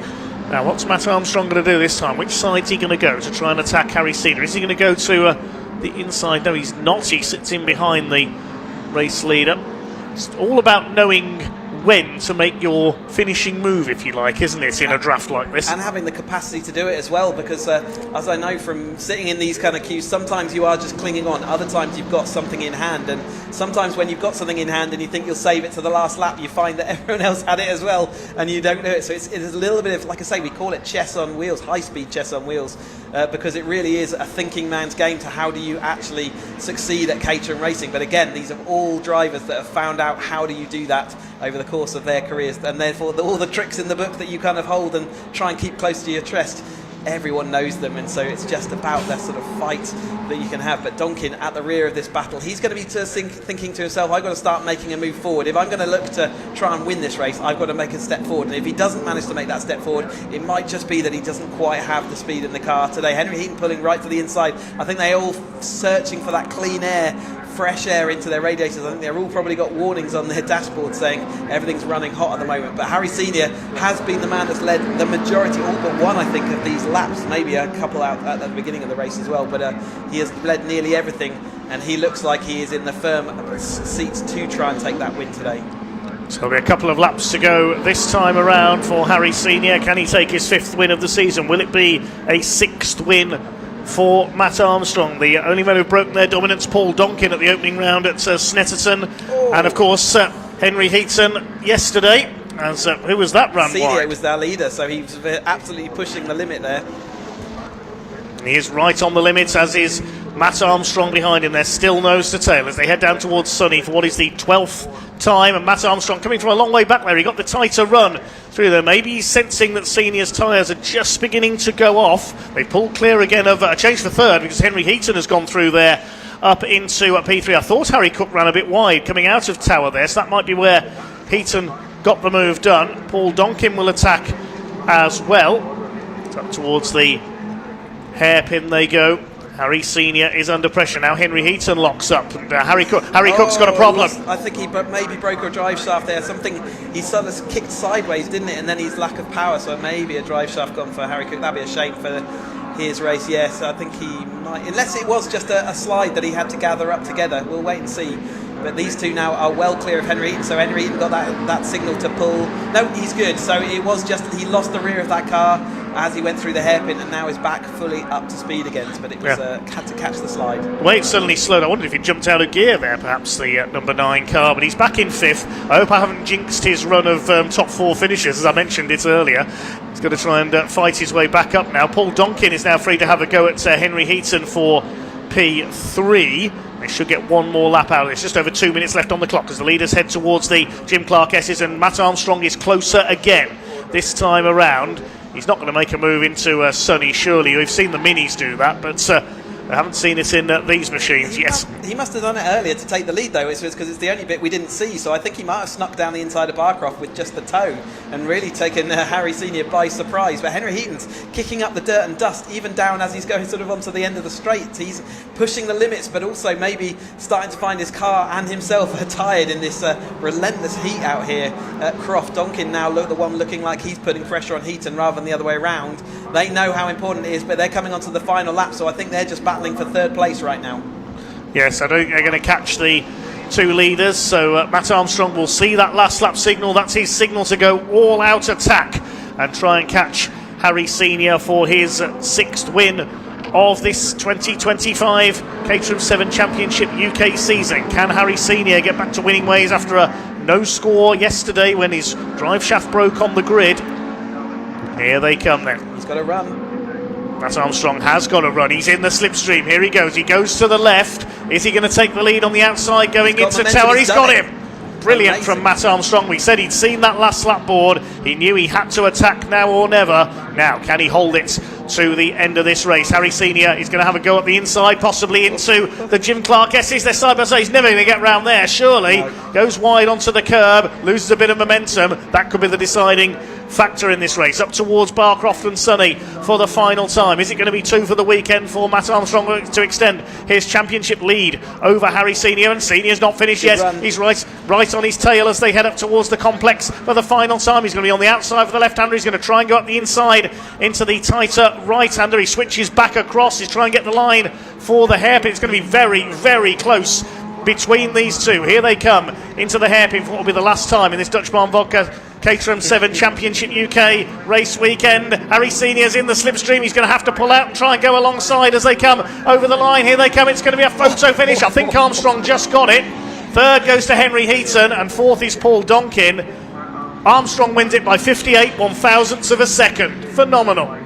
Absolutely fantastic racing. And what's the AM Championship? It looked like Justin Armstrong does take Landy and Story in that AM Championship. So great battles at the front, great battles further back. So fantastic from the 420s. And yeah, we're going to see them back in Zandvoort 26th, 27th of July. But I think Matt Armstrong absolutely acted blocker up that last lap. Did exactly what he needed to do. Had the run into tower and managed to block the onslaught of Senior. But Senior and Matt Armstrong really are coming of age this group this year, showing the skill and control that they have in those cars. Heaton and Donkin had a great battle for that third in the end, and Cook, after that issue at the hairpin, the penultimate lap, just fading a little bit, but he'll be back at Zandvoort to try again. Justin Armstrong, good fight back. Landy, really good, solid weekend for him this weekend.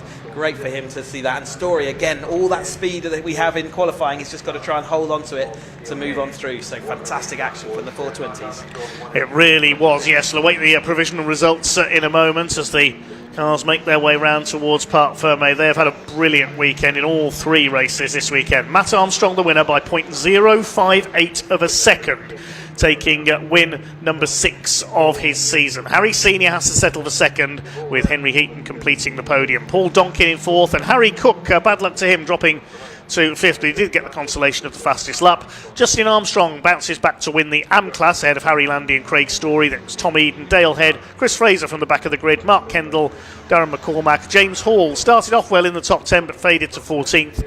The other finishers were Steve Metcalf and Gary Curtis. We lost Chris Welch into the pits early. Well, that concludes the action from the Dutch Barn Vodka Caterham 7 Championship UK. Thanks as always to Dutch Barn Vodka for their sponsorship of the championship. Next up on track we should see the Edge Caterham 7 270R Championship for their final race of the weekend. But Sam is down in Parc Fermé and is ready to talk to our top 2 protagonists.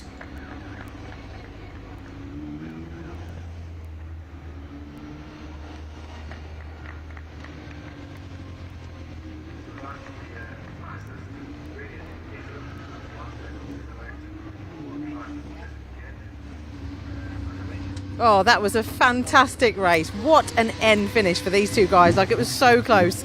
And I think if the finish line had been a little bit further down, Harry may have just got Matt. But they must be super hot now because it is roasting down here. So they'll be glad to get out of the car. But I think they all probably enjoyed that.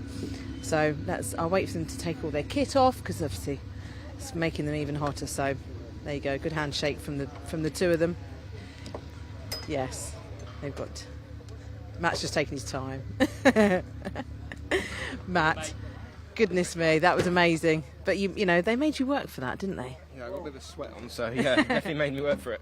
It was a good race. So I knew Harry was really fast, so I just thought I'd stay behind him and cook my tyres in race 2. So that was the plan, and thankfully it worked out. Yeah. So yeah, well, it did work. That was brilliant. Like, across the line, were you thinking, oh no? Yeah, because I messed the last corner up terribly, so I thought he might get me, but he was too close to get a tow. So yeah, my mistake actually was a good thing in the end.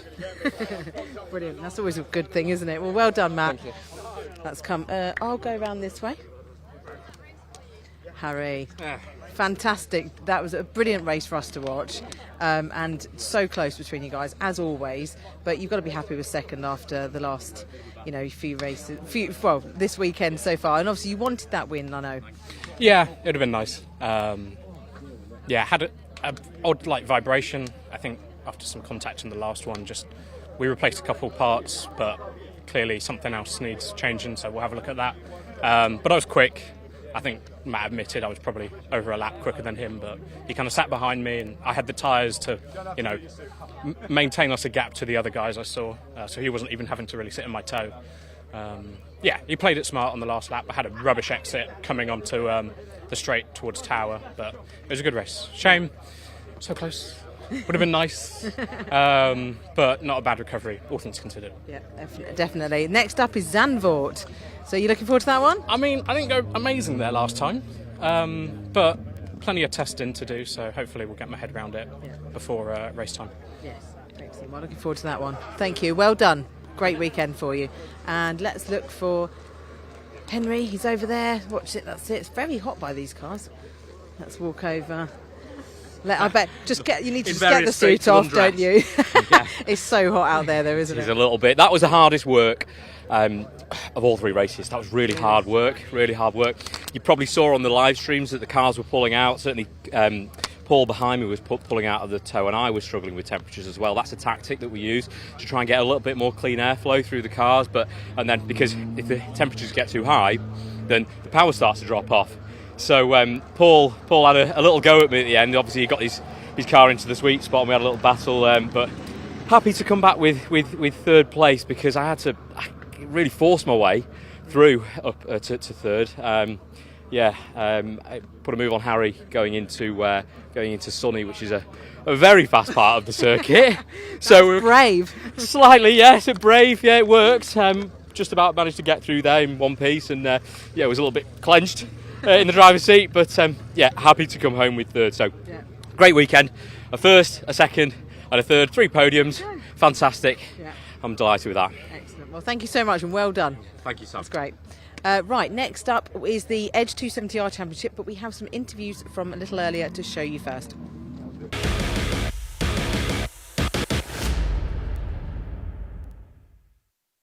Andy Palmer races in the 270 Championship. Andy, how are you finding Croft circuit? It's interesting, the very first time I ever sat in a Caterham was here 2 years ago, and I got absolutely raped in the race. So this is my return to see if I can at least hold my head up high, and my first race of the weekend, because I was unable to race yesterday. So I start from the back, but should be fun. Yeah, well, it's a great race. How do you find it overtaking? And because obviously there's only really a couple of safe options for overtaking around here, isn't there? Yeah, that first corner is where everybody tries to jump everybody, and so you end up with a lot of people in the kitty litter. But there's an opportunity up the hill, but not that many opportunities. But it's quite quick. It is. Yeah, it's got a mixture of everything, hasn't it? Technical stuff as well as fast. Yeah, I love it from that point of view. It really is. The technicality. And are you brave enough to hold it where everybody says it's flat, or do you lift? It's always the question. It is, and that is the question. Yeah, it's who's brave enough, I think. Yeah, well, that's really about Caterham racing, isn't it? It's all about bravery and keeping it clean and just keeping just enough gap between people. But we should have a good race here. It's beautiful weather for it. Yeah, perfect, brilliant. Well, I wish you all the best. Enjoy it. Thank you. Thanks. Thank you very much.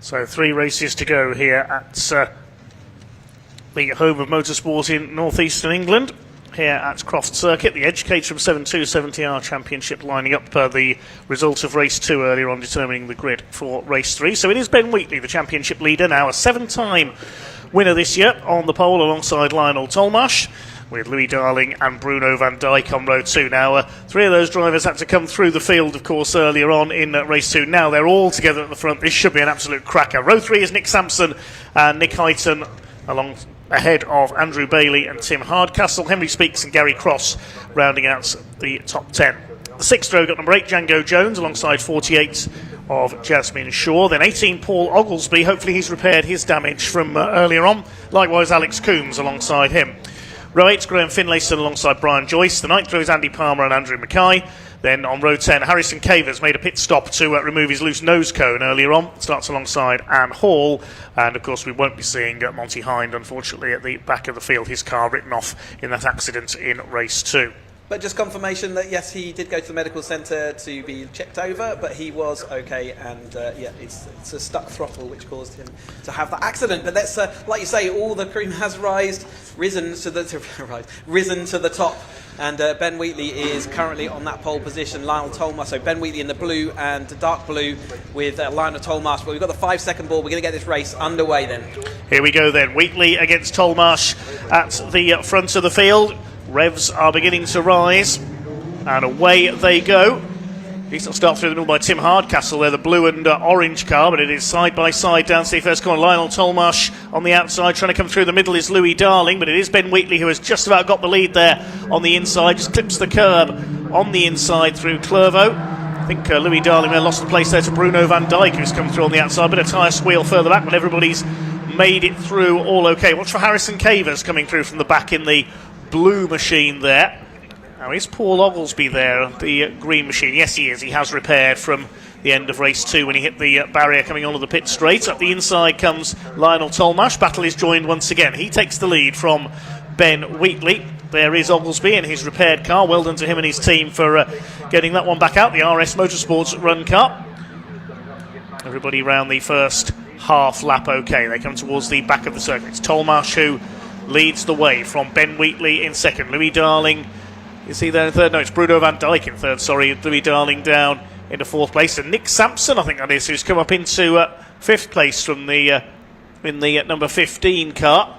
He's had a decent opening lap. Tim Hardcastle in seventh behind. I think that's Nick Heighton in the 78. Yeah, Sampson had a great start to the season.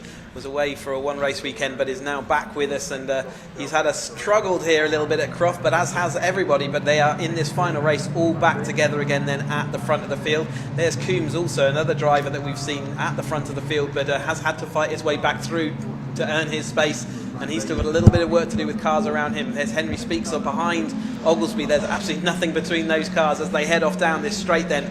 A lot less wind this today, so the toe's acting in a different way, but it is still Wheatley out front. He clipped that curb quite heavily on the last time through, and that did upset the car a little bit. The position made up by Sampson that time through, as the rest of this field still pretty much nose to tail. So we watch the 73 there of Joyce just rounding out this sort of front group.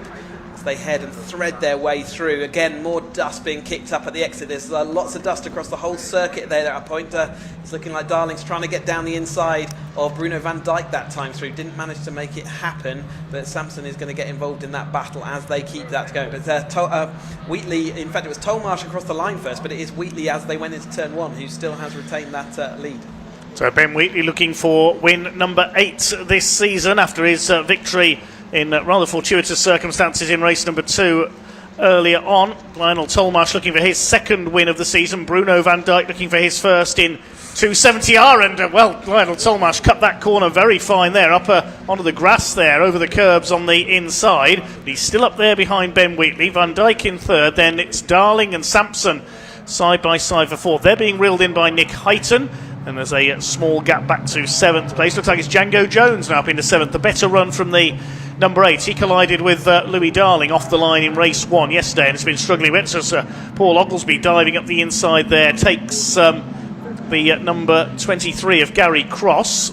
Henry Speaks in there too. I think we'd say by force he drifted off the apex, so it's a little bit locked up there, so I don't think Gary Cross would be particularly pleased with that. But Van Dijk leading this behind Wheatley at the moment. In fact, Tolmarsh, ahead of Van Dijk, then Darling, then Sampson, Heighton, Jones, Hardcastle and Oglesby, the battle we were seeing with Henry Speaks just on that as well. So all these names we're used to seeing at the front there. There's Coombs on his fight back through, 14th place behind Cavers, so they've still got more, in fact, work and more work as the race is developing. They're not moving forward at the moment, but they look like they might get Hardcastle as they go down. But it is Wheatley still in the lead, as we've seen many times this year. Tolmarsh still trying to cling on, and a guest driver kind of position with Van Dijk as well. So 2 guest drivers, 2nd and 3rd, before Darling, who's the person who really wants to get up with Wheatley and try and solidify some championship points as this the racing gets tough. So again, side by side, that's Tolmarsh and Van Dijk, and now we've got side by side through with Darling trying to force the issue there as well. Lock up as they went into sunny in that time, but all under control so far.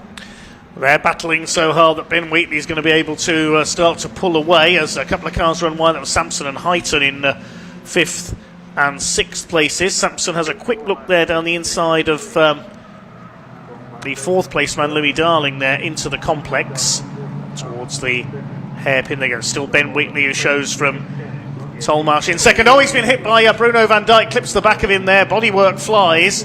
Now it's removed the nose cone of Bruno van Dijk's car, the rear wing from Lionel Tolmarsh. I don't think it's going to slow them down too much. It will affect the aero and handling of Van Dijk's car, certainly. Now he hasn't got a nose cone. Bonnet also looks like it's flapping slightly yes. on the front wing, so he, as long as those clips remain on the front, he should be okay, but he'll be significantly slower when he's not in the slipstream because the wind gets under the bonnet and it causes all sorts of brake forces, but when he's in the slipstream it shouldn't cost him too much. But that was just a miscalculation of how much he needs to get on the brakes to avoid the rear of Tolmarsh, who was just happily on the apex of that corner and got clobbered. So maybe Tolmarsh didn't take the extra speed that he was expecting through that, but nevertheless Tolmarsh will continue on, and it is now Bruno van Dijk who's got a bit of a flapping front wing and a bonnet, no nose cone to deal with as the rest of these battles continue on then, with Cavers and Coombs fighting with Henry Speaks on their attempt to get back through the field. Yes, I think Harrison Cavers from the back of the grid, remember, is up into about 11th place now, so he's having a very good run through the field. Ben Wheatley continues to lead. Here comes up the inside, that's Louis Darling into, that's not a passing place very often in Caterham's, into Sunny Inn. He's up into second on the brakes, they're ahead of Lionel Tolmarsh. Is Tolmarsh being slowed by that bit of damage, I wonder, to his left rear corner? I'm not sure though, I doubt it. I think we've just seen Louis Darling prepared to put his car in places that other people aren't expecting, and it's working for him. Ooh, Nick Sampson, yes, nearly clipping the back of Tolmarsh as they come out of the complex. Behind them is Nick Heighton getting aboard now in 5th place. Now is Van Dijk still there in behind them? He was 6th as they crossed the line last time through. We'll see if he's still in that battle further behind. Yes, there he is, just behind Django Jones, who's up into P6 now. 7th is almost looks like an old American hot rod now, doesn't it, with that front bodywork missing. Bruno van Dijk's car. He's got Tim Hardcastle closing behind him, then Paul Oglesby and Henry Speaks rounding out the top 10. There's Andrew Bailey coming under fire from Cavers, who's into 13th place to be precise on his run through from the back of the field. The lead gap is 0.85 of a second. One car that hasn't come through on that last lap is Stephen Mackay, number 65. We may have lost him. Well, Van Dijk, despite that front end damage, is not slowing him down, so hopefully just cosmetic for the number 3 car. Tim Hardcastle coming up on the back of the number 3 now to try and gain another place. He'll have the aero advantage. Meantime, Nick Sampson has gone ahead of Nick Heighton. It's up in 2. We'll work out when we can see the cars ahead of them. Lionel Tolmarsh has dropped back behind them. I wonder if he has got possibly slight suspension damage there. So he's lost another spot there. Sampson up into 3rd place, Heighton 4th. Tolmarsh is down to 5th. Still Wheatley and Darling 1 and 2. I just doubt it. I think he's just been mistreated a little bit over the last couple of laps and maybe trying to get back in that queue and get ready. But you're right, we'll keep an eye on that just in case he is suffering. But I wouldn't normally would it cause a problem just to have the rear wing removed, and I don't think there was any other contact other than with the rear bumper. So we'll see whether that has cost him, because like you say, he has dropped back a couple of places which you wouldn't necessarily expect given the speed that he was had. They all grab another gear. You can see the front of the car sort of dip and then re-rise again as they go through the 5-speed manual box on these Caterhams as quickly as they can, and it's so important to get that gear change done so quickly, otherwise you can lose tenths of a second around a lap unbelievably. It's really important to get that change done. But there is Tolmarsh with Song's rear wing, but he is heading off and still trying to see what he can do about Heighton just in front of him.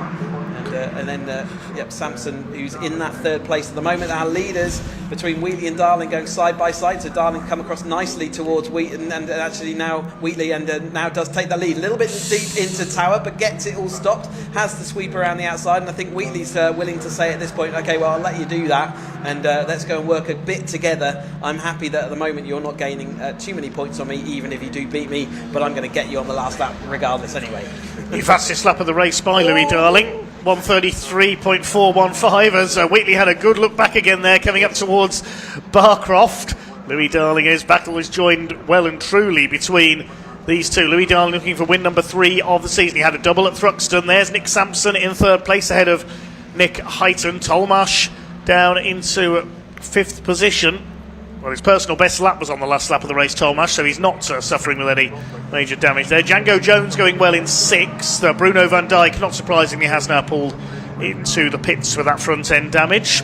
So Hardcastle is 7th, Oglesby 8th, Speaks 9th, Gary Cross in 10th as we come up towards half distance. The calculation in Wheatley's mind about whether he works with Darling has completely evaporated because Samson has immediately, as soon as they started battling, come back together, so he will no longer have that little bit of a truce, and he will try and persist with this move around the outside. Darling will try and not let him, and in fact Darling wants to squeeze him into the brutes of the car behind, and this is what has happened. So Heighton also looking like he's going to get that move done because he's down the inside of the chicane. You definitely don't want to go side by side. Wheatley's knowledgeable enough to know that's not going to be work out for him, and he's still got 10 minutes left, so that calculation quickly went against Wheatley, and there was unfortunately nothing he could do when he was on the outside of all those cars. They just absolutely filled any gap that he was trying to get his car back on the inside, so he's going to have to get it all again. Heighton still down the inside, and he's now having to protect from Tolmarsh, who's still got speed in that car. Debris signs as they go up through the chicane this time. That's Heighton just off onto the grass and losing out time and space there, isn't he? So yep, Samson leads over the top of Darling here as they go through the back of the circuit, so it's all change. It certainly is, yes. That was a little bit cheeky there by Louis Darling, taking Ben Wheatley out wide, leaving him on the wide line through Clervaux and dropping him back from what was the lead. He's down to 5th now because Tolmarsh has got through as well, past the 53. That shows if you lose the slightest bit of momentum in a battle like this, you go backwards. We've got yellow flags out there. Somebody's off. 2 cars off, so we've got... safety car coming out. Yeah, so we've got 2 cars into the barrier at least there. Try and work out who they are as the pack comes through next time around. Black and green roll cage Is that there. Henry Speaks' car? It might be, mightn't it? It may be the orange and blue. And who was around Henry Speaks last time we saw them? So it's, is it Paul Oglesby again? Maybe it could be Oglesby, couldn't it? Yeah. We'll see as they come across the line, because they'll come across the timing line. Whoever's missing. Yeah, Oglesby is going Oglesby down. and Speaks, they've tangled. Yeah. There they are. They've not had a good race together. This, in fact, the whole race weekend, I would say. So they've got words to talk to each other about, haven't they? And looks amicable at this point. There's nothing they can do. They're both in the barrier. There's a safety car out on track, so we're going to have everything pushed back together.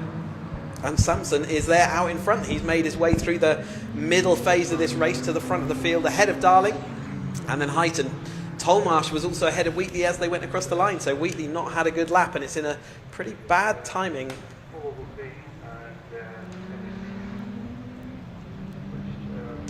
Head down towards then under safety car conditions. See the SC's flashing boards in the background with the Marshall and the physical board as well. So most, I think all UK circuits now, we've got these repeater actual display boards, but you can see it's down at Tower then, so they've clearly had a tangle as they've got onto the brakes, a disagreement and bash of wheels, and they've ended up in the barrier and the left-hand edge there. So not a nice place to be, but both drivers out, both drivers okay as they... Yeah.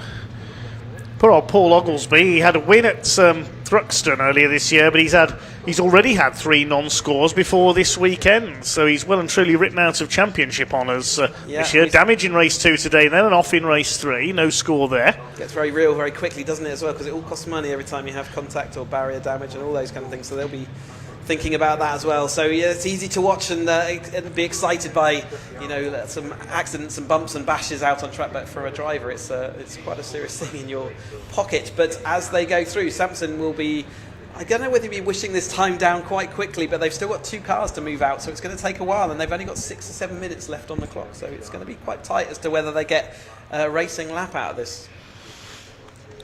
Yeah, 6 minutes 45 left on the clock as the BMW Mini safety car leads them round. We've got no space in the schedule either, so they will have to do this under safety car. There's no chance of a red flag and 5 minutes left because the schedule, we've got a tight curfew at 6 p.m. for this circuit here at Croft, and so we need to get all the racing done before that time. There is Henry Speaks sitting down on the floor chatting away to Oglesby, who stood up there. Both looking really disappointed and dejected, and why wouldn't you? You were racing and now you're not. Yeah, frustrating weekend for both of those drivers. So Nick Sampson with the lead, looking for his first victory. He missed the previous round up at Anglesey. He's had a no score at Snetterton after some contact as well in race 2 there. So pretty sure he's another driver that's come through from the academy as well. Yes. So skipped out that Roadsport step, which is never an easy thing to do, but he came through to Snetterton and really did have a great period where he just sort of looked solid at the front there, and he's kind of repeated that a number of times this year. He wasn't with us last time out, but is back and immediately back at the front there. We have now got the recovery vehicles then down at Tower, ready to try and move these cars off. They're working as quickly as they can. Again, that gives me the perfect opportunity on behalf of all the drivers and everyone to say thank you to all the volunteers that make these weekends happen. They'll be moving those cars as quickly as they can to a position of safety. We know from earlier on you can tuck them around the back of this barrier, and that is out of a firing line at that point. But 5 minutes still on the clock. I think we might just get maybe one more racing lap. It's going to be close. I think Richard, our cameraman up there, I think is on that post. He's collecting Caterhams up there behind the barrier. Marshals are collecting the wings that come off them, but our cameraman up there gets the whole car.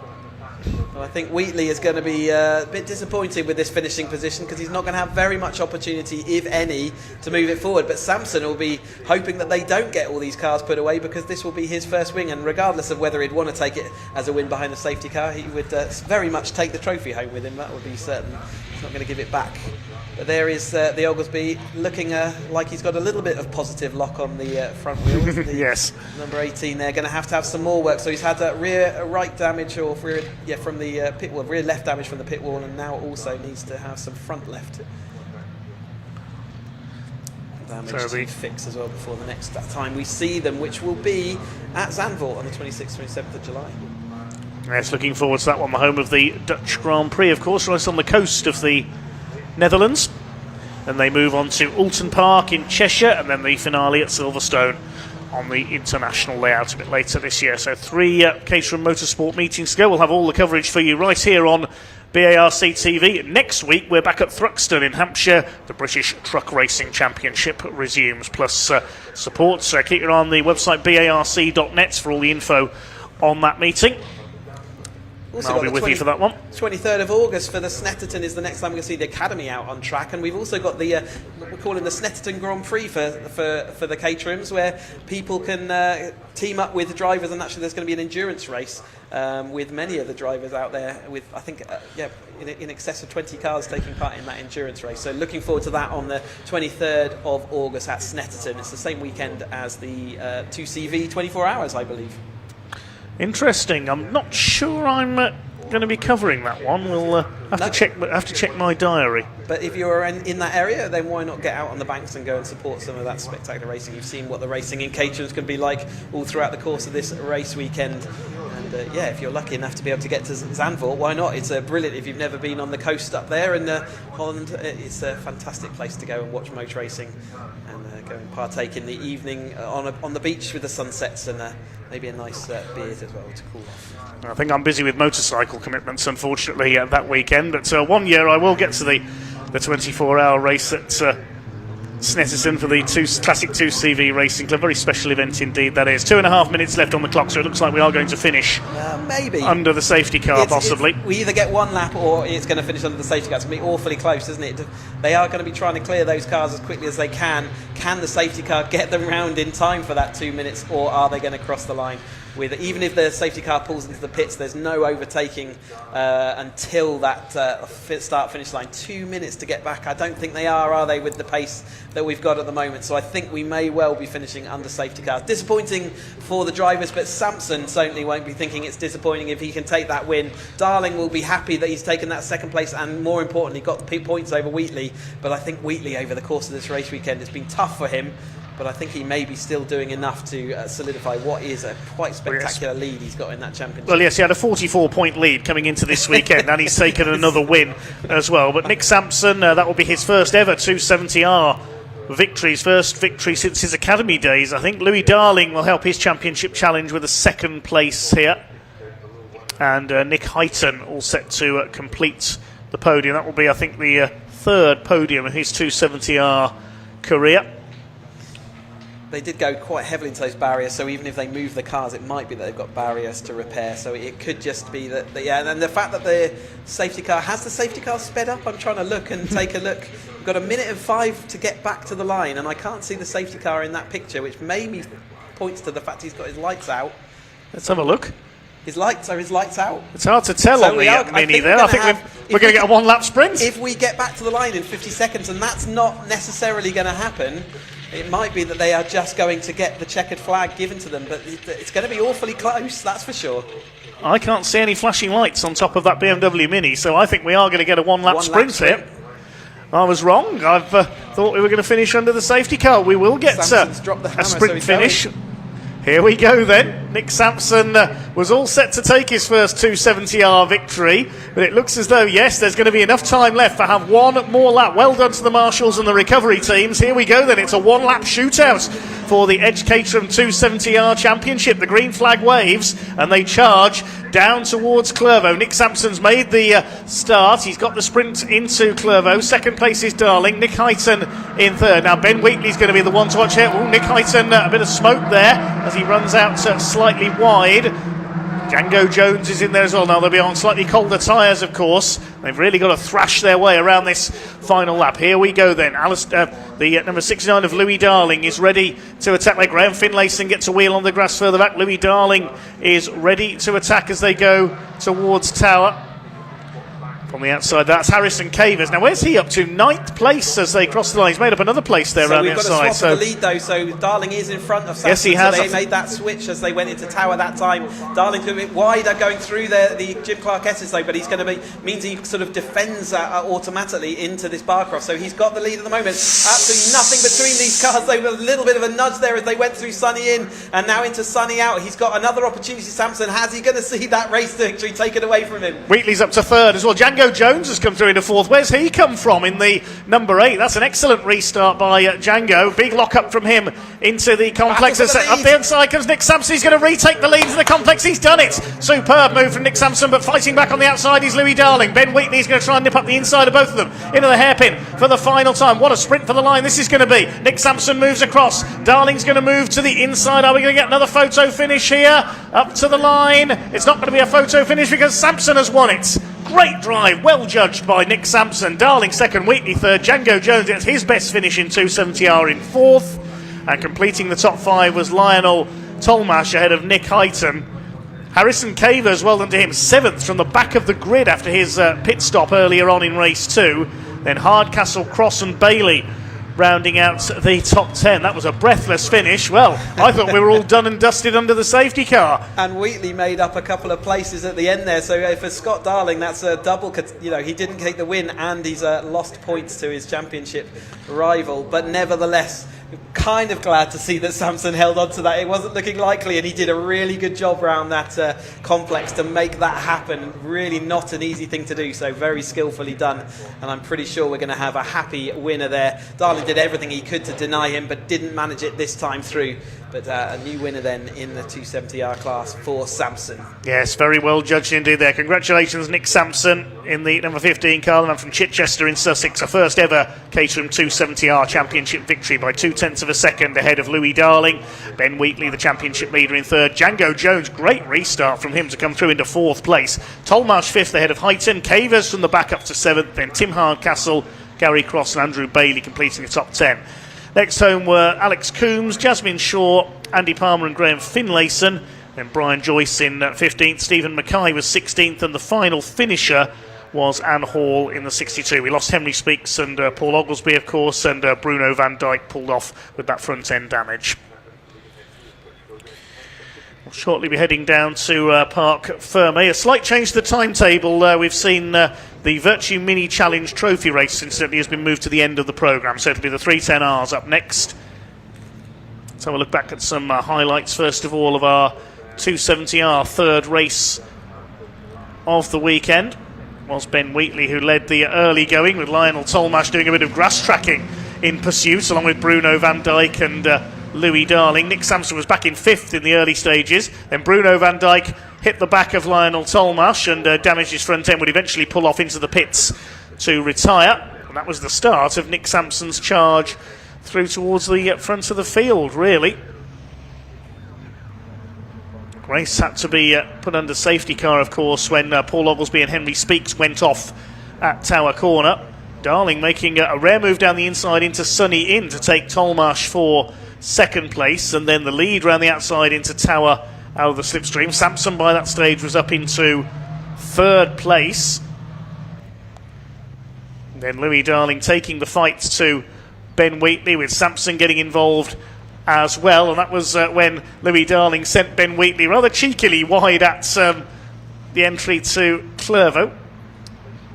Then Nick Sampson attacking on the restart on the back of Louis Darling, and able to come through at the complex to take the victory on that one-lap shootout sprint to the line. There is the move for the lead that won Nick Sampson his first ever 270R victory. Let's head down to Parc Fermé and celebrate with our new winner, Nick Sampson. He'll be talking to Sam Parker very shortly.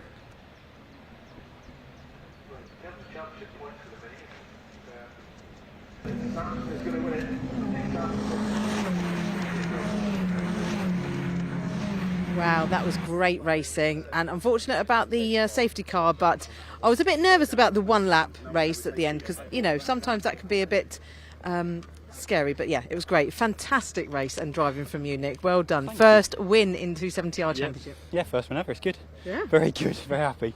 Yeah. And very well deserved. You know, you've been so strong, haven't you, this season, and it's paid off now. Yeah, I mean, we had the pace all weekend, so it's nice to get what I think we deserve, really. Quickest car, so yeah. Really good. Really happy, obviously. Yeah. Well, let that soak in. It'll take a while, probably.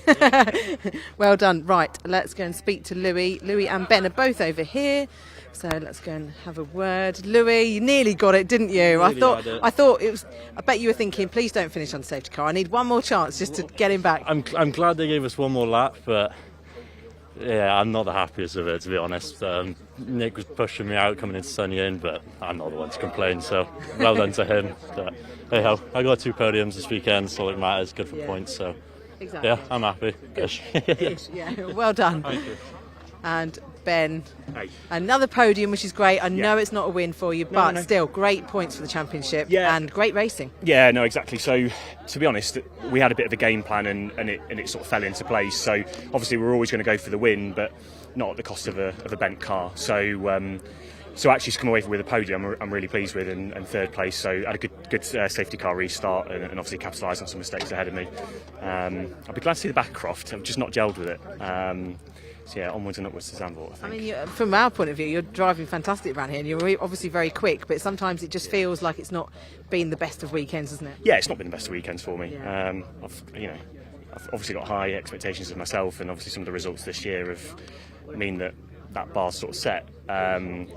So I kind of come in disappointed if I don't end up being the perfect weekend. So probably should stop being a bit harsh on myself. But but I think we all are. You know, we all want to improve and do better. Don't of course, yeah. And the thing is, you have a good weekend the round before, and you want to go and repeat it. So look, I'm looking forward to Zandvoort. I've never been there before, so I'd be pleased to see what Zandvoort's like and get around the banking and everything. So yeah. That's it. I've heard lots of good things about Zandvoort, so I'm not been keen. yourself? I haven't been either, No. so I'm looking forward to just learning it on that first test day. Yeah, I know, same. I think I'm going to need the Thursday and the Friday. Normally I don't do Thursdays, but I think I'll need the Thursday and the Friday. So if you're making a trip over there, you may as well go the entire way, right, and do Thursday as well. So Exactly, and apparently it's right by the beach, so it's like a beautiful setting, and it's probably going to be If it's very as hot hot. as it is today, you'll see me in the beach straight after the race, because it's been hot today. So I've asked the lads at CTS to get a paddling pool for us for Zandvoort, just in case. But it was some ice, so yeah. And just mentioning CTS, they've done a fantastic job this weekend again. So yeah, just it's on me for not capitalising on the pace in the car.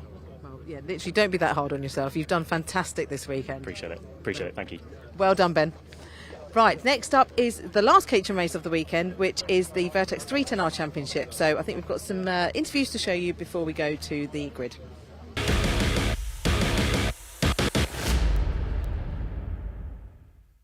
Anne, Croft Circuit, we do like it here, don't we? Yes, we do. It's a lovely part of the country. It's a great track. Trying to remember it from 2 years ago in Academy. So after a couple of days of testing and yesterday's race, it's good. I'm really enjoying it.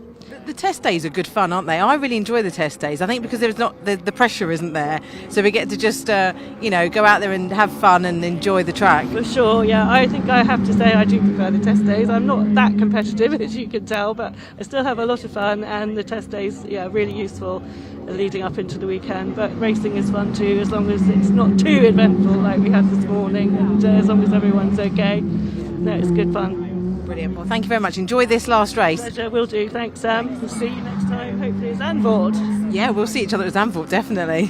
Thanks, Anne. MTR Championship. Nick, so Croft Circuit, are you enjoying it? 'Cause obviously we came here too last year for Academy. Yeah. How are you finding it in the 270? Yeah, it's good. Last year I crashed on my first quali lap, so I've done better than that so far, which is nice. It was a bit of a shame, race 1 crashing with Ben, but I didn't think it was my fault. There you go. It happens, and then race 2 we're in 5th, so we'll be all right. Yeah, should be interesting to see how this goes. Yeah, it's quite eventful, your races normally, aren't they? But the racing is so close and so good for us to watch. Yeah, it's quite tricky to overtake. There's a lot less of a tow today because there's a lot less wind. So it'll be interesting. I mean, Ben's pretty quick. He'll probably drive off again, I reckon, and then it'll be fight for the rest of the podium, I think. So. Well, it just depends. If there's not much fighting behind Ben and you all stick with him, then that's the key, isn't it? But they try and telling everybody that when the red mist comes down after the lights go out. I can guarantee there will be, 100%. They will not concede to each other. I can guarantee that. No, yeah, it will be interesting, but I think we'll do all right. Yeah. Yeah, your pace is strong here, so yeah, I'm looking forward to it.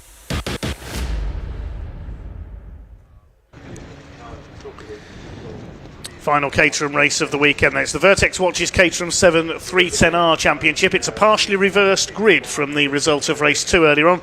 The top 9 have been flipped around. So 9th place earlier on was Stephen Lancaster. He's on pole alongside Harvey Lawrence. Second row, James Empson and Philip Bianchi. Then we've got Ryan Wilby and Ben Lopez Appleton on row 3. Lars Hoffman is normally good at these reverse grid starts. Watch for him from row 4 alongside Charlie Lower. And Taylor O'Flanagan on a hat-trick going into this race. He's on row 5 alongside Peter Mott. Row 6, Richard Cooper and Oliver Kibblewhite, and Jeff Price, who retired from race 2, will start from the back in our penultimate race of the weekend here at the Croft Circuit. Let's quickly give a mention to some of our commenters. Hello to Bethan Lloyd, she's watching down in South Wales. Hi to Dan Bartlett, Alpha Draco, Paul B, and well, I think most of our commenters are waiting for the mini challenge race. That's been moved to the end of the programme. That's coming up after this race. But thanks for all your comments and thanks for tuning in this weekend. We've already got cars forming up on the grid then. So, and Chris, how long before Lars Hoffman and Taylor O'Flanagan get through the front of the field this time? It's going to take them longer to angle, see? It's quite a significant reversal of the grid, though, isn't it? So it's really going to be quite tough. Green flag then at the back of the field, the 5-second board. We're going to get the third 20-minute race for the 310s up and running. Okay, here we go. We've already completed the green flag lap. They're on the grid and ready to go. Stephen Lancaster on pole. Harvey Lawrence alongside. Away they go. Charlie Lower trying to get through the middle there in the blue and Dayglow yellow car. But who's going to lead into Clervaux for the first time? It's about 4 or 5 abreast for second place, but it's Harvey Lawrence who's got the lead. There's a bit of bumping and boring and a bit of wheel banging. Philip Bianchi's come through to second. Someone's taken a shortcut. That was the 96 of Peter Mott. He's been a bit all over the place all weekend, it has to be said. They've all made it through the first corner okay. It is Harvey Lawrence who leads, Bianchi second. Already Lars Hoffman, I think, is up into third place there. Taylor O'Flanagan a bit more caught in the traffic, but it won't be long before he's up there with the leaders. Bianchi's going to try and charge down the inside. Hoffman around the outside. I said he was good at these reverse grid starts, Lars Hoffman. It won't be long before he's in the lead, I think. Yeah, but Harvey Lawrence absolutely trying to sustain out there in front because he was trying to throw the tailing and chasing pack off there. A little bit of maybe a wing missing from Harvey Lawrence. He's now got Bianchi up the inside of him as they go into Barcroft, so he's going to have to capitulate. Ryan will be just behind him, but Harvey Lawrence, don't forget, he's got his battle to have in the AM Championship, so he doesn't want to get Ryan will be past him. But Charlie Lower not too far back either. Where is Taylor O'Flanagan? Taylor O'Flanagan has had to take it a bit easier off the line there. Didn't have the run through that the other drivers did, so he's got work to do. Our double winner so far in the 310R Championship. He's going to have to see whether he can do anything to get back. I'm sure he can, but the other drivers will be pretty pleased to see them in his rear view mirror for the first time this weekend. Empson, we spoke to him earlier on, looking like he was trying to go for the reverse grid pole, but didn't quite work out for him. He's now just behind Charlie Lower, and Harvey Lawrence going to get shuffled back a bit further now. First 2 have broken away very slightly then as we complete lap number 1. Hoffman ahead of Bianchi. Then the battle for third is headed by Ryan Wilby. Then Charlie Lower. Harvey Lawrence was down to 5th place. He's got James Empson on. Well, James Empson has got ahead of him there, so Lawrence is 1 place further back in the clutches of O'Flanagan now. The rest of them file their way through Clervaux behind, the whole field covered by 4.5 seconds. Here come the leaders. It's the German against the Maltese-born London-based driver Philip Bianchi. Bit of dust being kicked up there towards the back. Oh, there's a bit of debris there. Somebody's lost a wing. Yes, it is off the Harvey Lawrence car. They will have to go wide to avoid that. Hopefully a marshal can dash out and pick that up. Should have enough time, although there's not marshal post just there, is there, which is going to be a little bit complicated, but it is Hoffman now in front again, just where he's used to being, and he's got Bianchi with him, but they looked like they might go as a pair to go and pull clear of the rest of them, but they've not managed to do that. Ryan Wilby has dragged Charlie Lower with them, and then it is Emson, isn't it? Then we've got the Harvey Lawrence and O'Flanagan still behind. So yeah, O'Flanagan's still not able to get past Harvey Lawrence at this point. So the reverse grid format, meaning hat-tricks are very rare in the 310Rs. We've seen Ben Wheatley do it this year in the 270Rs at Snetterton and Anglesey.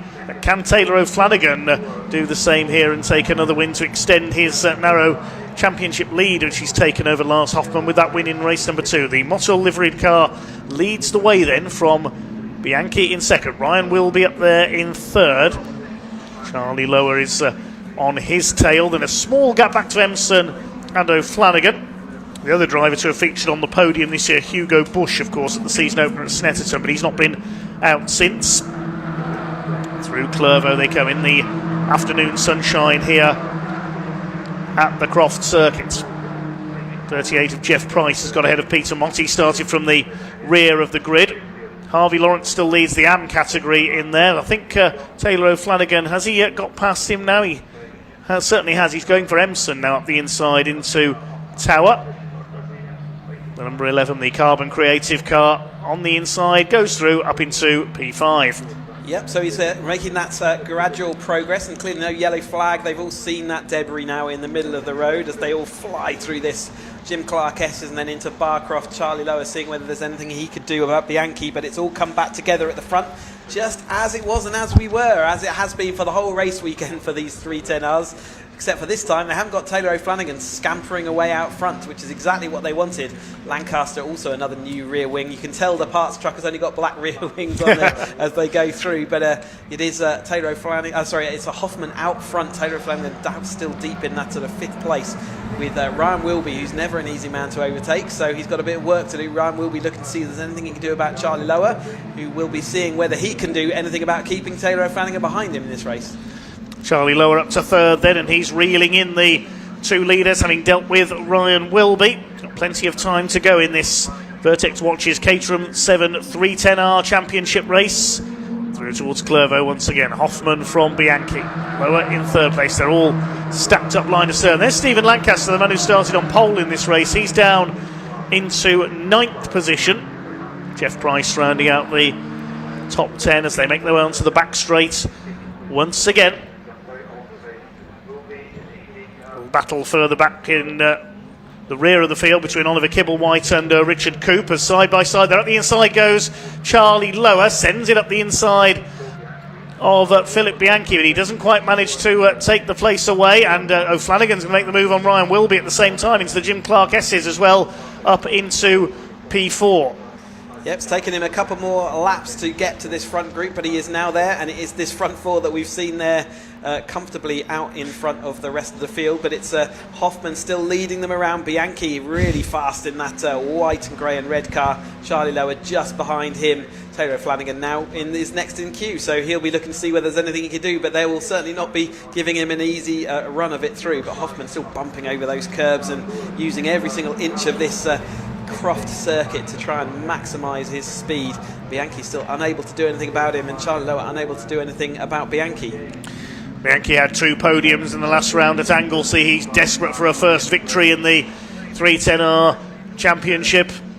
What's going to happen here for third place? Because O'Flanagan has got Charlie Lower in his sights. He goes to the outside, then tries to switch back again, but he's not close enough at Clervaux. Behind them in 5th position is still Ryan Wilby. Then we've got James Emson and Harvey Lawrence, who still leads the AM division.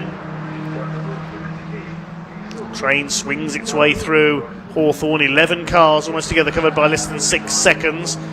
Up towards the right-hander at Tower. Still that bit of debris in the road there as round the outside comes Taylor O'Flanagan. They're right up with Bianchi now as well. It's 4 for the lead almost. Hoffman still has the lead. Here comes Wilby back into the equation as well in the 88, but he'll be on the outside for the entry for the Jim Clark S's.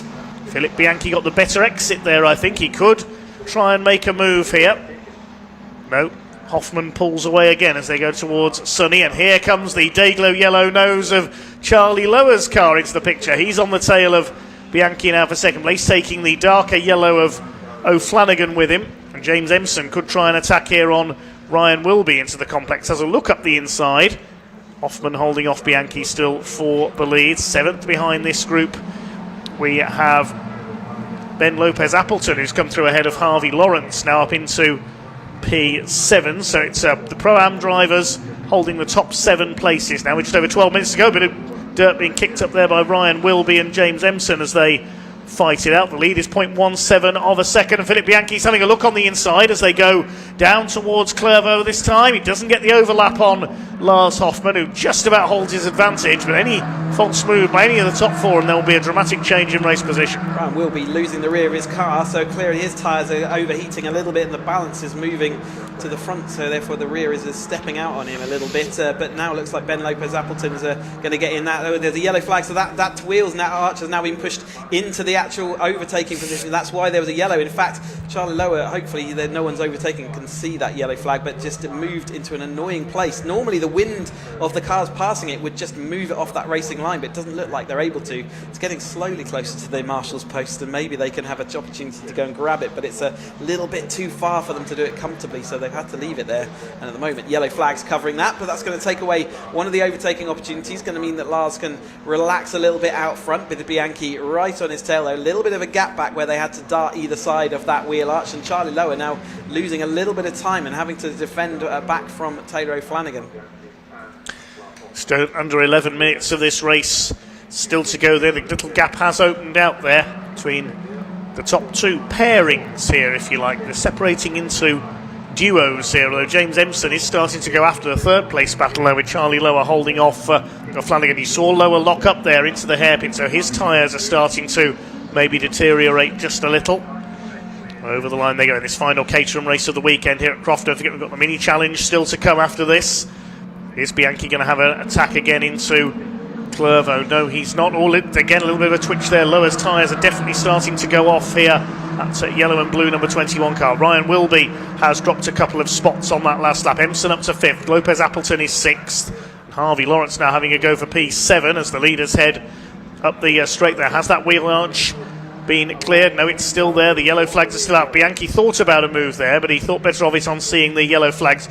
The green light is on just on the entry to Tower, so it's tricky to decide, isn't it? Yeah, it's a 90-degree angle from that light across the track itself, perpendicular, which dictates when you can start overtaking. But it would be as you're going through the middle of that corner, and therefore it's a tricky one to judge. But they're trying for moves other places which aren't necessarily going to work. Charlie Lower always sets his car up really much more loosely than everyone else. He really likes to have it, the front wheels absolutely going where he points and dealing with the rear end. So you'll always see his car wagging its tail quite happily, but it seems to be how he loves to drive the car. It's not a car setup that I would have ever chosen for myself, but he can make it work and makes it work quick. And Hoffman has managed to resist, hasn't he? Because he's one of the key overtaking opportunities is just not there at the moment. So he can relax as he gets onto the back straights. He'll be looking as far down the straight as he can to still see whether that yellow flag, because remember the yellow flag doesn't happen until you go past it, so if someone has got alongside you, you might lose a position before the braking zone, but at the moment he's able to defend into there, so doing quite nicely. Here comes the cavalry charge. Taylor O'Flanagan is up into P3. He's got ahead of Charlie Lower. Now he's going after our 2 leaders up the inside there. A bit of wheel banging, Ryan Wilby and Ben Lopez Appleton. That could have ended in disaster, but so they hold it together with Harvey Lawrence just behind them. Still, Lars Hoffman leads away. He's so good at these reverse grid races, Lars Hoffman. The German holds on ahead of Philip Bianchi in 2nd place, down towards Tower. I think the yellow flag may have been withdrawn there. I can't see any. These drivers are of such a high standard that they're even willing to leave a wheel arch there. It can be dangerous because if it gets under your wheel, it can cause you to then not be able to do your braking. It's going to be like ice underneath the front wheels. But they have taken the decision that they've all seen it, they are all aware of it, and now let's let them get back to battling. So amazing decision by the clerk to let that happen, and that's the the skill level that they're showing to avoid that, and then now to have the knowledge of where it is. But it is Taylor O'Flanagan up into third place. It's just that relentless step by step by step. He's getting closer and closer. He's got 8 minutes to see whether he can do anything about making that move as they come into the tail end of the race. Bianchi has been a persistent force in every single race, but we've already seen him sort of drift away just slightly at the end. He's able to be there for nearly the majority of the race, and then just loses out as we come to the tail end of the race. But it is that Taylor O'Flanagan yellow car. Can he do anything about the 2 cars in front? He's already dispatched with Charlie Lower. He doesn't seem to be able to put the fight back to him at this stage. He's just done the fastest lap of the race, 1:31.572. That's half a second quicker than the 2 in front of him. It's almost as if he's saying, nice lead battle you're having there, you two. It was a shame if somebody interrupted it, but that's what I'm about to do. He's got Charlie Lower up there with him. He hasn't dropped away. There's Ryan Wilby still ahead of Lopez Appleton. Now they're up to 6th and 7th now, so Ryan Wilby's back up into P6. James Empson trying to keep on the coattails of our leaders as well. Stephen Lancaster, the pole sitter in this race, is 9th ahead of Jeff Price. Up the inside, Philip Bianchi's going to try and take the lead. He has taken the lead, so he's noticed the yellow flags have gone, and he was straight up the inside there to take the lead for the first time this weekend. Now, has he been able to hold it? Hoffman's fighting back up alongside. They disappear briefly out of our view at the S's. Yes, he's through, back up into the lead, and there's O'Flanagan following him there in the number 11. Yes, he's got through, so Bianchi went from 2nd to 1st to 3rd in the space of 2 corners. So he tried that inside line inside of the wing and did a dive bomb down the inside, but he lost all the momentum as he went outside. That's far, it's too tight an approach with that wing in the way, so he's going to hope that that's moved out of the way. But that's another Taylor O'Flanagan opportunistic move. Charlie Lower seeing whether he can do anything about. Bianchi can't do at the moment, so Hoffman overall kind of a winner in that he's put another car between him and Charlie Lower, who is fighting in the championship obviously with but Taylor O'Flanagan still in the best seats from this weekend after having a great Anglesey weekend as well. Now Charlie Lower ready to fight back on the tail of the number 16 Philip Bianchi. Is going to try and go up the outside, now switches to the inside as they come down towards Clervaux. The championship protagonists have got away in front of them slightly. Is it going to be a hat-trick? He's got plenty of time, Taylor O'Flanagan, to attack here on the back of his arch-rival Lars Hoffman. Squeal their way through these sides, really losing their grip now as they make their way out of the chicane. Empson a few lengths further back. He's about a second off Charlie Lower. There is the green machine.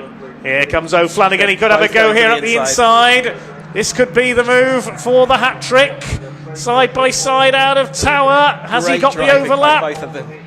No, he hasn't. They're still side by side. What's going to happen into the SEC? They're still side by side. Who's going to back out of this? They're absolutely together. Look at this brilliant stuff through the chicane. O'Flanagan up the inside. They think it's all over. It is now. He's taken the lead. That is just spectacular driving from the two of them there. There was millimetres between them. There was no way that Hoffman should have been able to hold on around the outside. He did. Taylor O'Flanagan gave him just enough room and they made use of it. But Taylor O'Flanagan is at the front of this field again. Can they do anything about holding on to him? Well, Bianchi fighting up the inside is not going to help. Then Hoffman had to get off the brakes there, and he's got a wagging rear wing arch there as well, which is going to be a bit of a distraction to him maybe in his rear view mirror, and he'll be able to feel it if it does start dragging on that tyre. But at the moment, looking good. Bianchi's again trying down the inside, nothing to be done. So they're all having to defend and attack all at once. Nice noise there, Dave, as Taylor O'Flanagan leads. Charlie is going to see them disappearing off and doesn't want to see that happen, but it's happening. 4 minutes and 30 seconds to go. Sorry, that attack from Bianchi came out of nowhere. It caught me off guard there. He's fought back very nicely. Well, if Lars Hoffman loses that rear wing, doesn't matter. There's another one on the track at Tower he can pick up and replace it. Here they come then, just over 4 minutes to go. They go through Hawthorne. Is he going to try and fight back here? Is Lars Hoffman going to be close enough on the run into Tower Bend? Meanwhile, Ryan Wilby has caught James Empson for 5th position. He's got 3 pairings fighting it out. Hoffman up the inside, retakes the lead. Bianchi side by side with Lower. We're in for a cracking last couple of laps here. And side by side, Ryan Wilby gets sideways, nearly bangs wheels with James Empson as well. The man with the best seat in the house right now is Ben Lopez. The best seat in the house is Ben Lopez Appleton. Sorry for talking over you, but there was another side-by-side through Jim Clark Esses as Taylor O'Flanagan just had the momentum, even though he didn't come out of the hairpin in the lead. He is now back in the lead. He's got the momentum. He doesn't want to give up. I think that rear wheel arch has departed as well, so that's another thing not to talk about. So sorry, for talking over you. Back to you, Dave. Oh, goodness me, we can't hardly keep up with this. It's really getting intense in these last few laps of the weekend for the Vertex Caterham 7 310R Championship. O'Flanagan back in the lead then from Hoffman, Bianchi. Is Bianchi going to have another go up the inside? He has a look.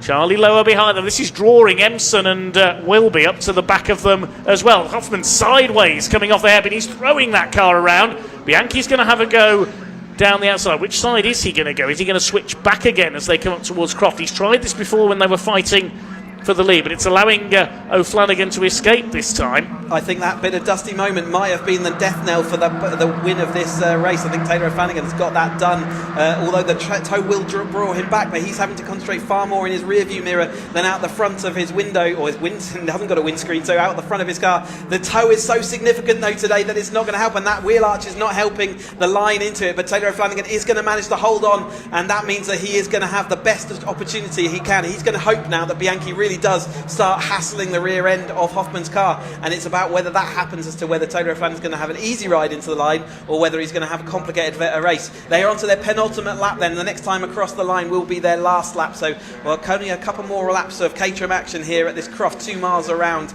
but it is Taylor O'Flanagan who is back in front, and Hoffman is absolutely not wanting him to stay there. Bianchi's preoccupied now with Lower trying to take third place away, so it's going to be between the two championship protagonists for the win then, I think. Is Taylor O'Flanagan going to take win number 8 of the season, or is it going to be number 5 for Lars Hoffman? This is where O'Flanagan could really establish himself as the championship favourite here this weekend. James Empson holding off Ryan Wilby for P5. Bianchi holds the inside line through the hairpin to hold off Charlie Lower. Up to the start of the last lap of the weekend for our Caterham racers. A wonderful weekend it's been here in the northeast of England. Taylor O'Flanagan leads by half a second over the line this time from Lars Hoffman, but has he done enough to break the toe down into Tower? That could be the critical point. I don't think he has, you know. I think there's still some moves to be made here on this final lap of the race. Here they come into the back straight very shortly. What's going to happen on the road to Tower? Is Lars Hoffman going to get into the slipstream? Here we go. Yeah, he's just about got the momentum, hasn't he? And Taylor is having to go to the inside. He's going to defend to the inside. Hoffman's going to get the better line round the outside. He'll try and carry that momentum. He's really late on the brakes. I can't say it. Charlie Lowe has lost the momentum now. He's not going to get over the top of Bianchi. We got side by side, but Taylor O'Flanagan is not letting him go round the outside. He has resisted unto the most important part of this track. And is there anything Hoffman can do into the complex this time? If there's anyone can do it, Hoffman can, but it's Taylor O'Flanagan currently in the best seats of the house. Here they come then into Sunny for the last time. Hoffman thought better of a move down the inside there. There wouldn't quite have been enough room. Bianchi's ready to capitalise should anything happen to the two in front of him in these last couple of corners. Running wide onto the grass is Charlie Lower. That's lost him his chance. Here comes Hoffman. Is he going to get alongside into the complex? He's right on the tail of Taylor O'Flanagan. We could have a drag race to the line here between possibly 3 of them. Is Hoffman going to dive bomb up the inside into the hairpin? No, he's not. He'll try on the exit. He taps the back of Taylor O'Flanagan. He's going to get into the slipstream. He's got to pull out and get alongside. Here they come, up towards the line. Is it going to be O'Flanagan for the hat-trick? Is it going to be Hoffman? They come up over the line. It's a hat-trick for Taylor O'Flanagan. 3 out of 3. 9th on the grid, through to victory. And the top 4 covered by 1 second. Well done to Bianchi for getting that podium finally. He's deserved one this weekend and he's got one. Taylor O'Flanagan though, another fantastic. It's a rear wheel arch there, a little bit damaged from earlier on, and it's a rear panel of his car a little bit dented. But also well done to Harvey Lawrence for another AM class win over Lancaster and Price in that 3rd place. And the Caterham action may have been it's been superb over the course of this whole race weekend, and I'm sad it's over, but we will be back with you at Zandvoort, as we said, on the 26th, 27th of July, and also we've got the Snetterton race for the Academy on the 23rd of August. And as we're going to be signing off relatively shortly, or I'm going to be signing off relatively shortly, I just want to say thank you again to all the marshals out there for BARC, the Caterham Motorsport team, 24/7 BARC TV, fantastic being with us all weekend, and it's been brilliant. Some of the pictures and the action we've brought you this weekend have been absolutely superb. So yeah, and also to Dave and James and Sam, it's been a pleasure as always. Chris Hutchinson, great to have you along. Thank you very much indeed for your input over the Caterham action this weekend. The Vertex 310R result then of race 3, a hat-trick for Taylor O'Flanagan, taking the win by 0.22 of a second over Lars Hoffman, with Philip Bianchi, well done to him, getting onto the podium at last ahead of Charlie Lower. Ryan Wilby won the battle for 5th with James Empson. Ben Lopez Appleton in 7th. Harvey Lawrence takes another win in the AM category ahead of the pole sitter in that race, Stephen Lancaster. Then Jeff Price, Peter Motts, Oliver Kibblewhite and Richard Coop, the final finishers. Just over 30 seconds covers the field. O'Flanagan got the fastest lap as well. A quite brilliant race to round off the Caterham action this weekend. We have got one more race to come from the Vertu Mini Challenge Trophy. I know plenty of our commenters are waiting for that one. Let's have a look at some highlights of that epic race. It was nearly 5 wide into the first corner. It was Harvey Lawrence who got the best getaway. Stephen Lancaster, the pole sitter, was just swallowed up into the pack. As in the early stages, there goes the wing from Harvey Lawrence's car as Lars Hoffmann and Philip Bianchi moved up to challenge him. There is Harvey Lawrence's wing that formed a bit of an extra chicane for the rest of the race there. I hope he's gone round to collect it. The yellow flags were out briefly for that as the battle was soon joined. Lars Hoffmann leading the way until Taylor O'Flanagan came through. And these two side by side, this is one of the best bits of racing we've seen this weekend. Side by side through the Jim Clark S's and through Barcroft. That is so fast through there. Brilliant driving from both of those racers. Really summing up this weekend here at Croft. Lars Hoffmann tried his hardest along with Bianchi and Charlie Lower to challenge for the win, but Taylor O'Flanagan from 9th through to take the victory. A deserved hat-trick for the man who now leads the 310R Championship. Absolutely wonderful racing, to say the least, from the 310Rs. Let's head down to talk to them in Parc Fermé with Sam.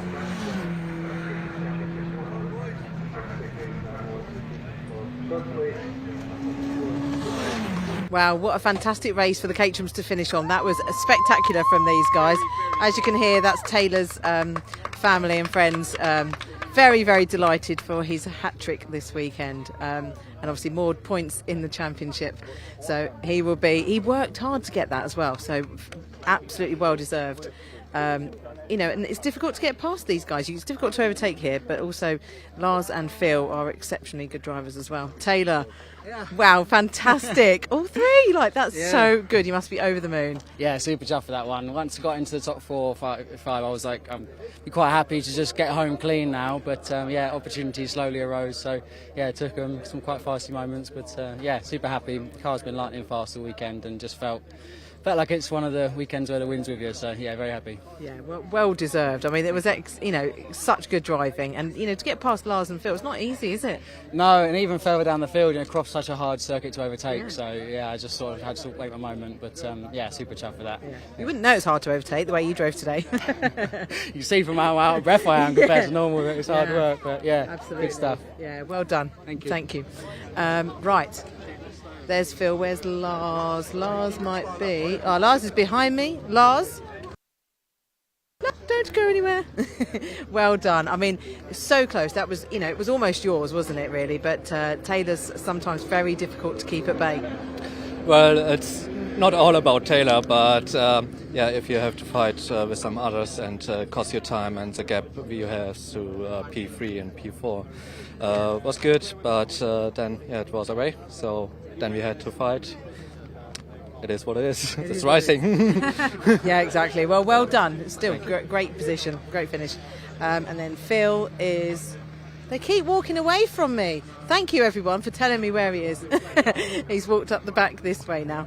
So let's go and they're having a look at Harvey's car, and must be some damage on Harvey's car. Phil, congratulations on the podium. Well deserved. I mean, that was obviously you're running in second place, weren't you, for a fair bit there, but yes. Taylor was making his way through some way or another. But that was brilliant. Great racing from you. It was non-stop from the beginning. Wasn't surprised when I saw Lars in my mirrors after lap 1. He made up some places, and then I saw Charlie, and then I saw Taylor. So before I knew it, usual bunch, and I just had to defend for my life, basically try and keep the position. So it was a bit hectic, but it worked. So maintained podium at least. So. Yeah, very well deserved. Yes, well done, Phil. Thanks. Right, so the minis are on their green flag lap. So it's the race up next. We've got some interviews for you. So we'll see you then.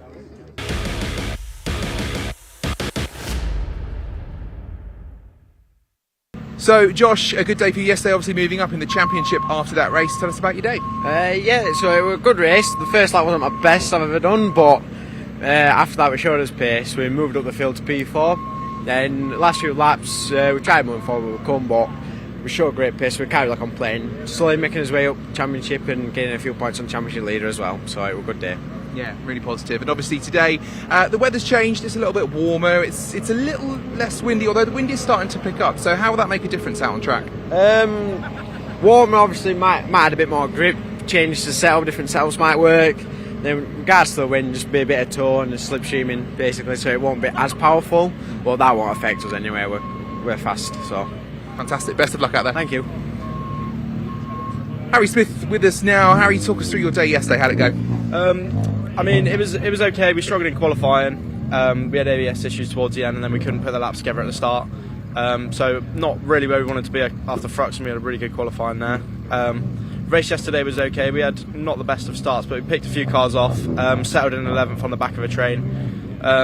Made a few moves, but really just trying to bring the car home. Bit of damage preservation. But today's a different story. It's full attack today. Hopefully give some good results. Yeah, I was going to say yesterday all about the strategy and trying to do what you can. In terms of today, what is the plan? How hard are we pushing on this? It's going to be 100%. Yesterday the goal was to try and get a top 10, try and pull something for the reverse grid. We were just outside it, unfortunately. But yeah, not a bad starting position. I think everyone knows how close minis are, so hopefully I can put on a good show. Yeah, it's going to be a good one out there. Good luck, Harry. Thank you.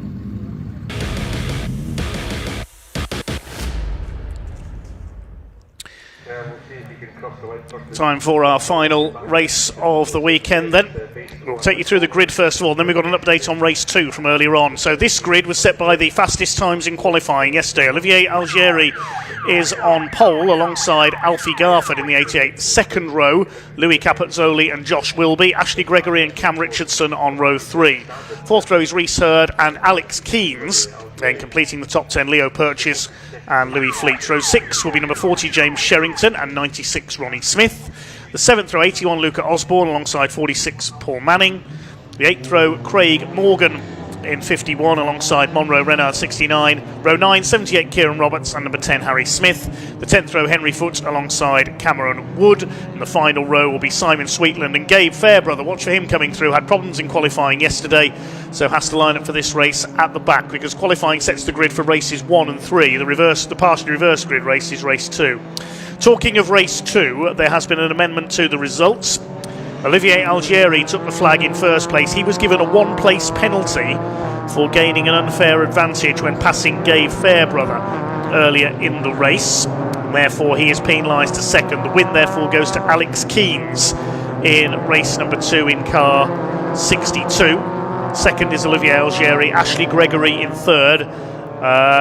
Harry Smith also got a one-place penalty, down to 7th behind Louis Capezzoli for gaining an unfair advantage earlier in the race, according to the bulletins I'm being sent through from Stacey Lauday, the clerk of the course for the Mini Challenge this weekend.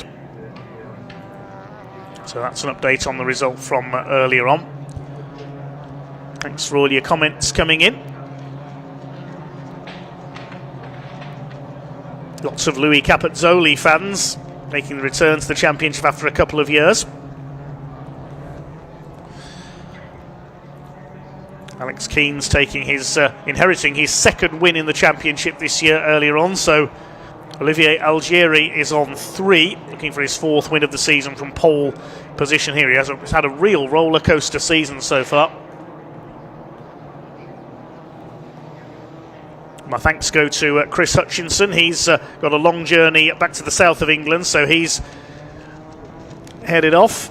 I'll be solo for this final race. I'm pretty exhausted, I have to say, with a cracking weekend of racing in the heat of the northeast of England. I'm sure all our camera crews and everyone else are as well. It's been very hot weather. They've been attacked by insects all day. But full credit and a big thanks to all our camera operators out there on circuit.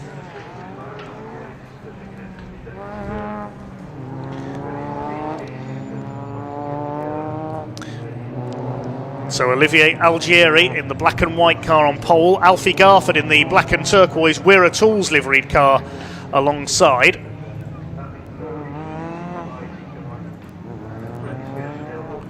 Let's take a look at the championship points heading into this race. They have been updated online. Alex Keens leads the championship on 389 points. He's 42 points ahead of Gabe Fairbrother. Ashley Gregory is third, a further 17 points back. Then Josh Wilby and Leo Purchase. That's your top 5 in the championship. Alfie Garford leads the Rookie Cup with Olivier Algieri in second and James Sherrington in third. The Graduate Cup is led by Josh Wilby, and Graves Motorsport lead the team championship. So third on the grid, Louis Capezzoli is going to be the one that I think most are watching here. The grey car, the returnee. Here we go then, the revs rise, 15 minutes, our last race of the weekend gets underway here at Croft, the Vertu Mini Challenge Trophy, down towards Clairvaux for the first time. These mostly young saloon racers. And look at the lead that Olivier Algieri's got already. He's off like a rocket at the front of the field. It's Garford in second place and Capezzoli in third. There's one car through the gravel there. On the outside, a bit of contact.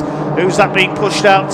Why? I think that's the 96 of Ronnie Smith. Contact with Leo Purchase on the inside. They've survived that. And one or two cars cut the chicane there. That's about 3 cars did that as the race continues though with Algieri away and clear ahead of Alfie Garford in second. Capezzoli is in third. Josh Wilby, none the worse for his off in race 2, is fourth. It's Ashley Gregory completing the top 5 as the pack funnels its way through Tower Bend for the first time. Paul Manning there on the inside in the 46. Kieran Roberts, who went off at Tower in race 2 towards the back of the line, got ahead of Cameron Wood in the 43. Out into the back of the circuit, out in the country for the first time. Then side by side there, Leo Purchase and Ronnie Smith still after their bit of contact early on. But look at the lead that Algieri has got already. Up the inside, going for second place is Capezzoli. That's forced the car of Garford to go wide onto the grass there. He's still on the outside line. That's going to allow Josh Wilby and Ashley Gregory to attack. Reese Hurd's blue car is in there as well. And then Alex Keane's the championship leader. Ashley Gregory in the middle as they go into the complex. This is very tight indeed through there. They've all somehow survived that. Very, very close indeed. Alex Keane's in the green and yellow car. He's got the 15 of Cameron Richardson, the newcomer, on his tail. As they come through to complete the opening lap, it's Algieri who will have the lead as they cross the line, but what's the margin going to be?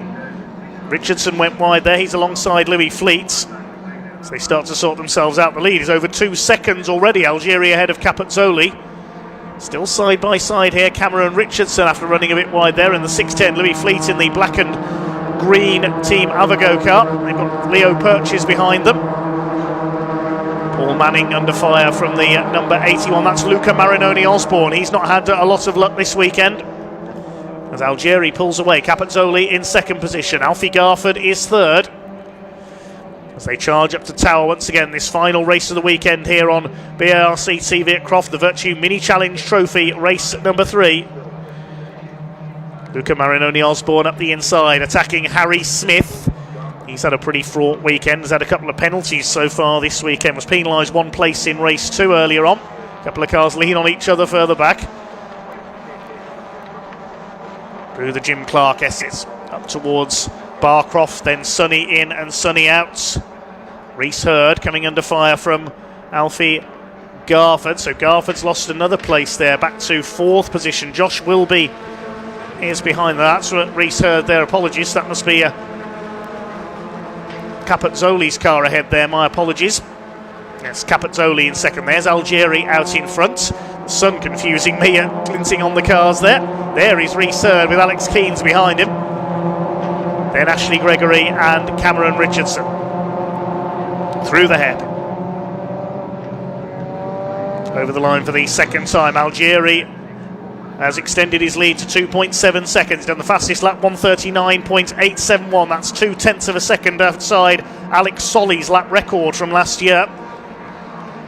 He went close to it with a 0.762 in race 1, so he's only been a few hundredths over the lap record, our race leader. There's Ashley Gregory. Led for so long in race 2. She's in 7th position at the moment. Algieri continuously looking to make up for losing a second win this weekend in race 2. Alfie Garford giving chase to Capezzoli. So Algieri leads the Rookie Cup split. Josh Wilby leads the Graduate Cup split. It's the Westbourne Motorsport car that leads the way. 51 of Morgan up the inside there, attacking Louis Fleet. That's for 12th position. There's Kieran Roberts in the ex-Matt Hammond car. Won the title a few years ago. It's calming down after the frantic opening exchange. We come up towards 1/3 distance. This is the battle for second. The 99 of Capezzoli, the Accelerate Motorsport run car. in the Weira Alliance Racing Academy car of 88 Alfie Garford, battling for second place. Josh Wilby fourth, Rhys Hurd fifth, Alex Keynes in sixth position. Lots of your comments coming in I've seen, but I can't read them out at this stage because there's so much going on out on track. Ashley Gregory under fire, that's from Cameron Richardson. Behind them Leo Purchase. Richardson has a look up the inside into the hairpin, he up on the curb there. Purchase behind them, then Ronnie Smith in the 96, there he is, the white and turquoise car. All 22 starters are still on track. Algieri leads by 3.2 seconds now. He is absolutely blitzing this race. Through Clervaux they come. There's Purchase under fire from Ronnie Smith. They've been together since this race started. James Sherrington behind them. Somebody going through the gravel there in the background. I think that's Simon Sweetland, number 4. Indeed it is. The Max Tune car rejoins at the tail of the field. Here comes the battle for second. It's a race for second place at the moment because Olivier Algieri is dominating proceedings out in front.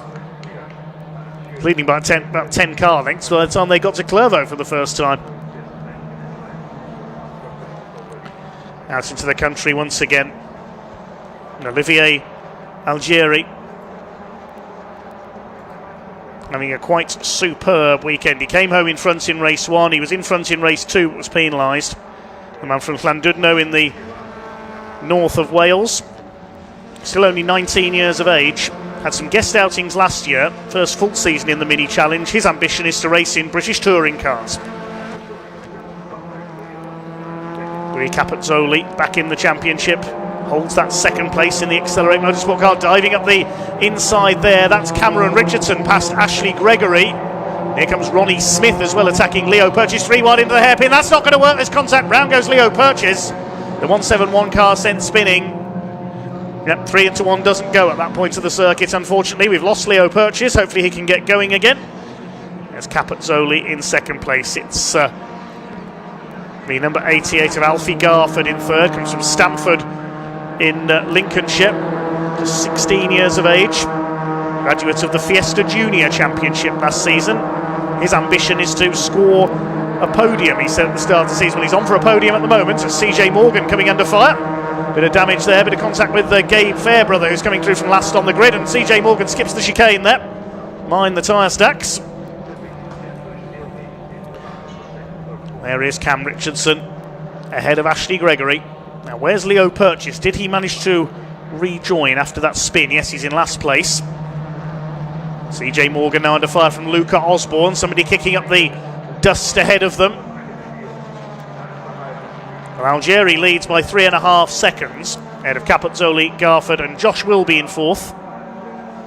Rhys Hurd rounding out the top 5. The midfield heads through the Jim Clark S's.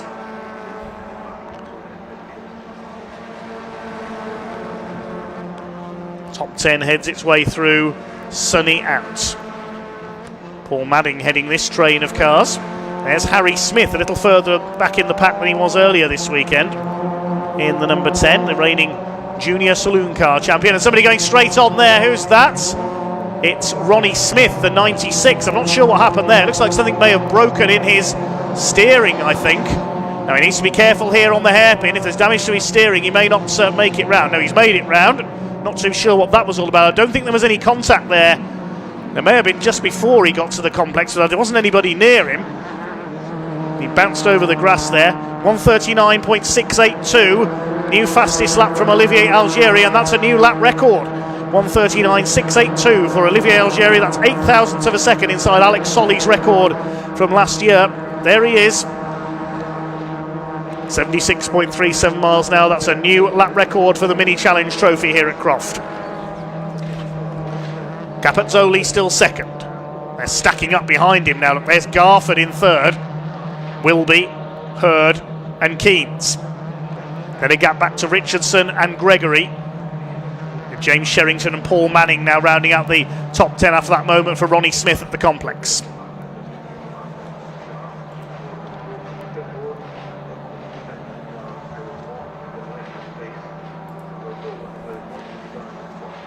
Out on the far side of the course, about 5.5 minutes of this race to go, and running a little wide there, dropping a wheel onto the grass. That was Capezzoli.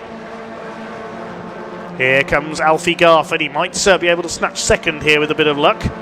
Up on the outside into the complex. Josh Wilby's poised to pounce as well. 5 of them line astern. Great fight here for second, but all the time they're dropping back from Olivier Algieri.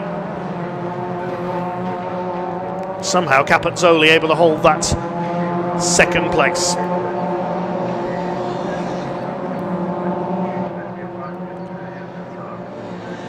Through to complete their 6th lap. Less than 5 minutes of this race to go. Everybody, I think, is still running further back. Yes, last runner is Simon Sweetland.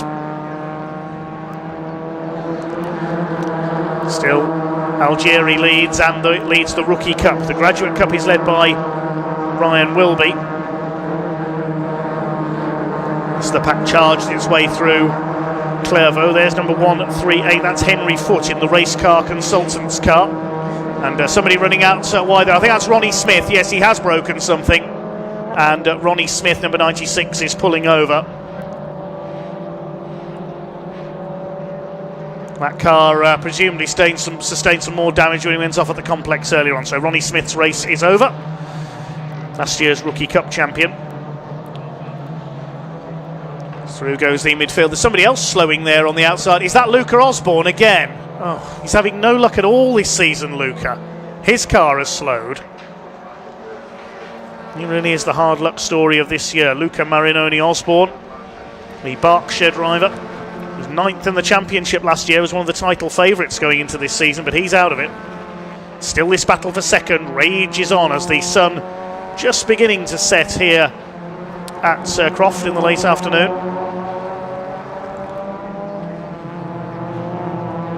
There's Ashley Gregory holding off James Sherrington, and in 8th place at the moment. There is Luca Marinoni Osborne, slams the door in anger. He's had no luck this season at all, has Luca. He's constantly having mechanical bad luck. Meanwhile, up the outside is Josh Wilby. He's trying to steal 3rd from Alfie Garford. He won't get through there. That could allow Rhys Hurd to attack up the inside. He's left the gap on the inside. Wilby keeps his foot in. And here comes Alex Keens, trying to make it 3 wide. Oh, this is going to be close through the chicane. They're going to have to cut across there. There were yellow flags out there as well because of Ronnie Smith's stranded car. They just saw the yellow flags and backed off in time there, I think. Yes, they're in the same order. So I don't think there'll be any penalties handed out there. Alex Keens had to back off there to avoid going past both of them and risk a penalty for passing under yellows. Goodness me. There's a couple of minutes left to go now for Olivier Algieri. There's yellow flags out at the Jim Clark S's as well because there's a thoroughly fed up Luca Marinoni Osborne pulled over on the side of the road.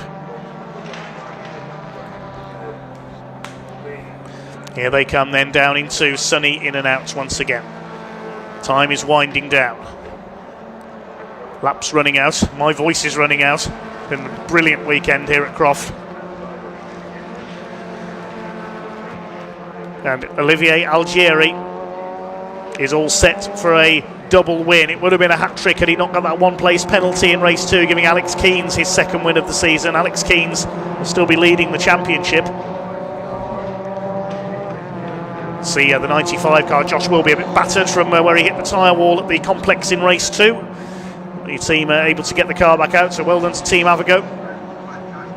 Across the line they go. I think we're now into our last lap. Final lap of the weekend here at Croft. Are we going to see a change for second? Is Capezzoli going to be able to hang on?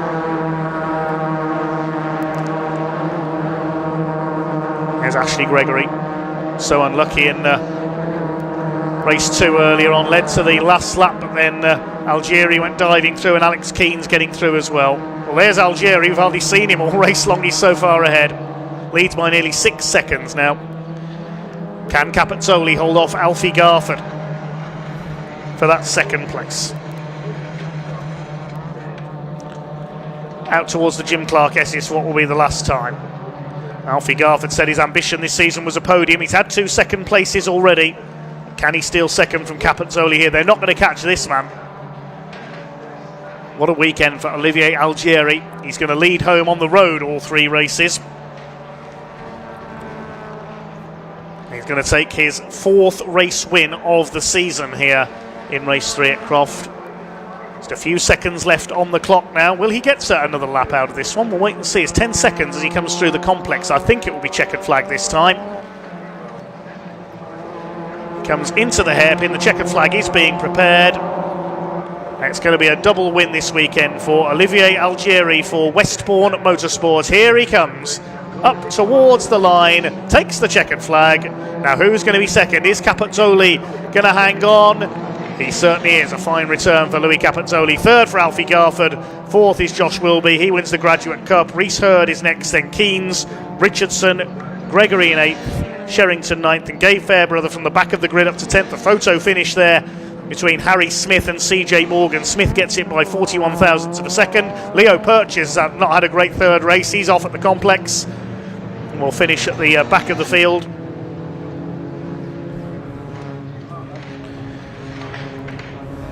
Just a couple of retirements there. Poor old Luca Marinoni Osborne. Great shame for him, and we lost Ronnie Smith with some damage as well. Well, that couldn't have gone any better for Olivier Algieri. Leading all the way, a win by over 6 seconds and a lap record as well.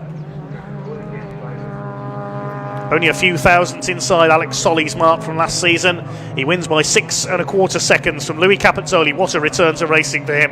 Alfie Garford in 3rd, ahead of Josh Wilby. Then Reese Hurd completing the top 5. Alex Keynes will keep the championship lead with 6th place, ahead of Cameron Richardson. Then Ashley Gregory, James Sherrington and Gabe Fairbrother, your top 10. Paul Manning next, ahead of Harry Smith and Craig Morgan. They finish side by side.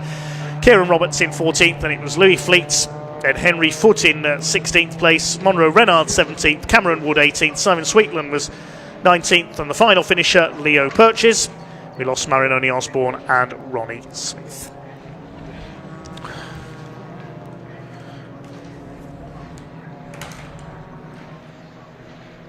Well, quite superb weekend here at Croft for all our classes, all the Caterhams, the Northern Saloons and sports cars, and the Vertu Mini Challenge. We'll have a quick look at some highlights of that final race of the weekend. There was a bit of bumping and boring on the first corner between Leo Purchase and Ronnie Smith as Olivier Algieri just drove off into the sunset, really. Perfect race driven for him. Good battle for second with Louis Capezzoli holding off Alfie Garford, who ran wide onto the grass at one point. Looked like he might lose out to Josh Wilby. Ashley Gregory having a battle with Cameron Richardson a bit further down the top 10. Leo Purchase in there as well until a bit of contact saw him spin out. Simon Sweetland did a bit of rally crossing through Clervaux. Not been the best of weekends for him, sadly.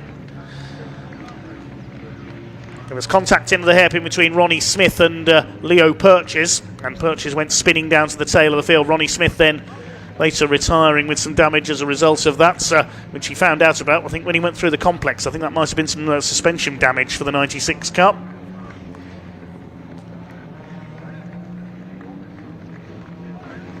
Now we see Ronnie pulling off to the outside. That was his race over.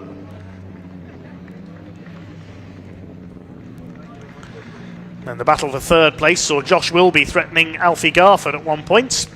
And Reese Hurd able to get up the inside, leading to a 3 wide moments through Hawthorne. Hurd in the middle, Wilby on the outside. Alex Keynes trying to go up the inside of both of them, but then suddenly they saw the yellow flag for Ronnie Smith's car and wisely backed out of it. Well, I think we can shortly hand down to the Parc Fermé with James Pearce to talk to our race winner.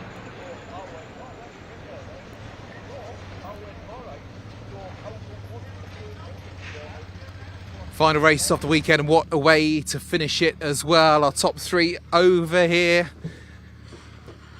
And what a way to finish the weekend. Louis, Alfie, and of course, as you can see down there, Olivier with the win. Celebrations for him. It's been a fantastic weekend. We will go and get a quick word from Olivier. Olivier, we'll grab a quick chat with you if we can. I'll let you take the helmet off if you want to, and get out into the cool air. It's been such a warm day here at Croft today. for all of our drivers. And after that performance, he deserves to be out there. As you can see the smile as well. Olivia, what a gap, 6.2 seconds at the front of that one. Talk us through your race. Yeah, I mean, there was a bit of judicials after the last one, and yeah, I knew I had to do a good job then, so I got off the line well, like I did in race 1 yesterday, and just kept consistent, try not to look in my mirrors, and then got on with it. Yeah, really happy.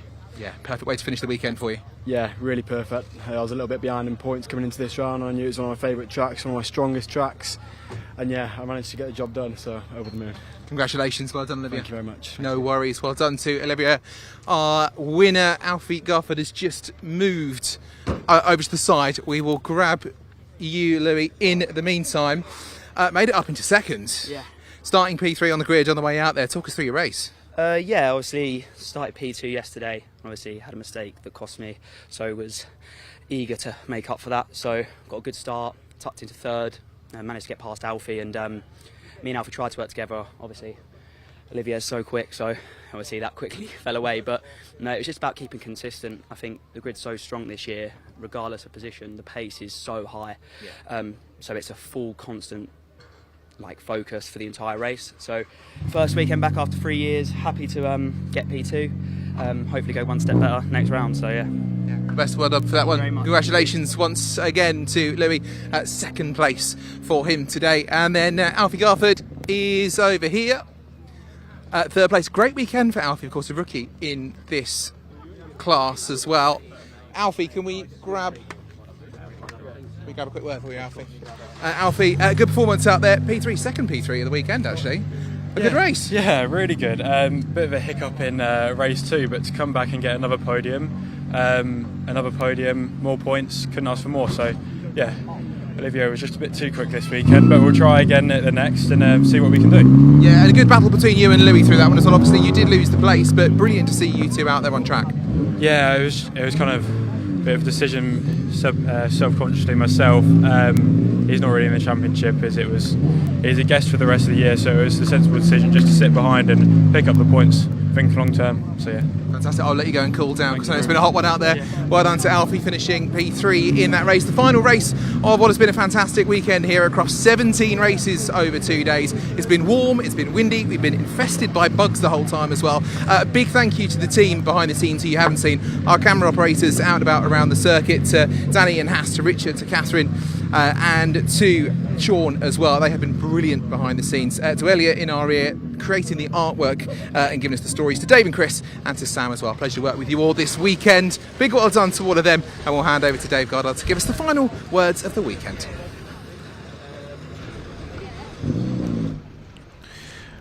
Thank you to James Pearce, first of all. It was, I believe, his first go at presenting motorsport this weekend. He's done a variety of other sports, but he's done a cracking job on BARC TV for the first time. So well done to James. Thank you to Sam as well down in Parc Fermé.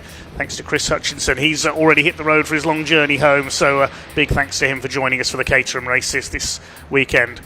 Huge thanks to all our volunteer marshals being out there in the hot weather in their orange overalls this weekend. Also all the medical staff, the recovery crews, race control staff, timekeepers and everybody else here at Croft Circuit for making this event possible. We couldn't go racing without all of you, so a big thank you to you all.